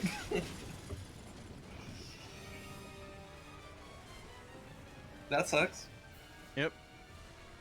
I was just trying to coordinate strikes on my position while they were all trying to get at me in that building. Because if I'm out in the open, I'm fucked. Storm 4.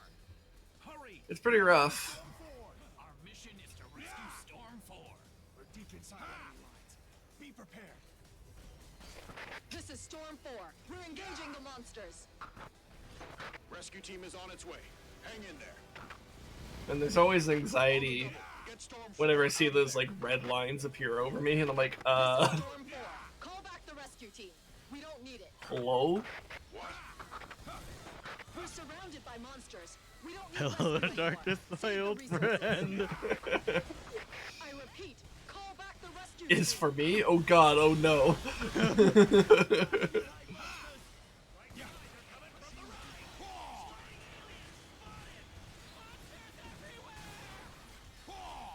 including the rescue team, will be wiped out. It's dangerous to enter the combat area. Don't call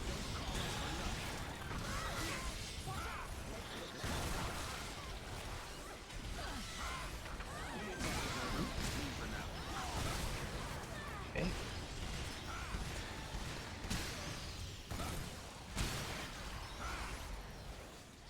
The attack is over. You're on your own from now on. Machine gun fire. Start.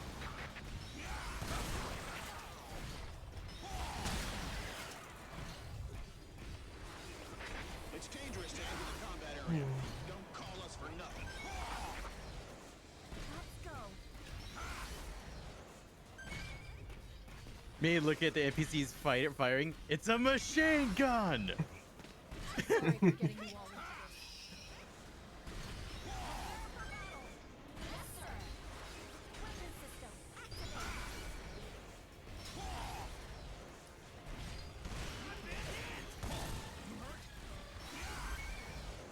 You would just chill on the bottom floor of this building?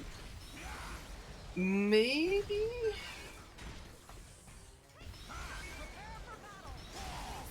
I don't know. I'm just like, shit, it's hard to hide in this map.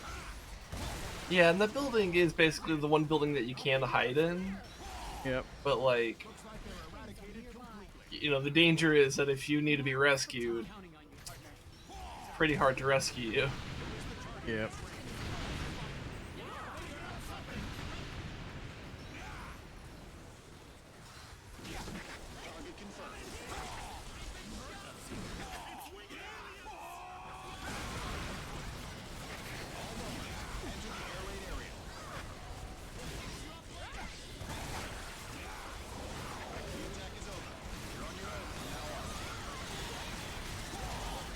God, there's so many aerial threats in this mission. It's pretty rough.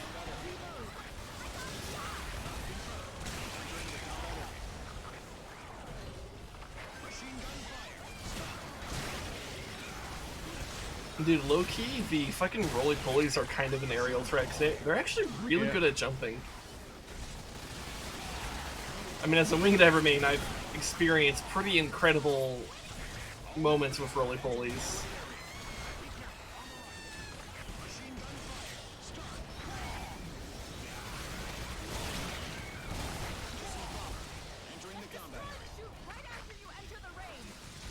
We're doing okay, though.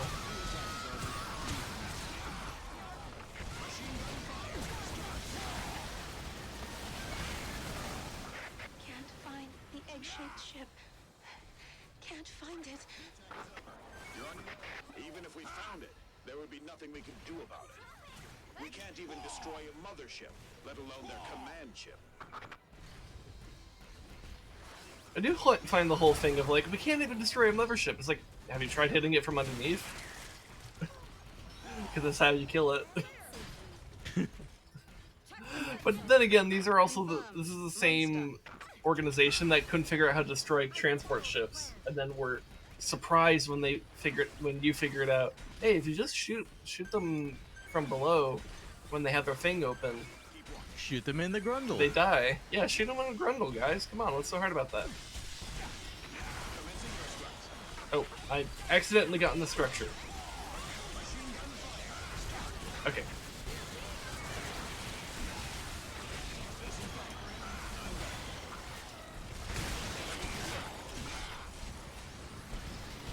God, they are on that building.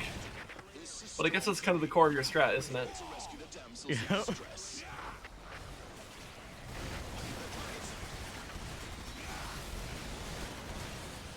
You know, this reminds me of hiding under the bridge for the dragons. Yes, yeah, I remember that. That was in EDF 4. That one map that it's one of the, there's a mission in that game where there's a lot of I think it's only dragons. Yep. Only dragons. Only dragons. The best parody of OnlyFans.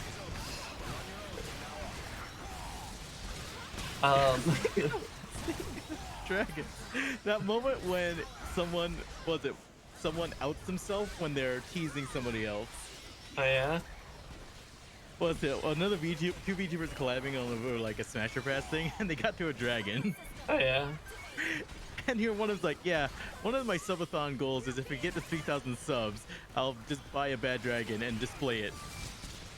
Was it immediately the other VTuber is like, yeah, that'd be kind of hard though. They're always out of stock. Yeah, well, wait, how do you know that?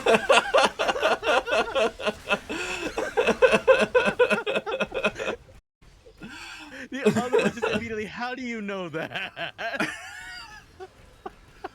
Oof.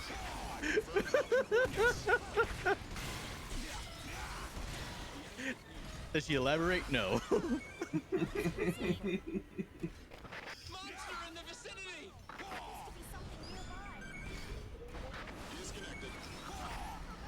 Get in the building. Get in the building. Get in the building. Get in the building.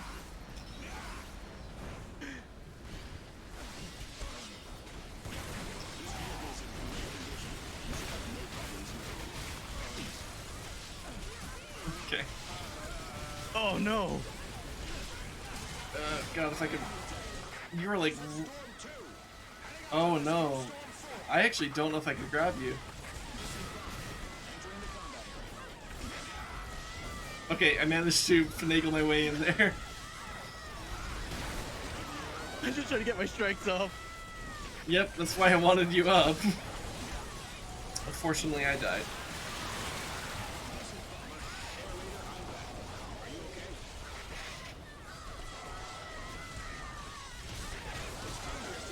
Well, that sucks. I like to say it's bullshit how they could get me from like, they could penetrate through like 5 floors just to get me. Yeah.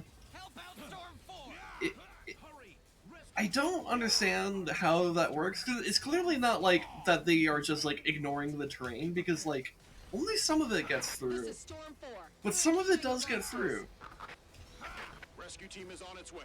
Hang in there. So it's like On the double. Get Storm 4 out of there. it's still an effective damage mitigator to be underneath that, Rescue team. We don't need but it's not What?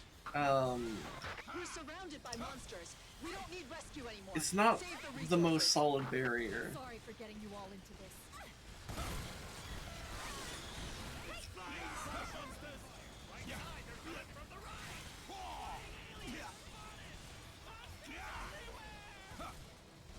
Everyone including the rescue team will be wiped out! Finish that! Oh, but yeah, from that mission in EDF 4 though, where it's just like all dragons, there's like a bridge across a river, and I can't remember if it was only on one side of the bridge or if it was on both sides, but I think it was only on one side because I seem to recall we had to advance our position to get to it.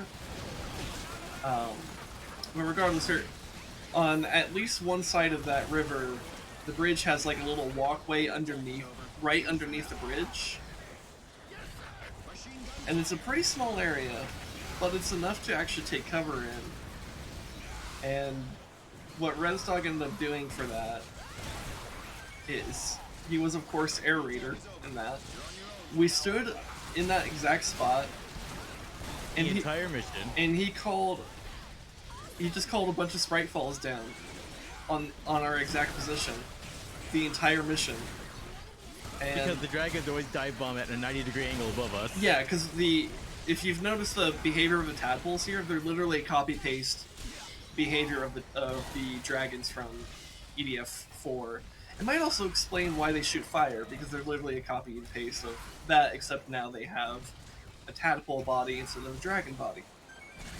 Weird, Much less but cool. yeah, it's much less cool, but whatever. That's what this game did.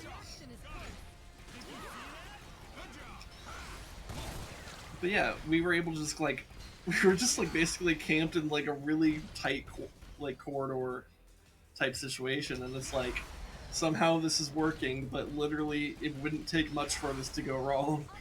Why are you penetrating the building, you fucks? Look, they're just aroused by all the holes.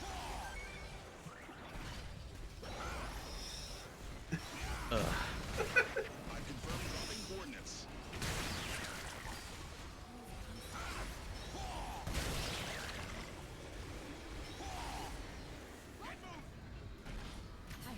Report that we've eliminated enemies around. Drop off. Hey, by the way, speaking of degenerate VTubers, Yes. which of the FinTubers would you say is the most degenerate? Either my poop, probably my poopina. Oh, really? I said that really fast. Yeah, that was, It's either her or maybe Suzu, but can't confirm. okay. Why might it be Suzu? Because I've asked many Chris questions and she has quite the answers for them. Oh, yeah? But I haven't had any solid evidence of her being an absolute degenerate. Okay. Can you give an example of something that kind of, like, led you to that? Quite the detailed answers about Vor. Okay. I mean, if you know what Vor is, that's already pretty degenerate.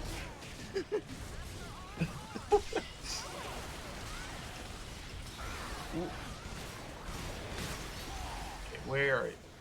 God, I'm actually actually a little bit scared of trying to get you without more hit points.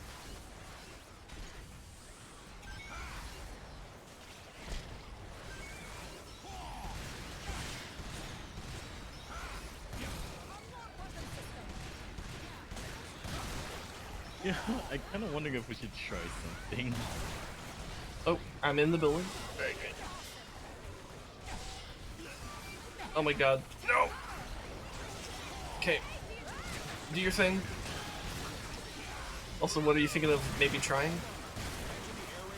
Personal shield. Maybe. I'll see if I can salvage this though, because God, where are the health kits though? That's also right. Bring the Oh. ambulance. Oh, that's right. We have this. Uh oh. There we go. I just immediately see its health destroyed. Yep. All right. I mean, it's tanky enough. It did its job.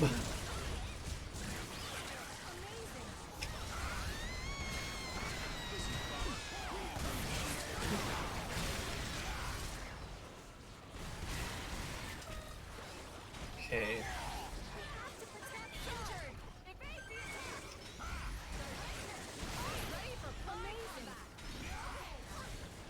Uh oh. I don't want to be in this spot. Okay. Oh wait. Can I actually get you through the wall here? Aha! Nice. That makes it a lot easier. Oh no, I'm inside the building. Oh really? I'm like in the building. Well, It can still hit me, which is bullshit. can you still do airstrikes? Yeah. Alright, that's all we... Freed myself by jumping. Oh, okay. We can't even destroy a mothership, let alone their command ship. But it's still bullshit they can hit me through that. Yeah.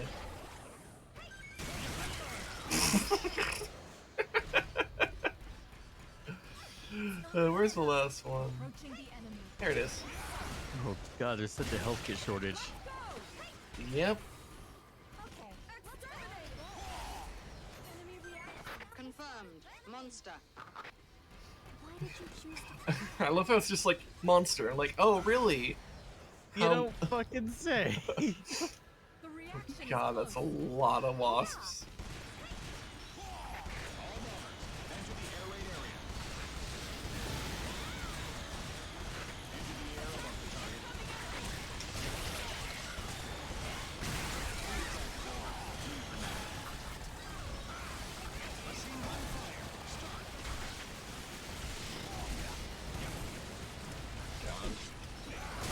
I hope I killed enough to make it more secure for you. This is Storm 3. We're here to Oh rescue the God, Texas if I could even Express. get there. Here, I might need to pull back just to clear some more stuff.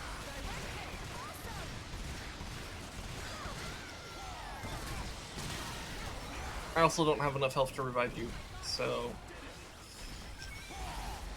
that sucks. God, that's a lot of spiders over there. I wonder how decoys would work. I don't know. Oh, there's a health kit over here. Maybe I'll just try to kite for a bit here. Bring the mess away from you.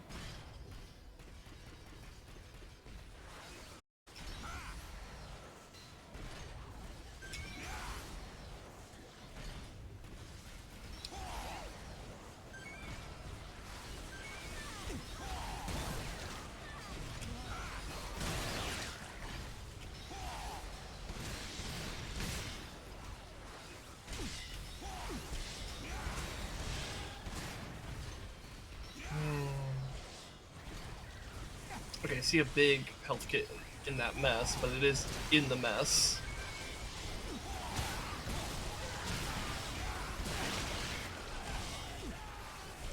God.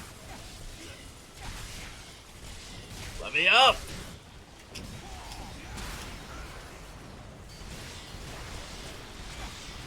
God, I'm gonna fucking die.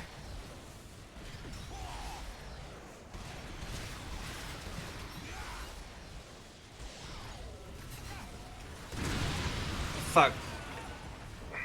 Oof. Okay, Yeah. I'm gonna try something. Yeah, it's I'm gonna bring- it's really, really hard to rescue. Because you are in a very hard to access spot. And that's like the only place I can like safely do anything. Because if there's one thing it protects me 100% from, is roly polies, True. and they always interrupt my casting. Yeah. It's just that It's like you're a you, wizard. you It's- still you still die fairly easily and reliably, and I can't really rescue you. So I don't know. Anyways, what plan are you going with? I'm gonna try out decoys. Okay.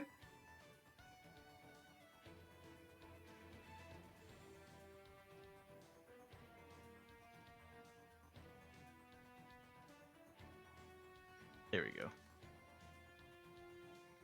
All right. We'll try that.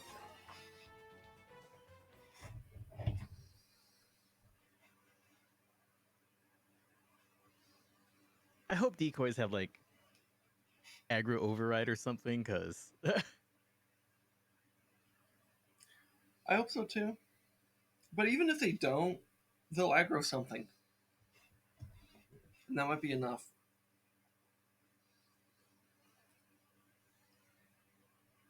Granted, I don't really understand how the AI aggro system works. yeah, target priorities. So I know to some extent it's proximity, but and to some extent it's like an actual threat system. But like, Our mission is to rescue Storm 4. I don't know how strong all those factors are. We're engaging the monsters. Rescue team is on its way. Nor do I fully understand every single factor that goes into that. Storm 4 out of Like, for example, do they shift priority based off of like how easy it would be to kill? Call back the rescue team. We don't need Because I know some games do that, but is this one of those? I don't know. We're surrounded by monsters. We don't I'm need inclined rescue to. anymore. My instincts Save the kind of says resources. no. It doesn't prioritize based off that, but Repeat. I don't know. The rescue team. Sorry for getting you all into this.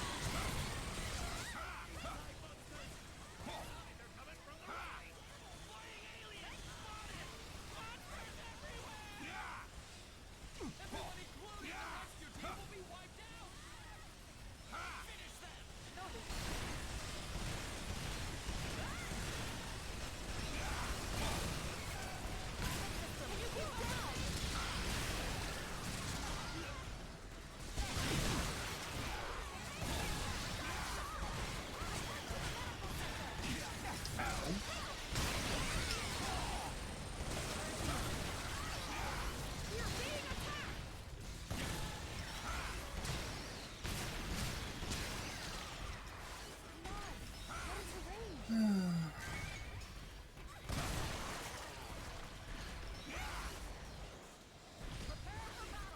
Yes, sir.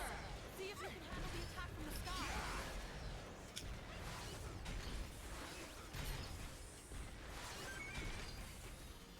Are you handling yourself okay over there? Yep.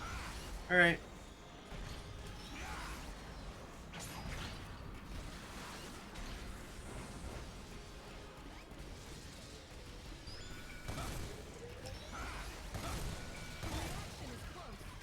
Yeah. Oh well. Approaching the monsters are here, sir.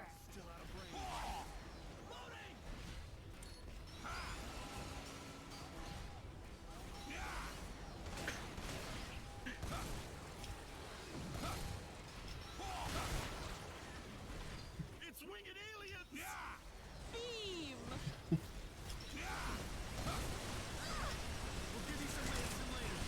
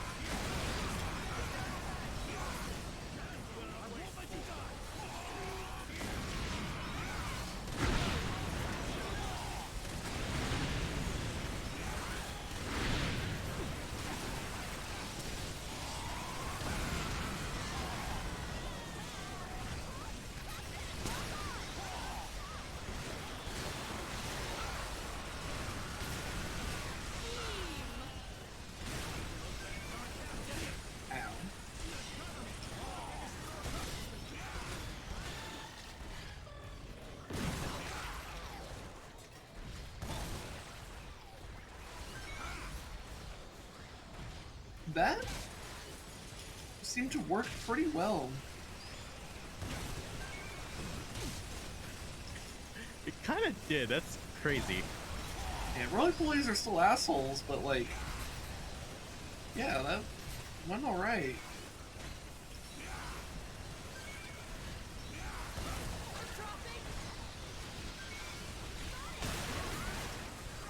Also, man, that rifle goes on for a while. Yeah. There's a reason why Spritefall builds are pretty good, The egg-shaped ship. because you can kind of combo the Angie Spritefall with the lengthy Even Spritefall. if we found it, there would be nothing we could do about it. We can't even destroy a mothership, let alone their command ship. Setting up another decoy nest. Alright. Confirmed. Monster.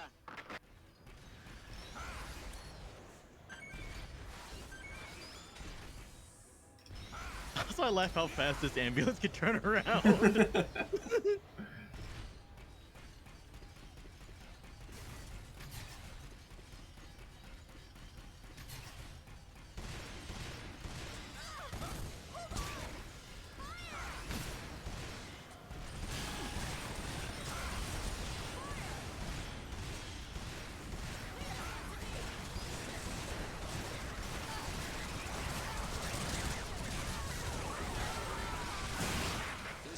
I think I killed a lot of tadpoles there.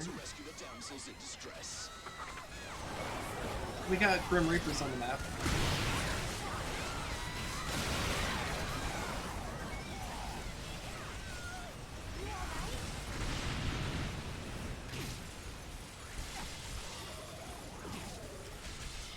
Kind of feel like I should get up.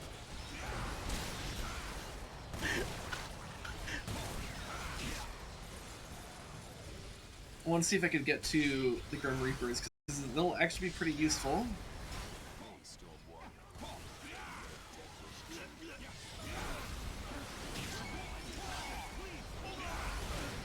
Ooh, you alright over there? I don't know. Okay. Oh, you're... I see. Okay. Here's the worst part. I put a decoy on this tadpole. It's trying to kill itself. It's doing a pretty poor job of that if you're still flying around, though. I wonder how it'll aggro the other enemies. I don't know. I don't know if that really matters with all the stuff I have over here.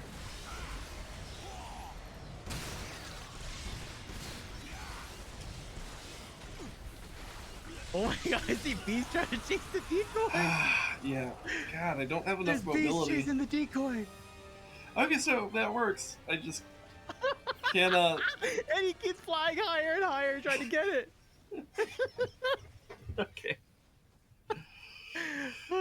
So the decoy strategy was alright. It's just, oof. Also, the decoys are just not tanky at all. They only have 5,200 health. Yeah. But it does seem alright if you can, like, get an initial cluster going and then sprite follow them.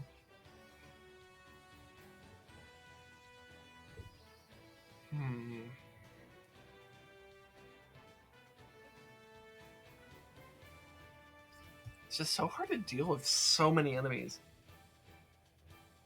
Because the thing is, I'm like thinking about it, I'm like, well, what are the tools to bring against this? And it's like, kind of have them already. It's just you gotta get good. I think that's why this mission's hard. Because it's like, it isn't just a matter of like figuring out the loadout. You also have to just execute really well.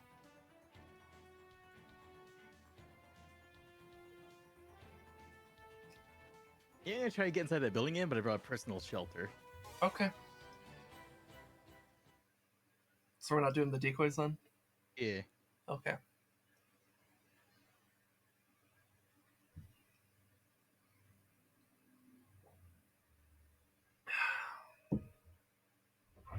See if we can get this mission down by the end of the stream.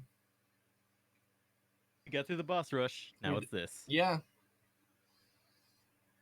And two tough missions back to. I mean, a lot of these later missions are just tough mission followed by tough mission followed by tough mission followed by tough mission. So yeah.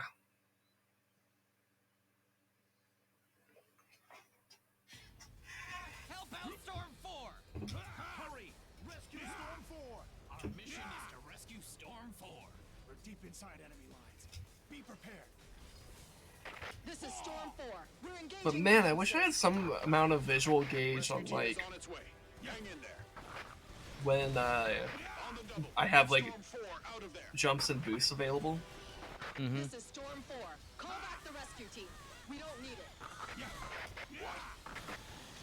We're surrounded by monsters. We don't need rescue anymore. Save the resources. I repeat, call back the rescue team. It's flying inside monsters. Right side, they're coming from the right.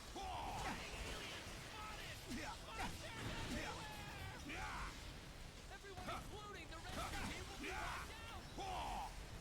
Finish them!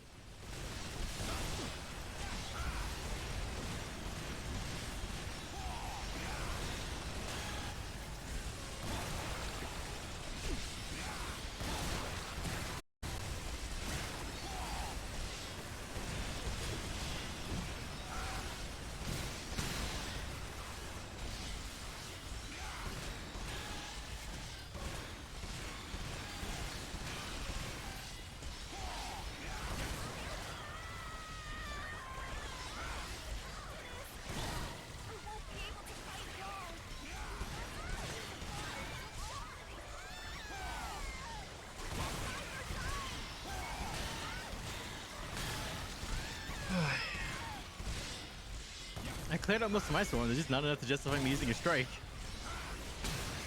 Yeah.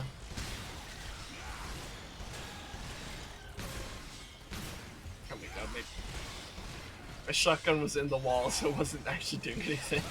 Son of a bitch.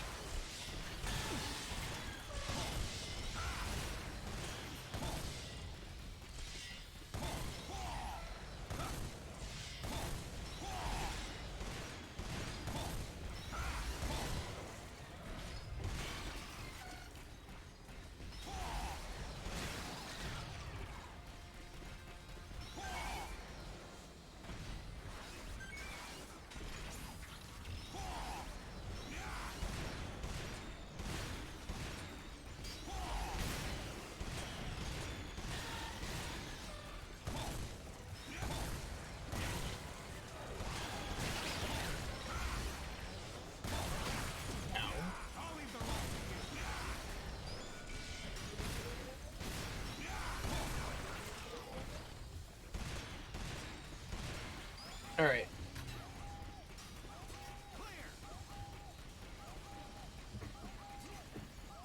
Oh my god, it can turn pretty fast. Whoa. That's weird.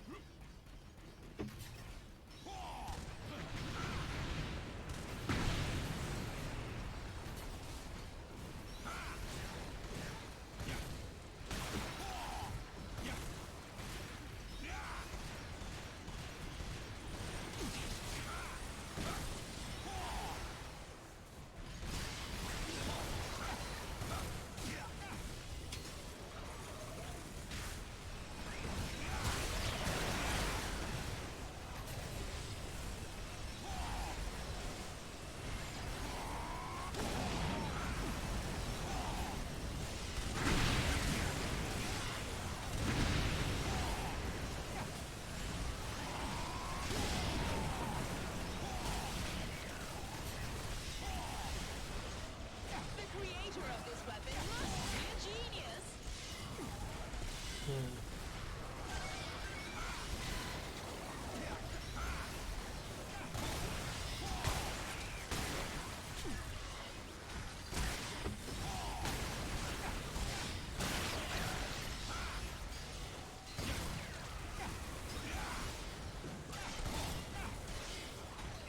Fucking tiny piece of rubble.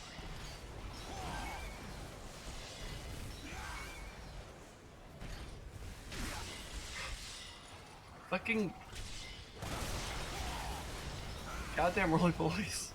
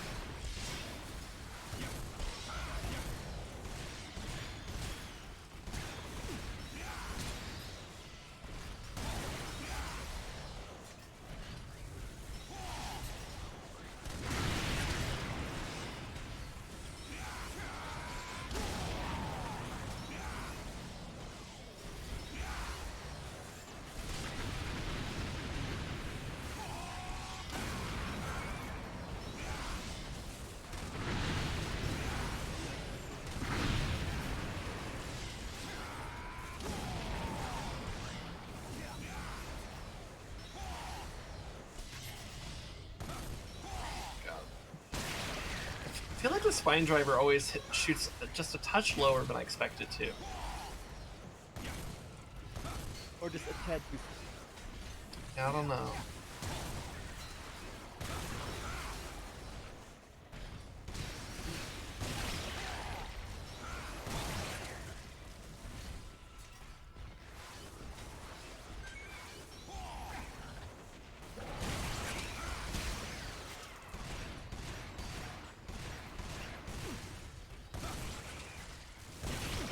Can't find the egg-shaped ship.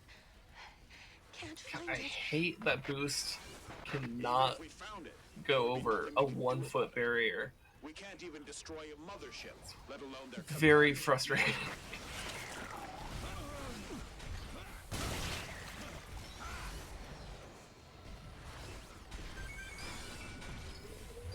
I.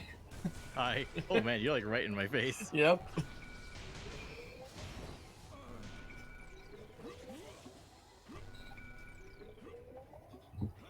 All right.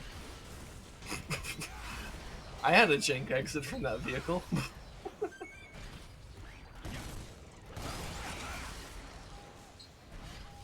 Look at this. Oh my god. That is not how that should function. Especially with the type of, the fact that it has fucking tank tracks. Like, that's not how that works. That's just not how that works at all.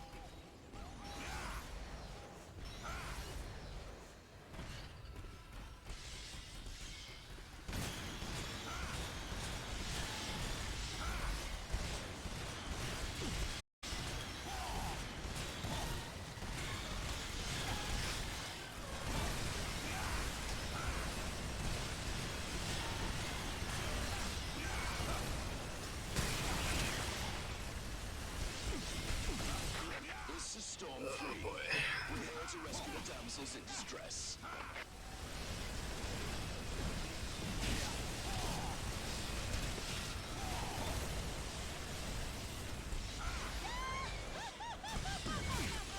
God.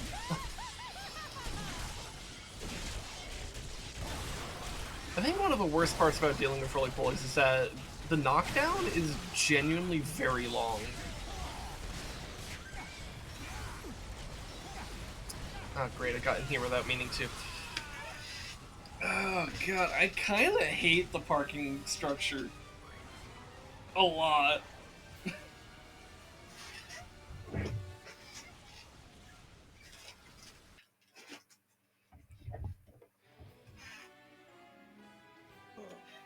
Hmm.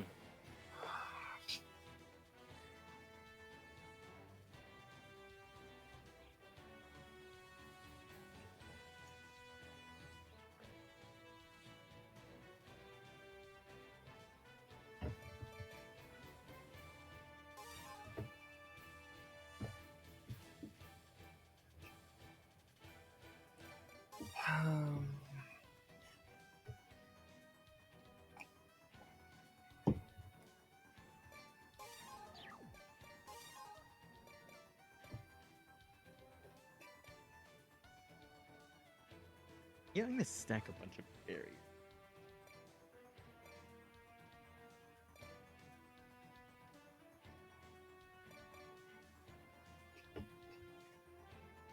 Because the nice thing about the berries I drop, it lets all friendly projectiles through. God, it's gonna suck when the freaking roly polies are trying to out in the open. Yeah.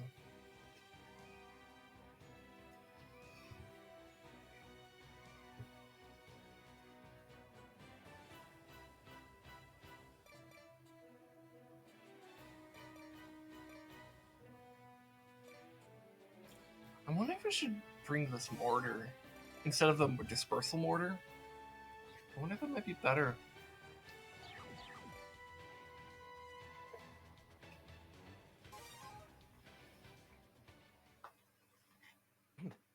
Well, that's a tweet.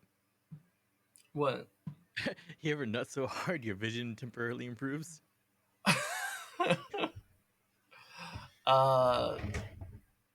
No?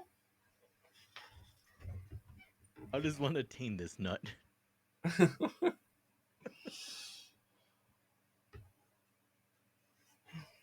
I'm sorry, is this some kind of blind people joke I'm too good vision to understand?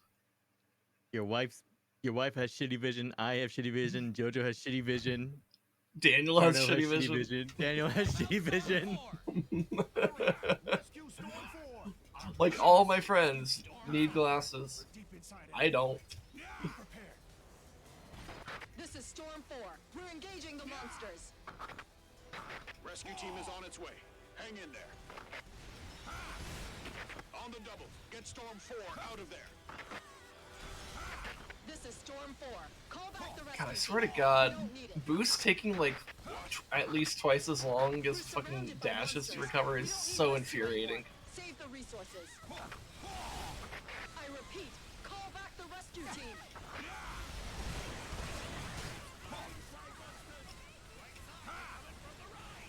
Flying aliens spotted!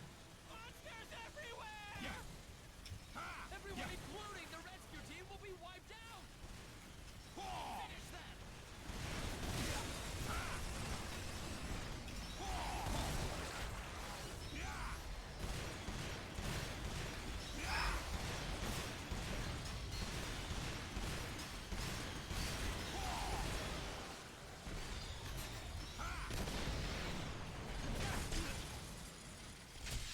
God, I hate roller bullies.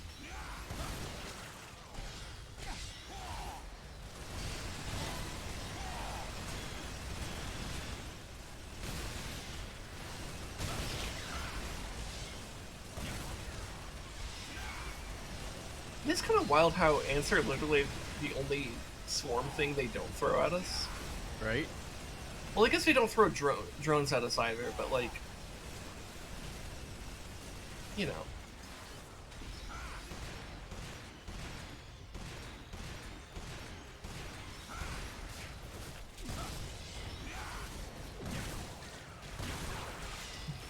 And I killed a spider because I missed my spine driver on a roly-poly.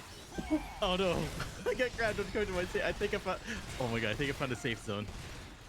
Let's restart. I think I found a decent safe zone. Wait, really? Yes. Oh. Especially with my shields. Out Storm 4! Okay. Hurry! Rescue Like- Storm 4. Our mission is to rescue Storm 4. We're deep inside enemy lines. Be prepared. Like, This is Storm 4. We're engaging the monsters. Rescue team is on its way. Hang in there.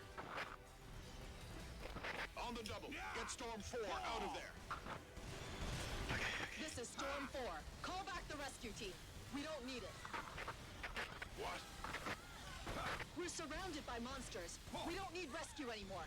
Save the resources. I repeat, call back the rescue team. Sorry for getting you all into this.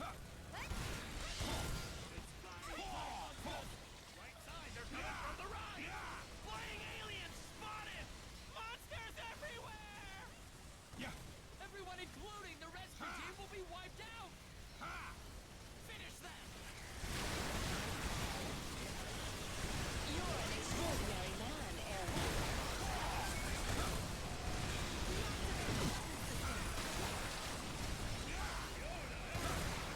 I forget, did EDF 6 release in Japan yet? Yes, sir. I have no idea. I don't think so.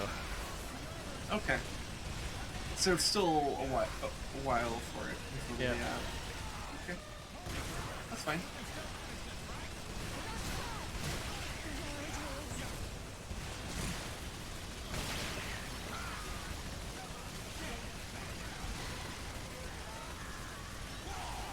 Burned by the fire of hell and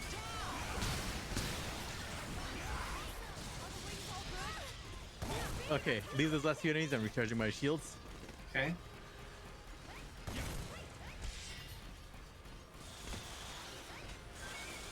And also I can show you what I'm talking about safe zone wise. Yeah. The reaction is close. We'll miss the target at this range. Hold your fire. That's an effective range. Okay. Approaching the So if I get in this little corner right here, place the shield right there. Then stand up here.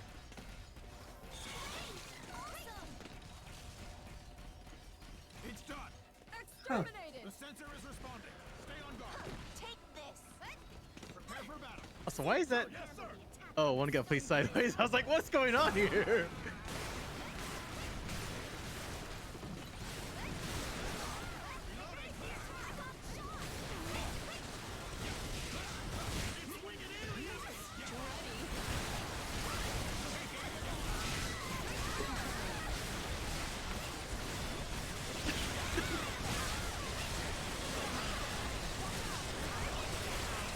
I cannot see shit.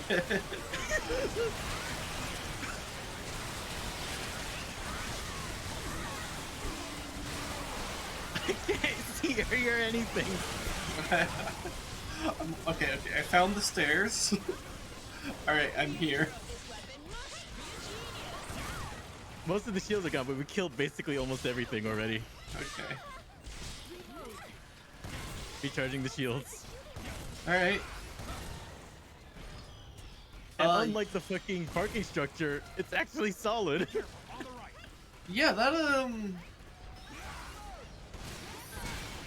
worked pretty well. Like, if you die in the stairs, it'll still be kind of hard for me to rescue, but like... It is harder to die. It is harder to die, and it's still easier to recover. Can't find the egg-shaped ship. Can't find it. Even if we found it, there would be nothing we could do about it. We can't even destroy a mothership. Says we let still alone for a okay, yeah. command There ship. we go. That answers my question.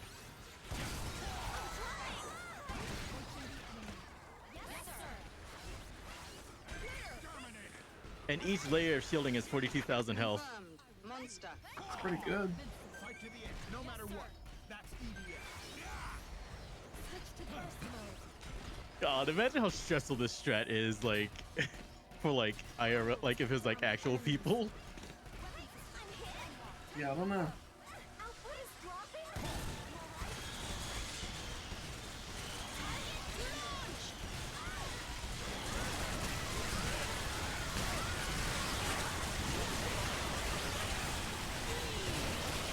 Just hearing how much death.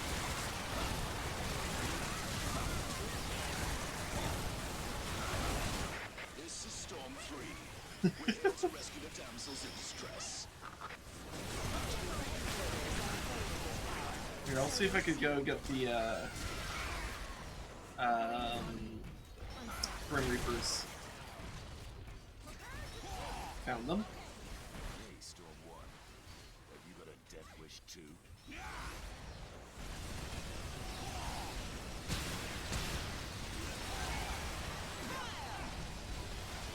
Okay, I'm back in position.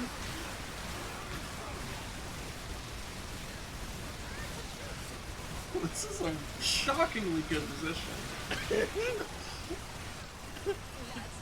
Like, I've taken a little bit of damage in here, but it's honestly not too bad. And if I need to, like, panic, like, escape, I can. What the fuck is happening with that? What the fuck? What? I just saw one of the most cursed corpse, like, jank physics I've ever seen in this game. Okay, I need to write down that timestamp. It was like, it's 4:53. What the fuck? Oh no, my shields are up, my shields are up! Uh-oh. How long? 5, 4, Okay. 3, 2, 1. Okay, hurry, dude.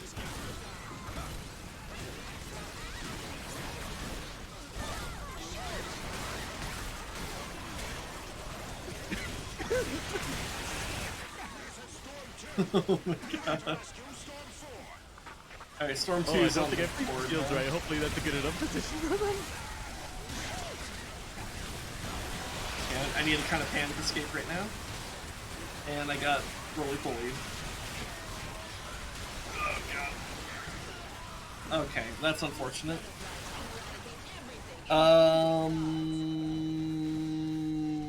You know what? The strat has that last bit fucked us up, but Yeah. Yeah. That is shockingly good, though. Help out Storm 4! Hurry!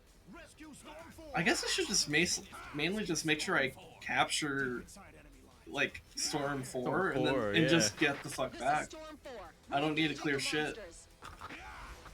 just clean them after the strike balls are done.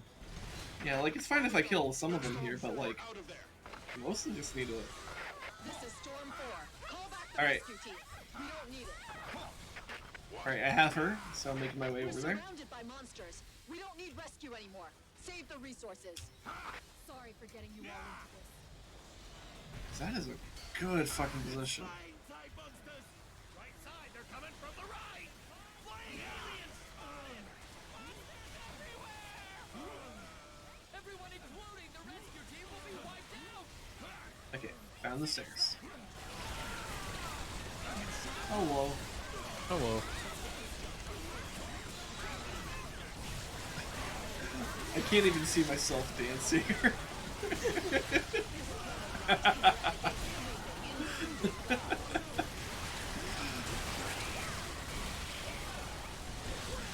Just hearing all the death. Yeah, hearing all the death from the second corner, yeah, I think it's appropriate for you to T-pose. Okay, recharging shields. Okay. Here, I'll just, I'll reload my weapons and not kill the enemies to give you the time that you need.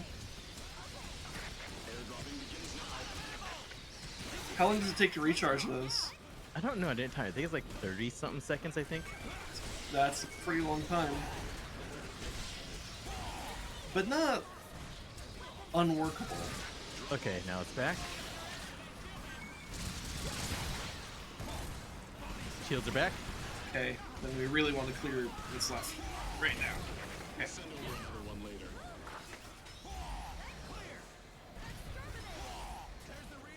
God, I hate how effective this is. So stupid. Oh god, I need to get to it now.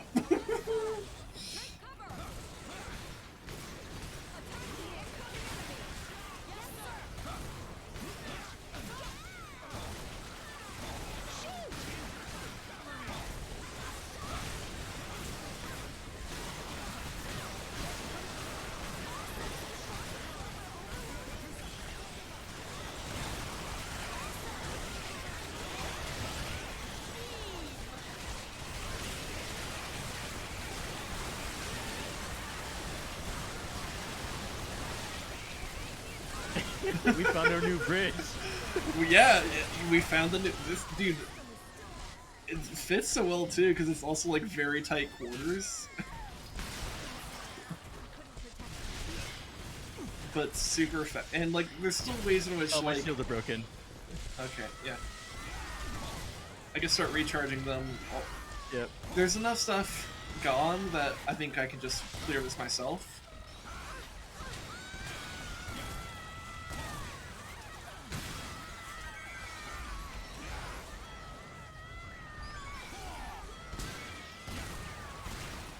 Oh my god, look how the ambulance landed. Give me a bit. Killing some spiders.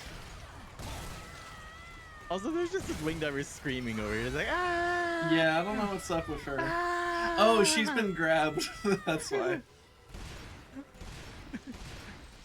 Ambulance over here. Thank you so much. Can't find the egg-shaped ship. Can't find it. Even if we found it, there would be nothing we could do about it. We can't even destroy a mothership, let alone their command ship. Okay, shields are back up. Let me put it back. Okay. Yeah, just need to. Really, less two things. You know what this reminds me of? Remember that one guy showed us how to hide in the hospital in EDF 4? Yes, that also is not too dissimilar from this. Alright, I killed Okay, the last shields are thing, up. making my way back. Making my way downtown, walking fast. Oh god, you better get your friend. I'm basically here, so. Alright. Stop drifting past the stairs. I know, I have to like let go of the keyboard for a second.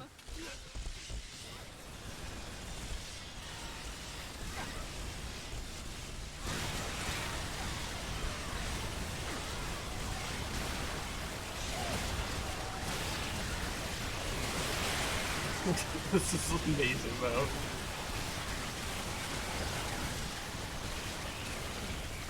This is Storm 3.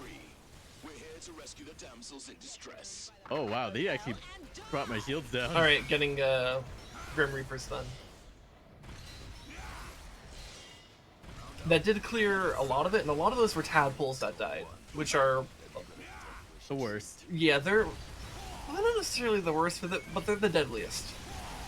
For sure.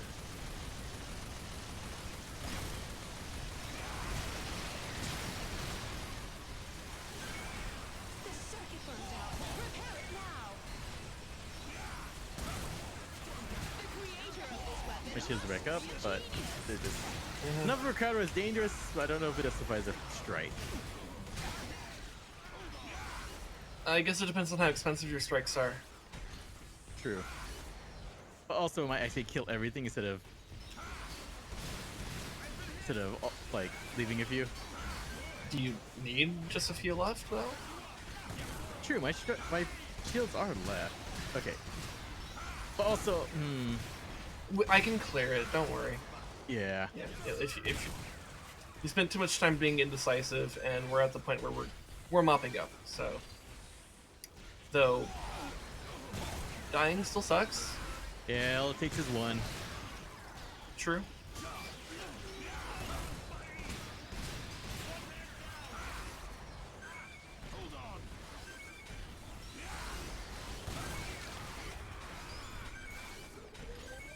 The ultimate soldier.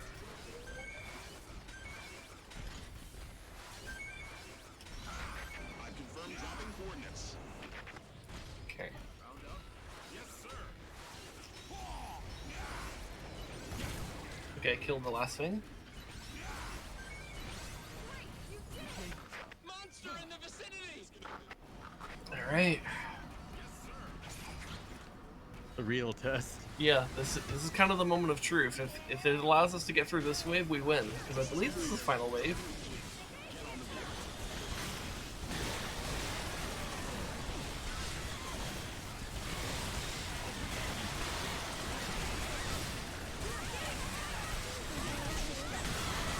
This is Storm 2. Heading out to rescue Storm 4.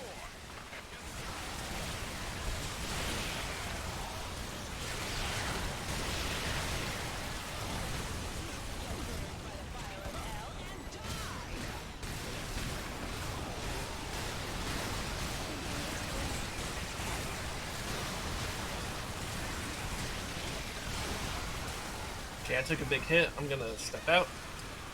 I think Spriteful got me. Yep. Okay, that sucks.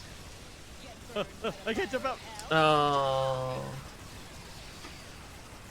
I have a lot of potential though. It has a lot of potential. So we'll have to try that next time. Including gods. Because we should call it here. Yeah. Also, I need to piss. But yeah, that was very strong strategy.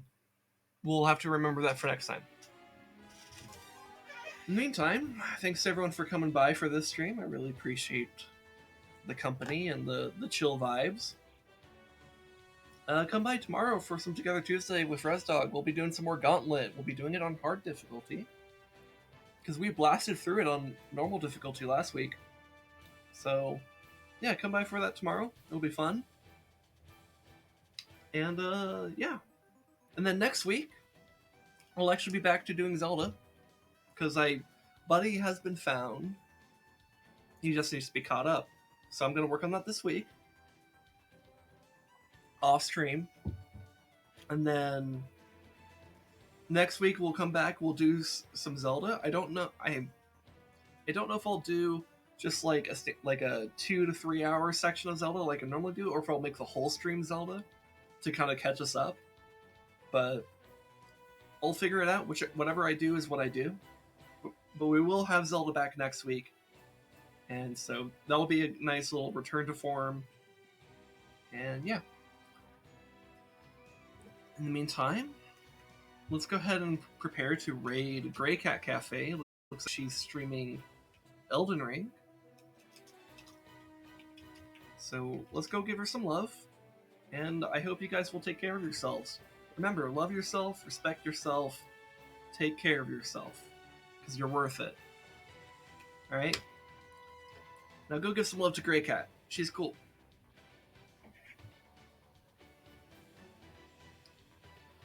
Alright. See you guys later. Bye!